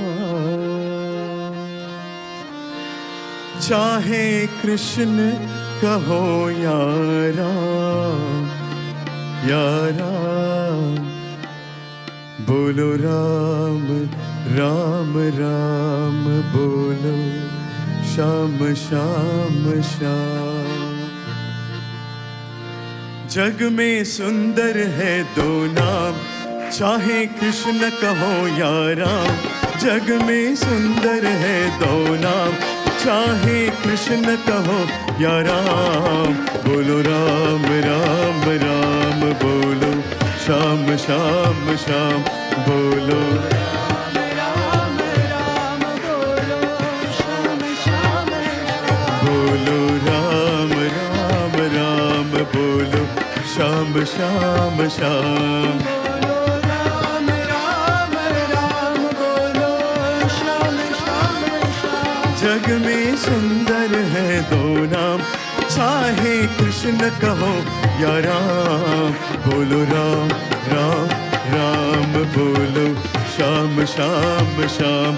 बोलो राम राम राम, बोलो श्याम श्याम श्याम।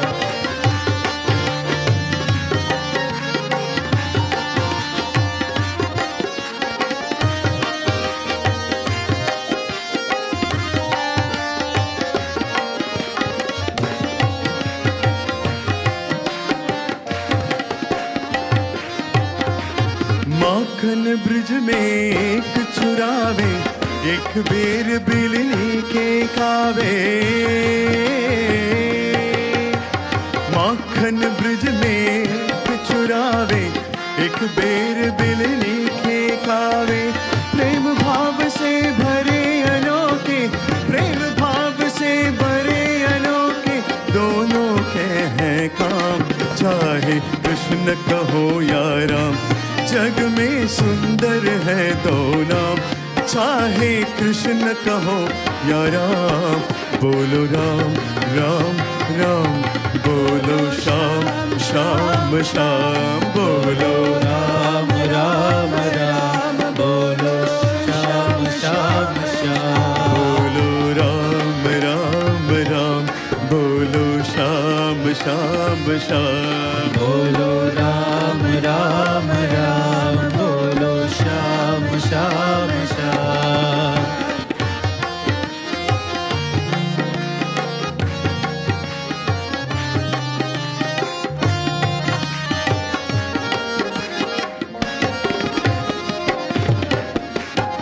एक कंस पापी को मारे, एक दुष्ट रावण संहारे। एक कंस पापी को मारे, एक दुष्ट रावण संहारे। दोनों दीन के दुख हरत है, दोनों दीन के दुख हरत है, दोनों बल के धाम। चाहे कृष्ण कहो या राम, जग में सुंदर है दो नाम। चाहे कृष्ण कहो या राम। बोलो राम राम राम, बोलो श्याम श्याम श्याम। बोलो राम राम राम, बोलो श्याम श्याम श्याम।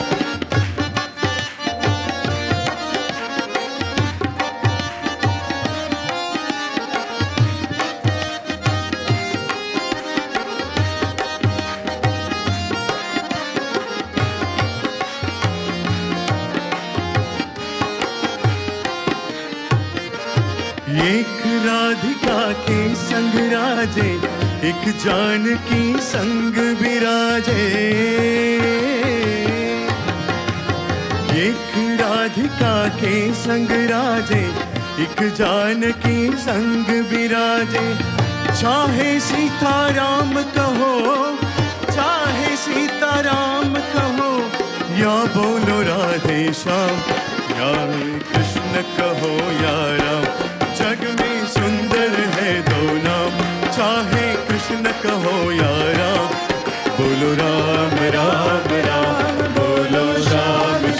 श्याम श्याम बोलो राम राम बोलो राम श्याम श्याम श्याम बोलो राम राम राम बोलो राम श्याम श्याम बोलो राम साई राम बोलो श्याम श्याम बोलो राम राम राम बोलो श्याम श्याम श्याम बोलो राम राम राम साई राम राम राम बोलो राम राम राम साई राम राम राम बोलो राम राम राम साई राम राम राम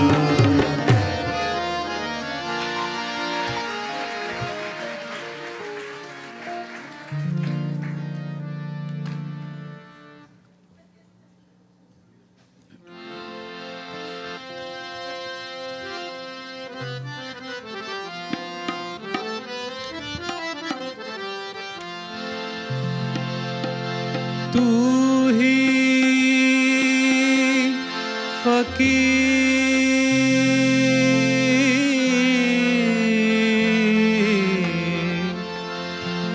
तू ही है राजा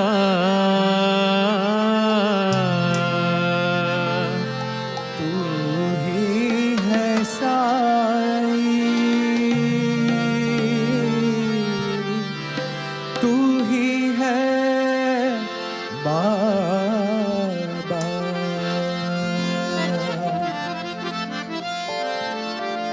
साईनाथ साईनाथ साईनाथ तेरे हजारों हाथ साईनाथ तेरे हजारों हाथ जिस जिसने तेरा नाम लिया जिस जिसने तेरा नाम लिया तू हो लिया उसके साथ साईनाथ सत्य साईनाथ साईनाथ तेरे हजारों हाथ साईनाथ तेरे हजारों हाथ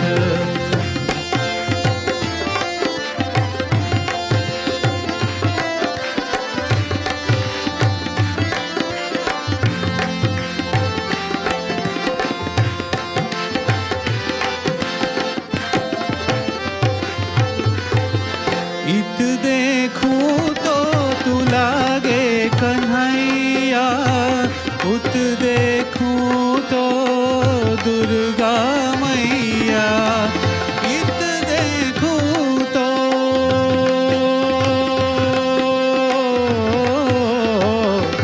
इत देखूं तो तू लागे कन्हैया उत देखूं तो दुर्गा मैया नानक की मुस्कान है मुख पर शान मोहम्मद भी है मुख पर शान मोहम्मद भी है मुख पर साईनाथ सत्य साईनाथ साईनाथ तेरे हजारों हाथ साईनाथ तेरे हजारों हाथ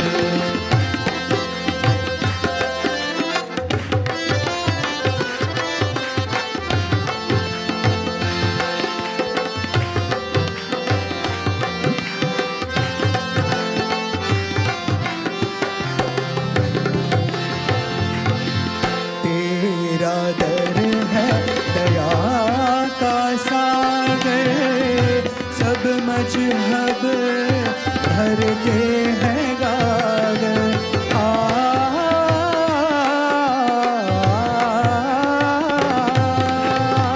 तेरा दर है दया का सागर सब मजहब भरते हैं गागर पावन पावन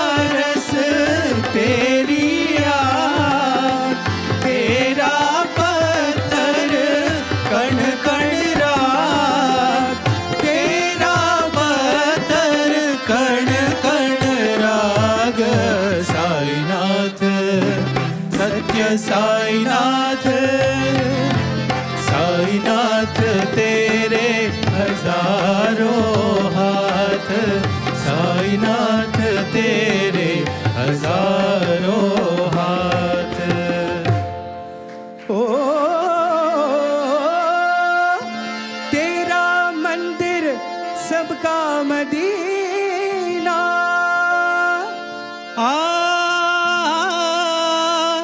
जो भी आए सीखे जीना।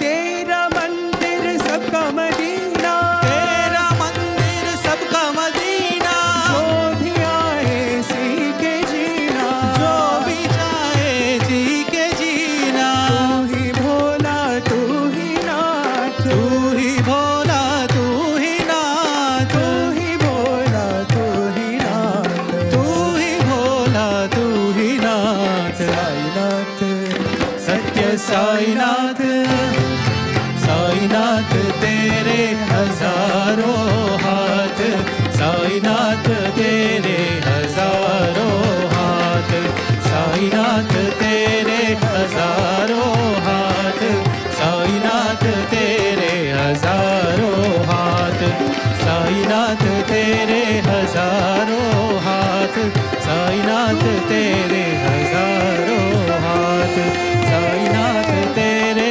हजारों हाथ, साईनाथ तेरे हजारों हाथ, साईनाथ तेरे हजारों हाथ, साईनाथ तेरे हजारों हाथ, साईनाथ तेरे हजारों हाथ, साईनाथ तेरे हजारों हाथ।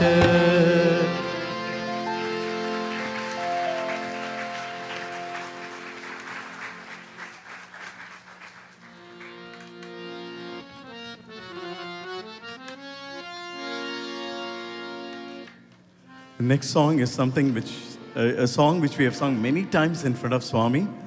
It reminds us very close to the portico days where we used to sing music program for Swami. So many times, so many decades now. So it's a very close to heart for our, student community.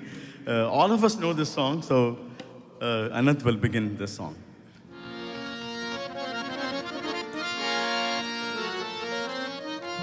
जिसके sir पर हाथ हो तेरा,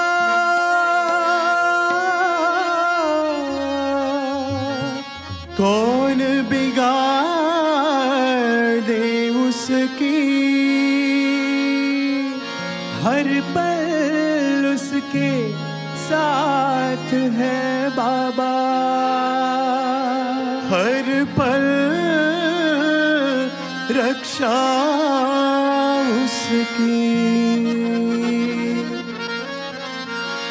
ओम साई जय साई, श्री साई जय साई, ओम साई जय साई, श्री साई जय साई राम साई राम, साई राम साई राम। साई नाम सुमिरन जो भी करे, साई नाम सुमिरन जो भी करे, वही नाम सब दुख दूर करे। साई नाम सुमिरन जो भी करे, वही नाम सब दुख दूर करे। भव सागर से पार उतारे, जन्म जन्म के पाप हरे, वही नाम सब दुख दूर करे। साई राम साई राम, साई राम साई राम।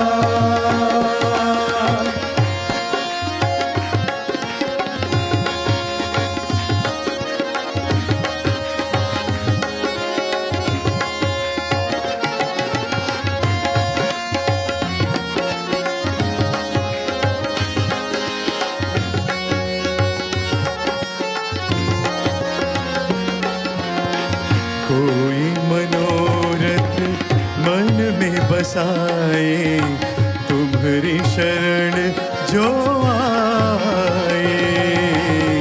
कोई मनोरथ मन में बसाए, तुम्हारी शरण जो आए। चरणों में मन चाहा फल, दिल मांगे मिल जाए। साई बिगड़ी बात सवारे, साई बिगड़ी बात सवारे, साई बिगड़ी बात सवारे। सुख संपत भंडार भरे, वही नाम सब दुख दूर करे। Sai Ram, Sai Ram, Sai Ram, Sai Ram.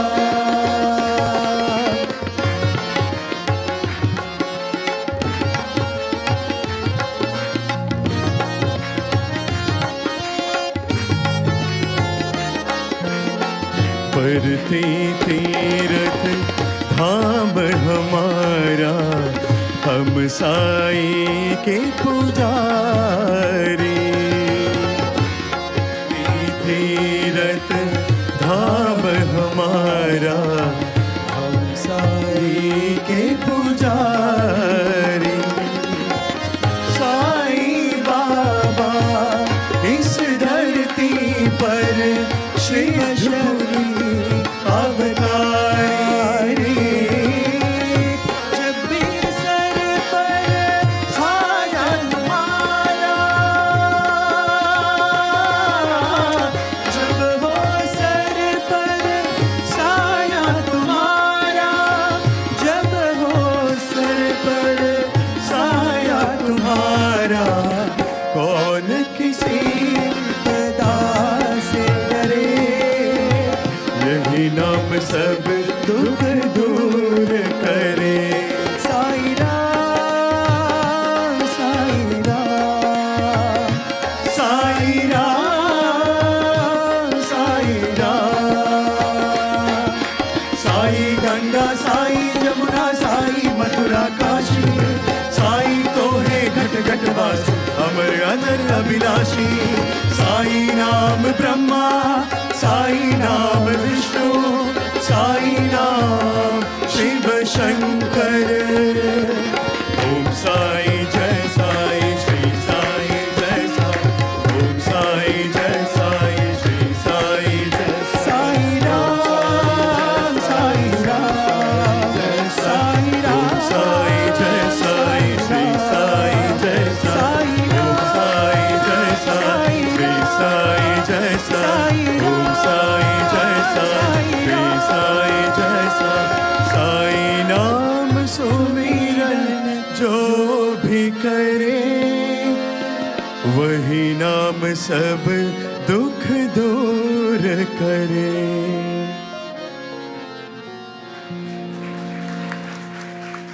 We just have time for a kavali, which is normally the finish line. We request Ananth to sing this as an offering for the 100th birthday of celebration, after which we'll have 2 bhajans, and that is where we close the music program.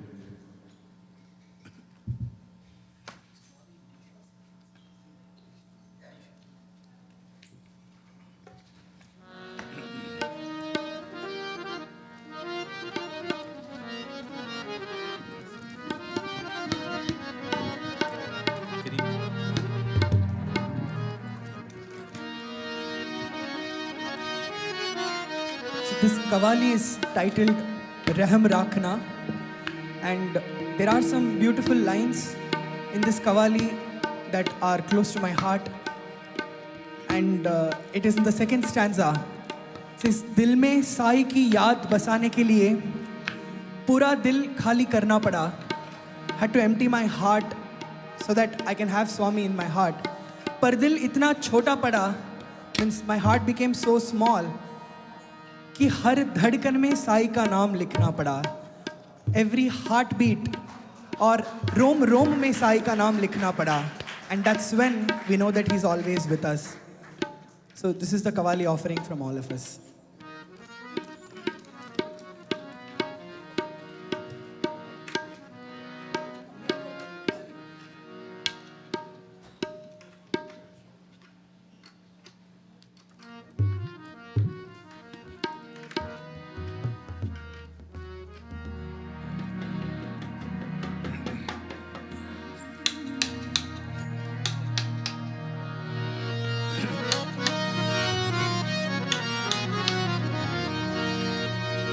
ओ मोरे साई की ओ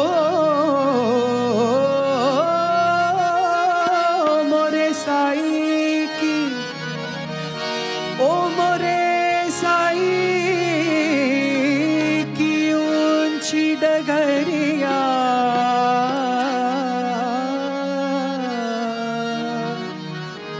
मुझसे चढ़ो न जाए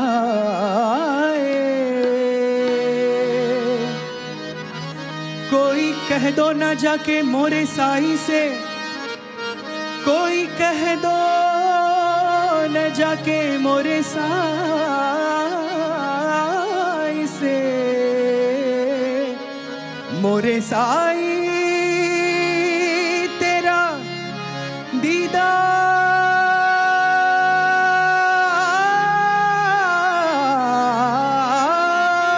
दीदार करा दे लाज रख ली मेरी हर मुकाम पर लाज रख ली मेरी हर मुकाम पर यूं ही करम रहे तेरे इस गुलाम पर यूं ही करम रहे तेरे इस गुलाम पर मुझे अपना ही मोहताज रखना मुझे अपना ही मोहताज रखना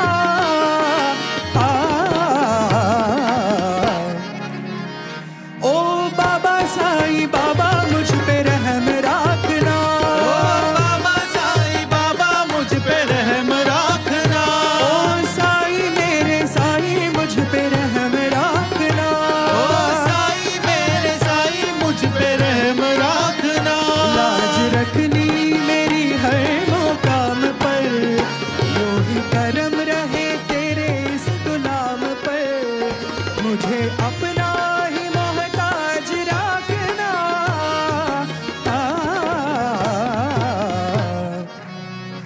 ओ बाबा साई बाबा मुझ पे रहम रखना ओ बाबा साई बाबा मुझ पे रहम रखना ओ साई मेरे साई मुझ पे रहम रखना ओ साई मेरे साई मुझ पे रहम रखना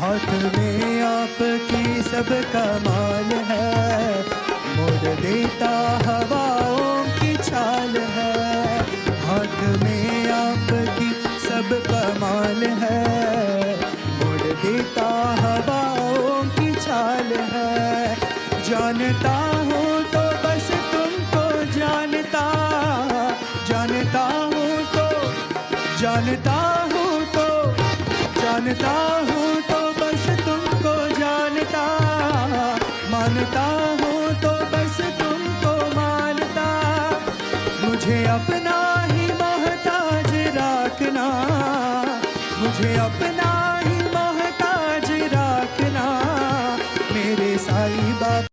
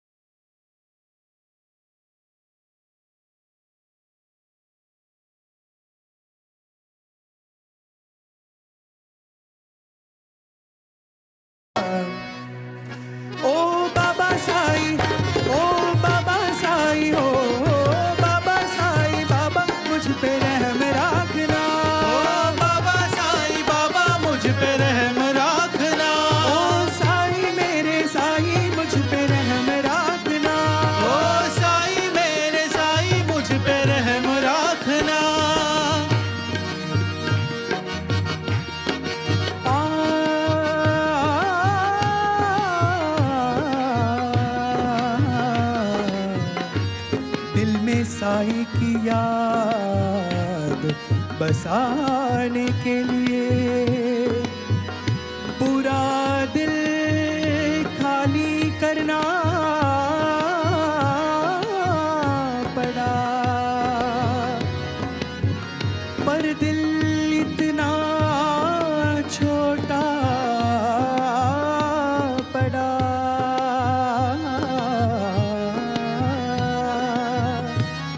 कि हर धड़कन में साई का नाम लिखना पड़ा, कि हर धड़कन में साई का नाम लिखना पड़ा,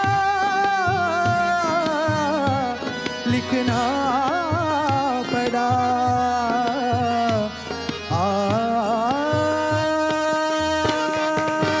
तेरे सजदे पे मैं सर झुकाऊं, तेरे सजदे पे मैं सर झुकाऊं, मैं तेरा दर कभी ना भुलाऊं, मैं तेरा दर कभी ना भुलाऊं, मुझे अपना ही मोहताज रखना, मुझे अपना ही मोहताज रखना।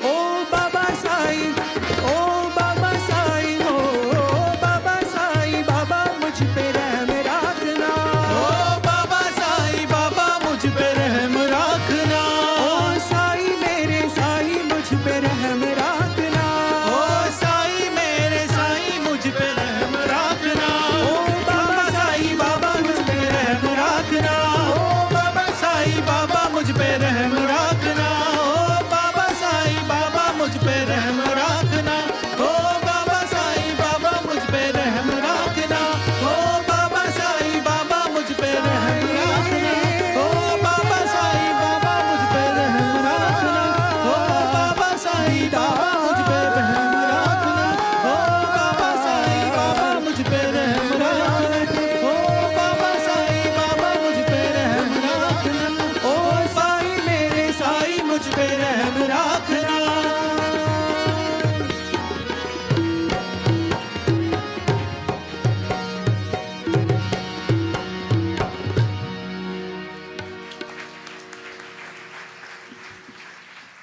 Sai Ram, we all feel Swami's presence whenever we sing Kavali because every bit of change of tabla beat or talam change, Swami will just watch the percussionists so closely and give them direction, and such a great moment for all of us to have had that again in front of Bhagawan today. Yeah, thanks for giving us this opportunity. Before we proceed with bhajans, I have a duty to mention the participant here. We have Krishna Prayaga Garu, Devotional Coordinator, Regional. Arun on the Nal and Mridangam. And so many Mridangams he played. And then Ramsankar, amazing tablist from Columbus, Ohio. He has come all the way from Columbus, Ohio for this music program. And Chaitanya from Maryland. Ananth all the way from New Orleans. Karthik from Frederick, Maryland. And Sathya, who's been silently accompanying, youngest in the team, the keyboard player, Rutgers University student. Such an awesome playing by him. And our own Sai. And none other than our senior most, Kumar sir, without whom none of us would be here today. We thank sir for putting this all up together and being always a beacon of guiding light, helping all the younger generation singers, always motivating, inspiring. And we feel Swami's love through seniors like them because they experienced it directly, and indirectly the domino effect comes on to us. That's how we get it. Sai Ram. Sai Ram. We'll have bhajans now.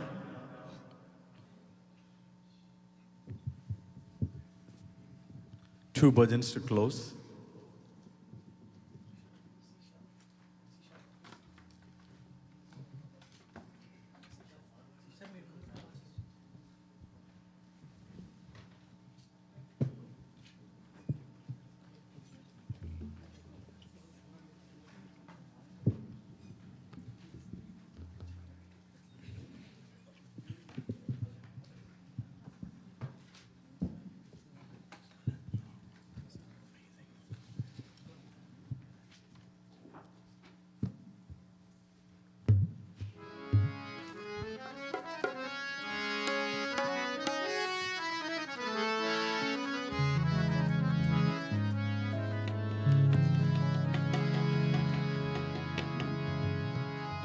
कृष्णाय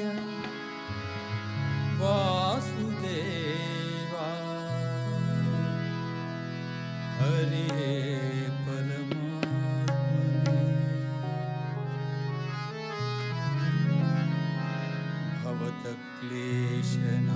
भवतक्लेशनाशाय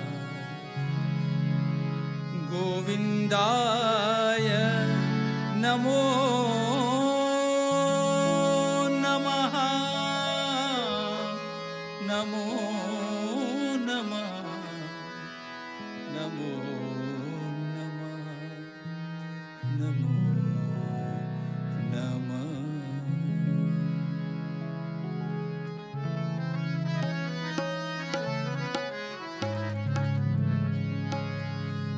मनमोहन हे गिरिधारी मनमोहन हे गिरिधारी मनमोहन हे गिरिधारी मनमोहन हे गिरिधारी राधे श्याम राधे श्याम राधे श्याम राधे श्याम राधे श्याम राधे श्याम राधे श्याम राधे श्याम राधे श्याम राधे श्याम राधे श्याम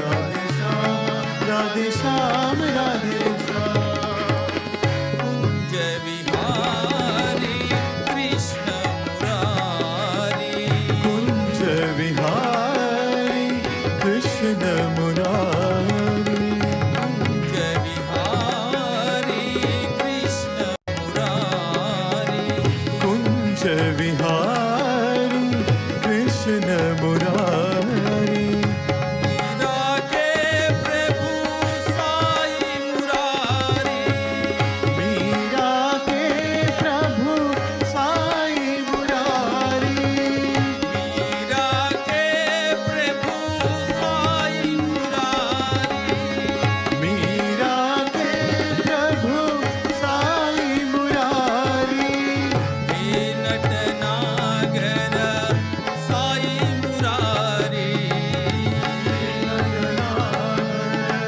साई मुरारी हे नटनागर साई मुरारी हे नटनागर साई मुरारी राधे श्याम राधे श्याम राधे श्याम राधे श्याम राधे श्याम राधे श्याम राधे श्याम राधे श्याम राधे श्याम राधे श्याम राधे श्याम राधे श्याम राधे श्याम राधे श्याम राधे श्याम राधे श्याम मनमोहन हे गिरिधारी मनमोहन हे Giridhari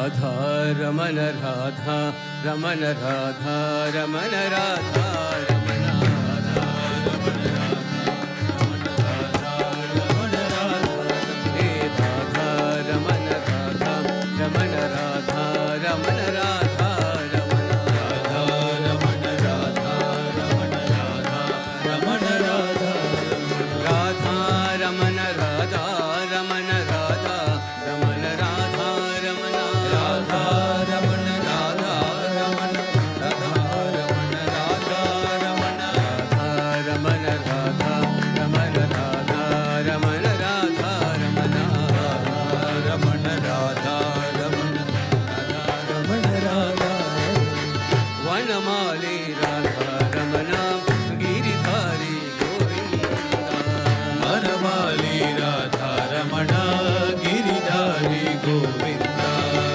Vanamali Radha Ramana Giridhari Govinda Vanamali Radha Ramana Giridhari Govinda Neelamekha Sundara Narayana Govinda Neelamekha Sundara Narayana Govinda Neelamekha Sundara Narayana Govinda Neelamekha Sundara Narayana Govinda Vanamali Radha Ramana Giridhari Govinda Vanamali Radha Ramana Giridhari Govinda Bhakta Hridaya Mandara Bhan Koti Sundara Bhakta Hridaya Mandara Bhan Koti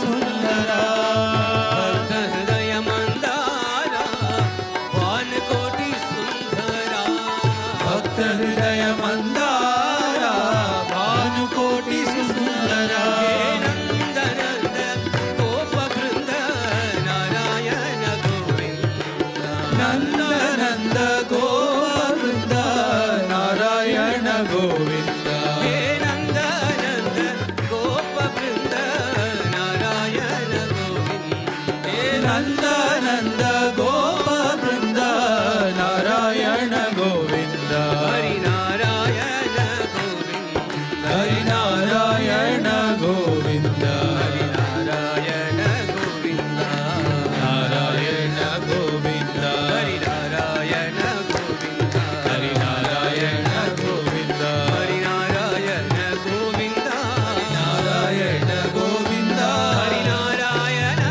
Govinda Narayana Govinda Sai Narayana Govinda Sai Narayana Govinda Narayana Govinda Narayana Govinda Narayana Govinda Narayana Govinda Hari Narayana Govinda Narayana Govinda Sai Narayana Govinda Sai Narayana Govinda Hari Narayana Govinda Hari Narayana Govinda Hari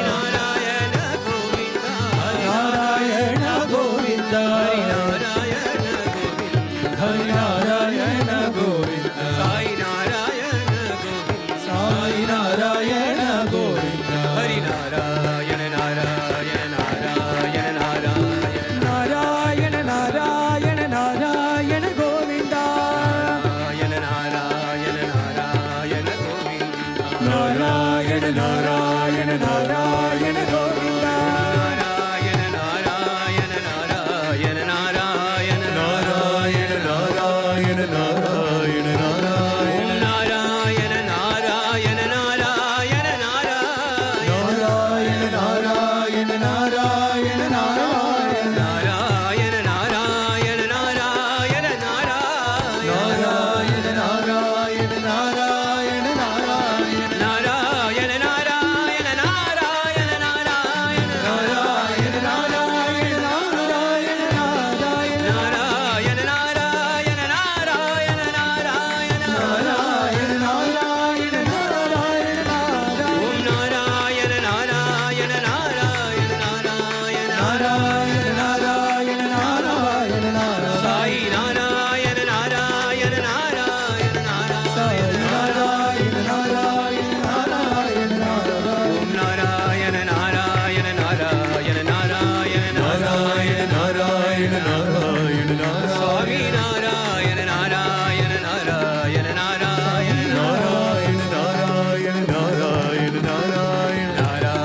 Narayana Narayana Narayana Narayana Narayana Narayana Narayana Sai Narayana Narayana Narayana Narayana Sai Narayana Narayana Sai Narayana Narayana Narayana Narayana Narayana Narayana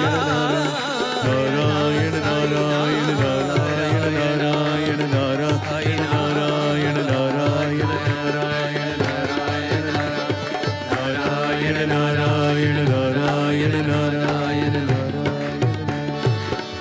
Neelameka Sundara Narayana Govinda Vanamali Radharamana Giridhari Govinda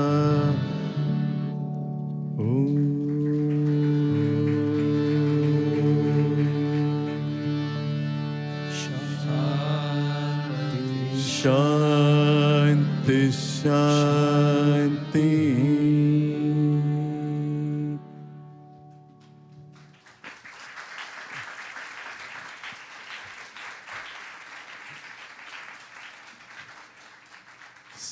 Sai Ram, we take this opportunity to thank Anshu and Pawan for diligently working for so long from yesterday on the mic system, and all his helpers who have helped arrange all these mics and everything. We just want to thank them. Sai Ram. Yes, this is a heavenly experience to all of us. Memories are made by Swami with this elevating programs. Today, with this whole day of program that we could experience because of Sai alumni and of many of you working tirelessly, Salisbury has been converted into Sailbury.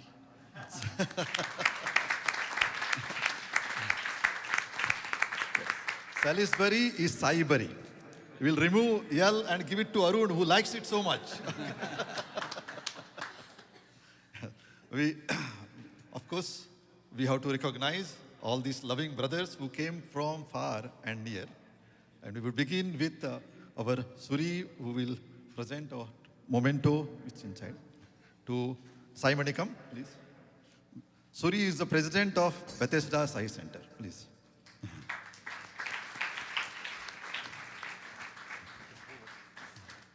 Appreciation of our love. Thank you. Arvind Bhai, please. Yes, to our young brother, Sathya, from the...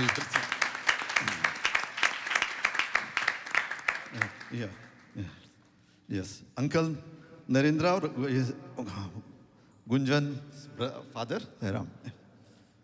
Yes, Kumar, please, Ram.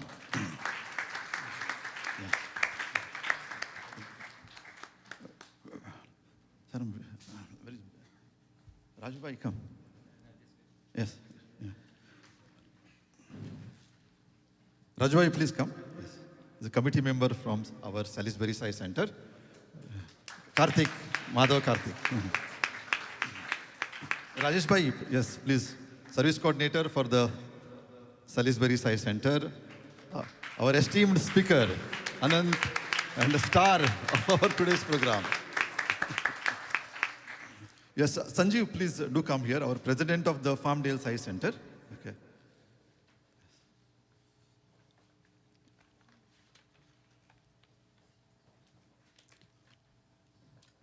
Yes. Chaitanya, please. Yes.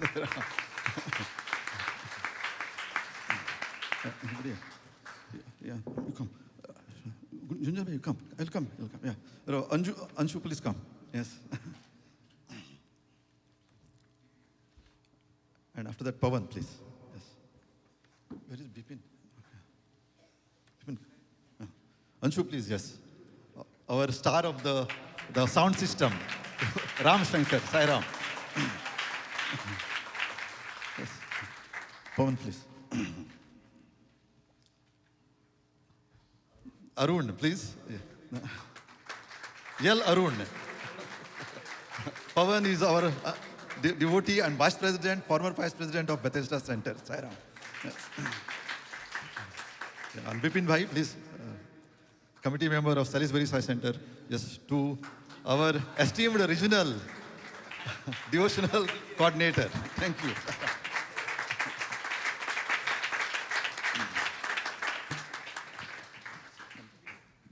Yes, so our Gunjan would like to offer his gratitude to Swami and everybody. Please go ahead.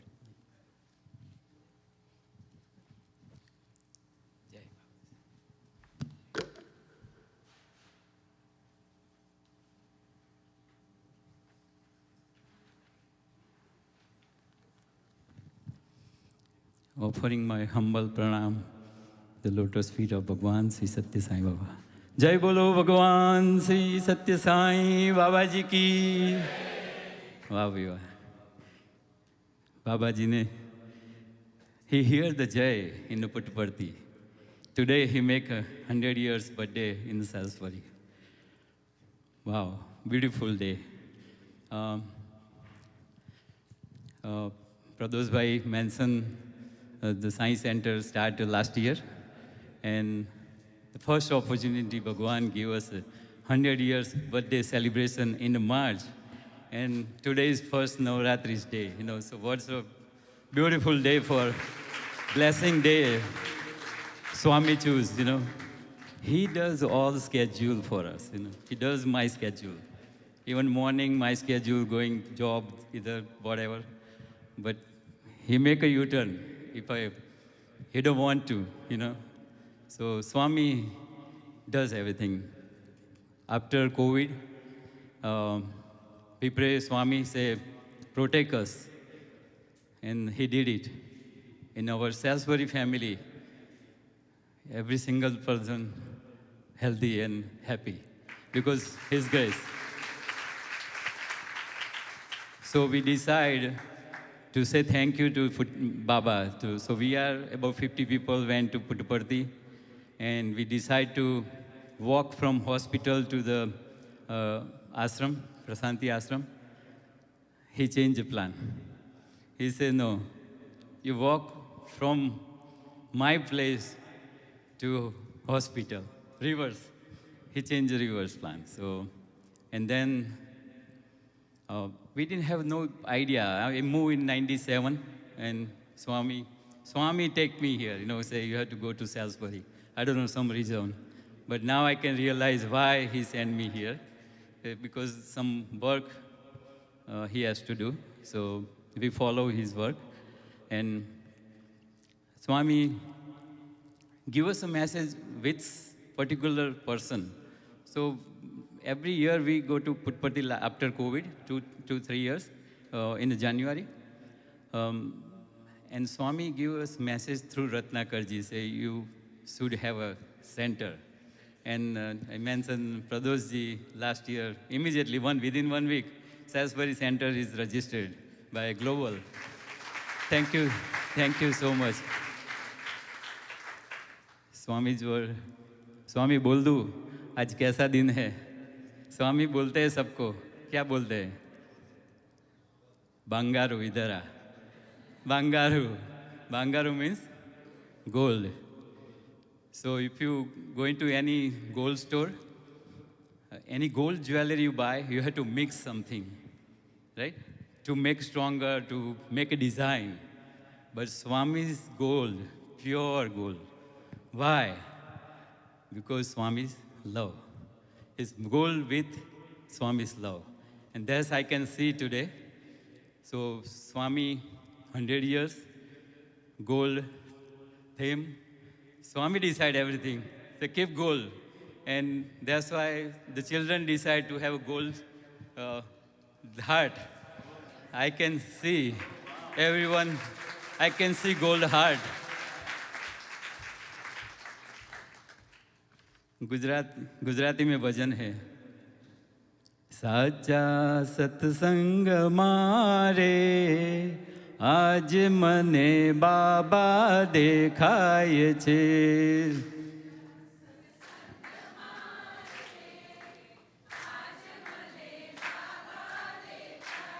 એક એક જીવ મારે આજ મને બાબા દેખાય છે.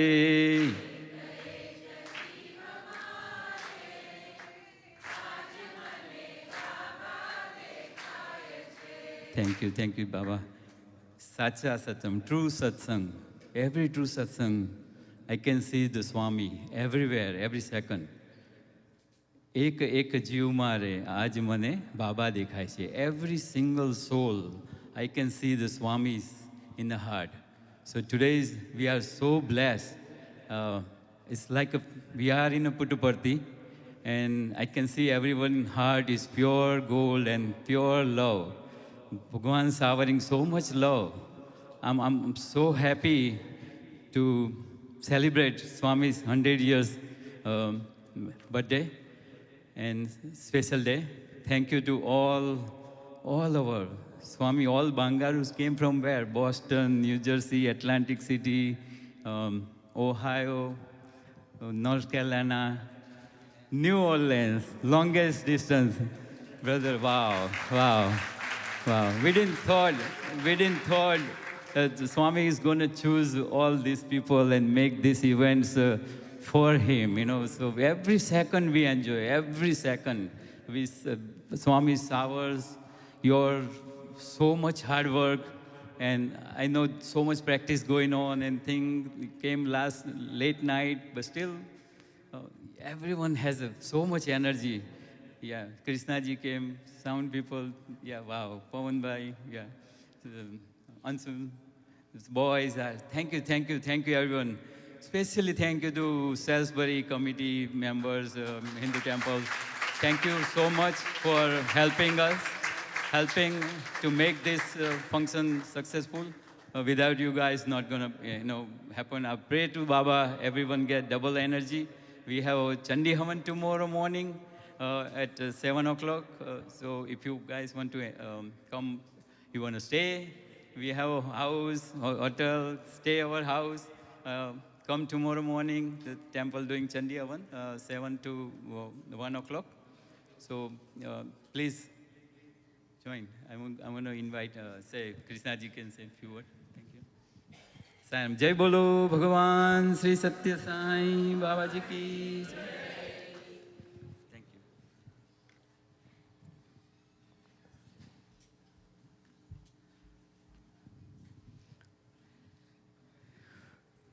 Offering ourselves at the divine lotus feet of our beloved Bhagawan.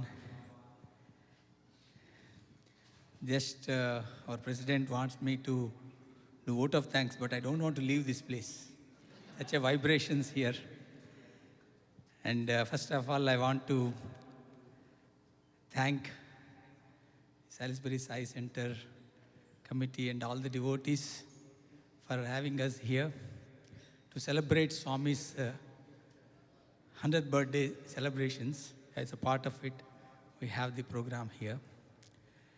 And all the devotees who came all the way, very long distances, we pray to Swami to bless each and every one of us with his abundant grace and love. Thank you. And we got great support of the people who are opened their houses for us to stay and the hotels. Thank you all for that. And our Sai brothers, I know words to say my gratitude to Bhagawan and thanks to them for coming here and singing the glory of our beloved Bhagawan and making us all very vibrant. And great thanks to Anshul and Pawan and the team that who supported on the audio video system. And all the families that supported with a lot of food here, food and altar, beautiful altar today here. And I was seeing Swami blessing with both hands in every program. After the bhajan, Swami raises both hands and bless all of us. It is here Swami is blessing all of us. And thanks to each and every one. I should not say thanks to Swami because Swami don't want us to thank him. But heartful gratitude to Bhagawan for giving us all this opportunity to be part of these wonderful celebrations. Thank you, Sai Ram. And we will conclude with Aarati.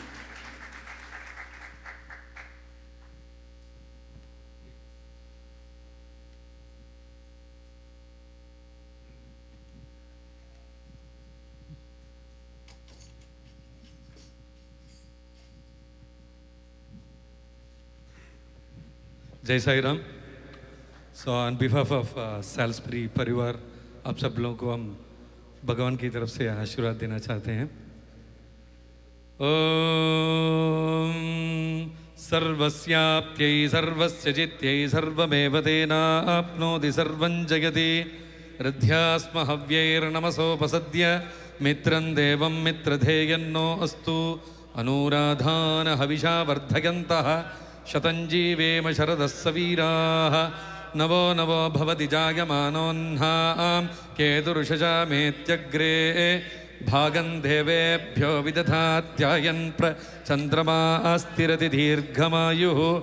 सर्वस्याप्त्यै सर्वस्य जित्यै सर्वमेव तेनाप्नोति सर्वं जयति.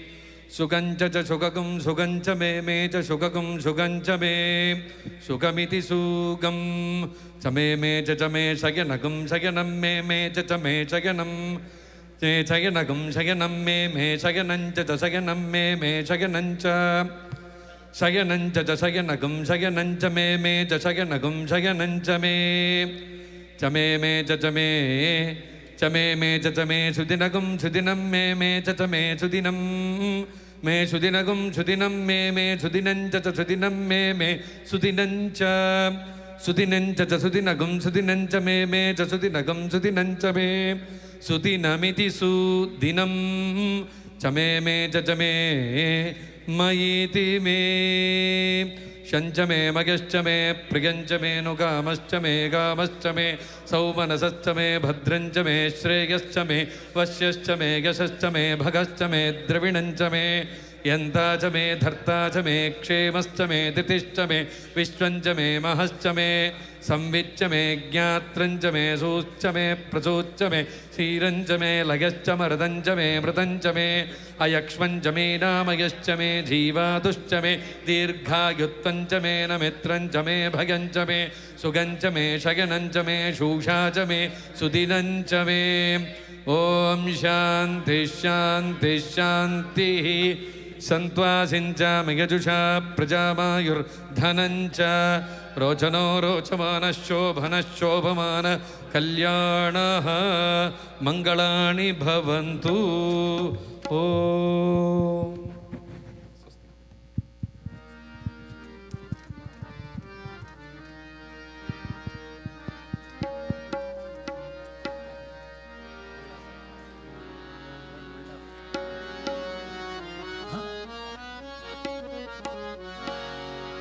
ओम जय जगदीश हरे स्वामी सत्य साई हरे.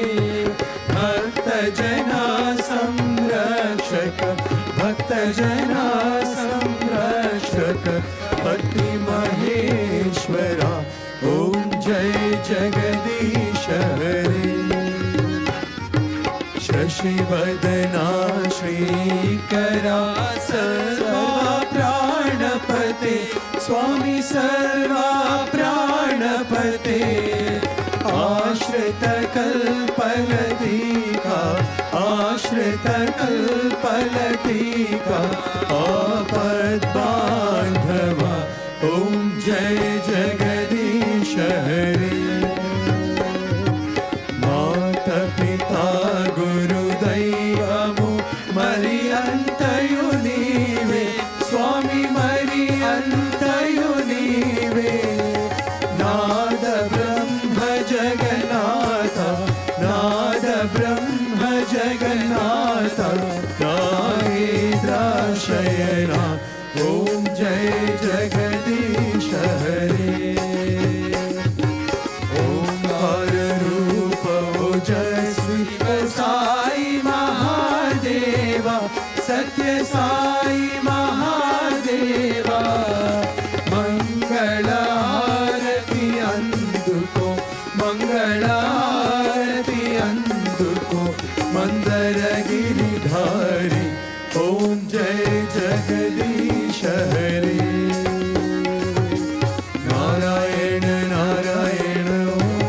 Satyanarayana Narayana Narayana Om Narayana Narayana Om Satyanarayana Narayana Om Satyanarayana Narayana Om Jai Sadguru Deva Narayana Narayana Om Satyanarayana Narayana Narayana Om Narayana Narayana Om Satyanarayana Narayana Om Satyanarayana Narayana Om Jai Sadguru Deva Narayana Narayana Om Satyanarayana Narayana Narayana Om Narayana Narayana Om Satyanarayana Narayana Om Satyanarayana Narayana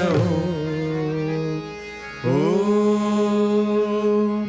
Jai Sadguru Deva Om Shanti Shanti Shanti Samasta Lokaha Sukhino Bhavantu Samasta Lokaha Sukhino Bhavantu Samasta Lokaha Sukhino Bhavantu Om Shanti Shanti Shanti जय बोलो भगवान श्री सत्य साई बाबा जी की जय। शिरडी साई महाराज की जय। साई माता जी की जय।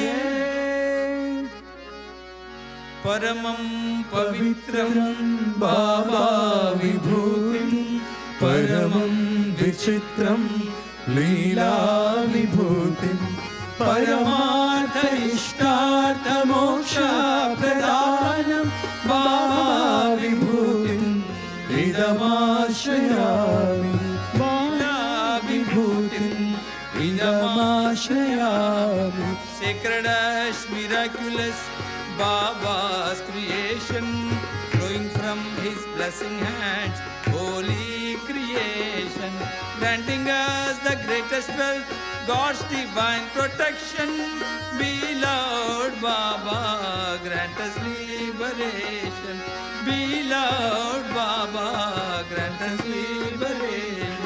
Paramam pavitram Baba vibhutim, paramam vichitram leela vibhutim, paramadha ishtartha moksha pradatam Baba vibhutim idamasrayami, leela vibhutim idamasrayami.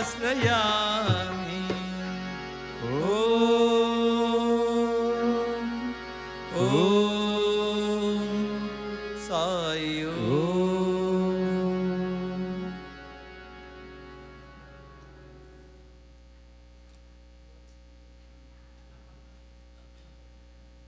Om Sri Sai Ram, just a small announcement about the regional retreat that is happening from May 22nd to 26th.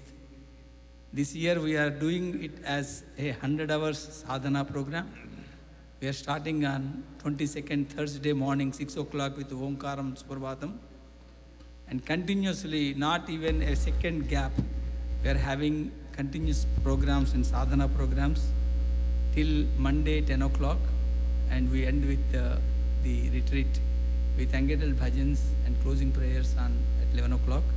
I request all the people, not only the Salisbury people, whoever that are attending here, please register in the retreat as soon as possible, and you can take up any sadhana. It may be like Likita Japam, it may be reading Swami's literature, it may be writing letter to Swami, and musical programs, Namasprana, so many opportunities are there.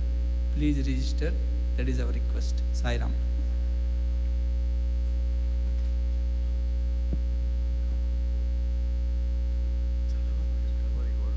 Yeah, we will have a group picture now.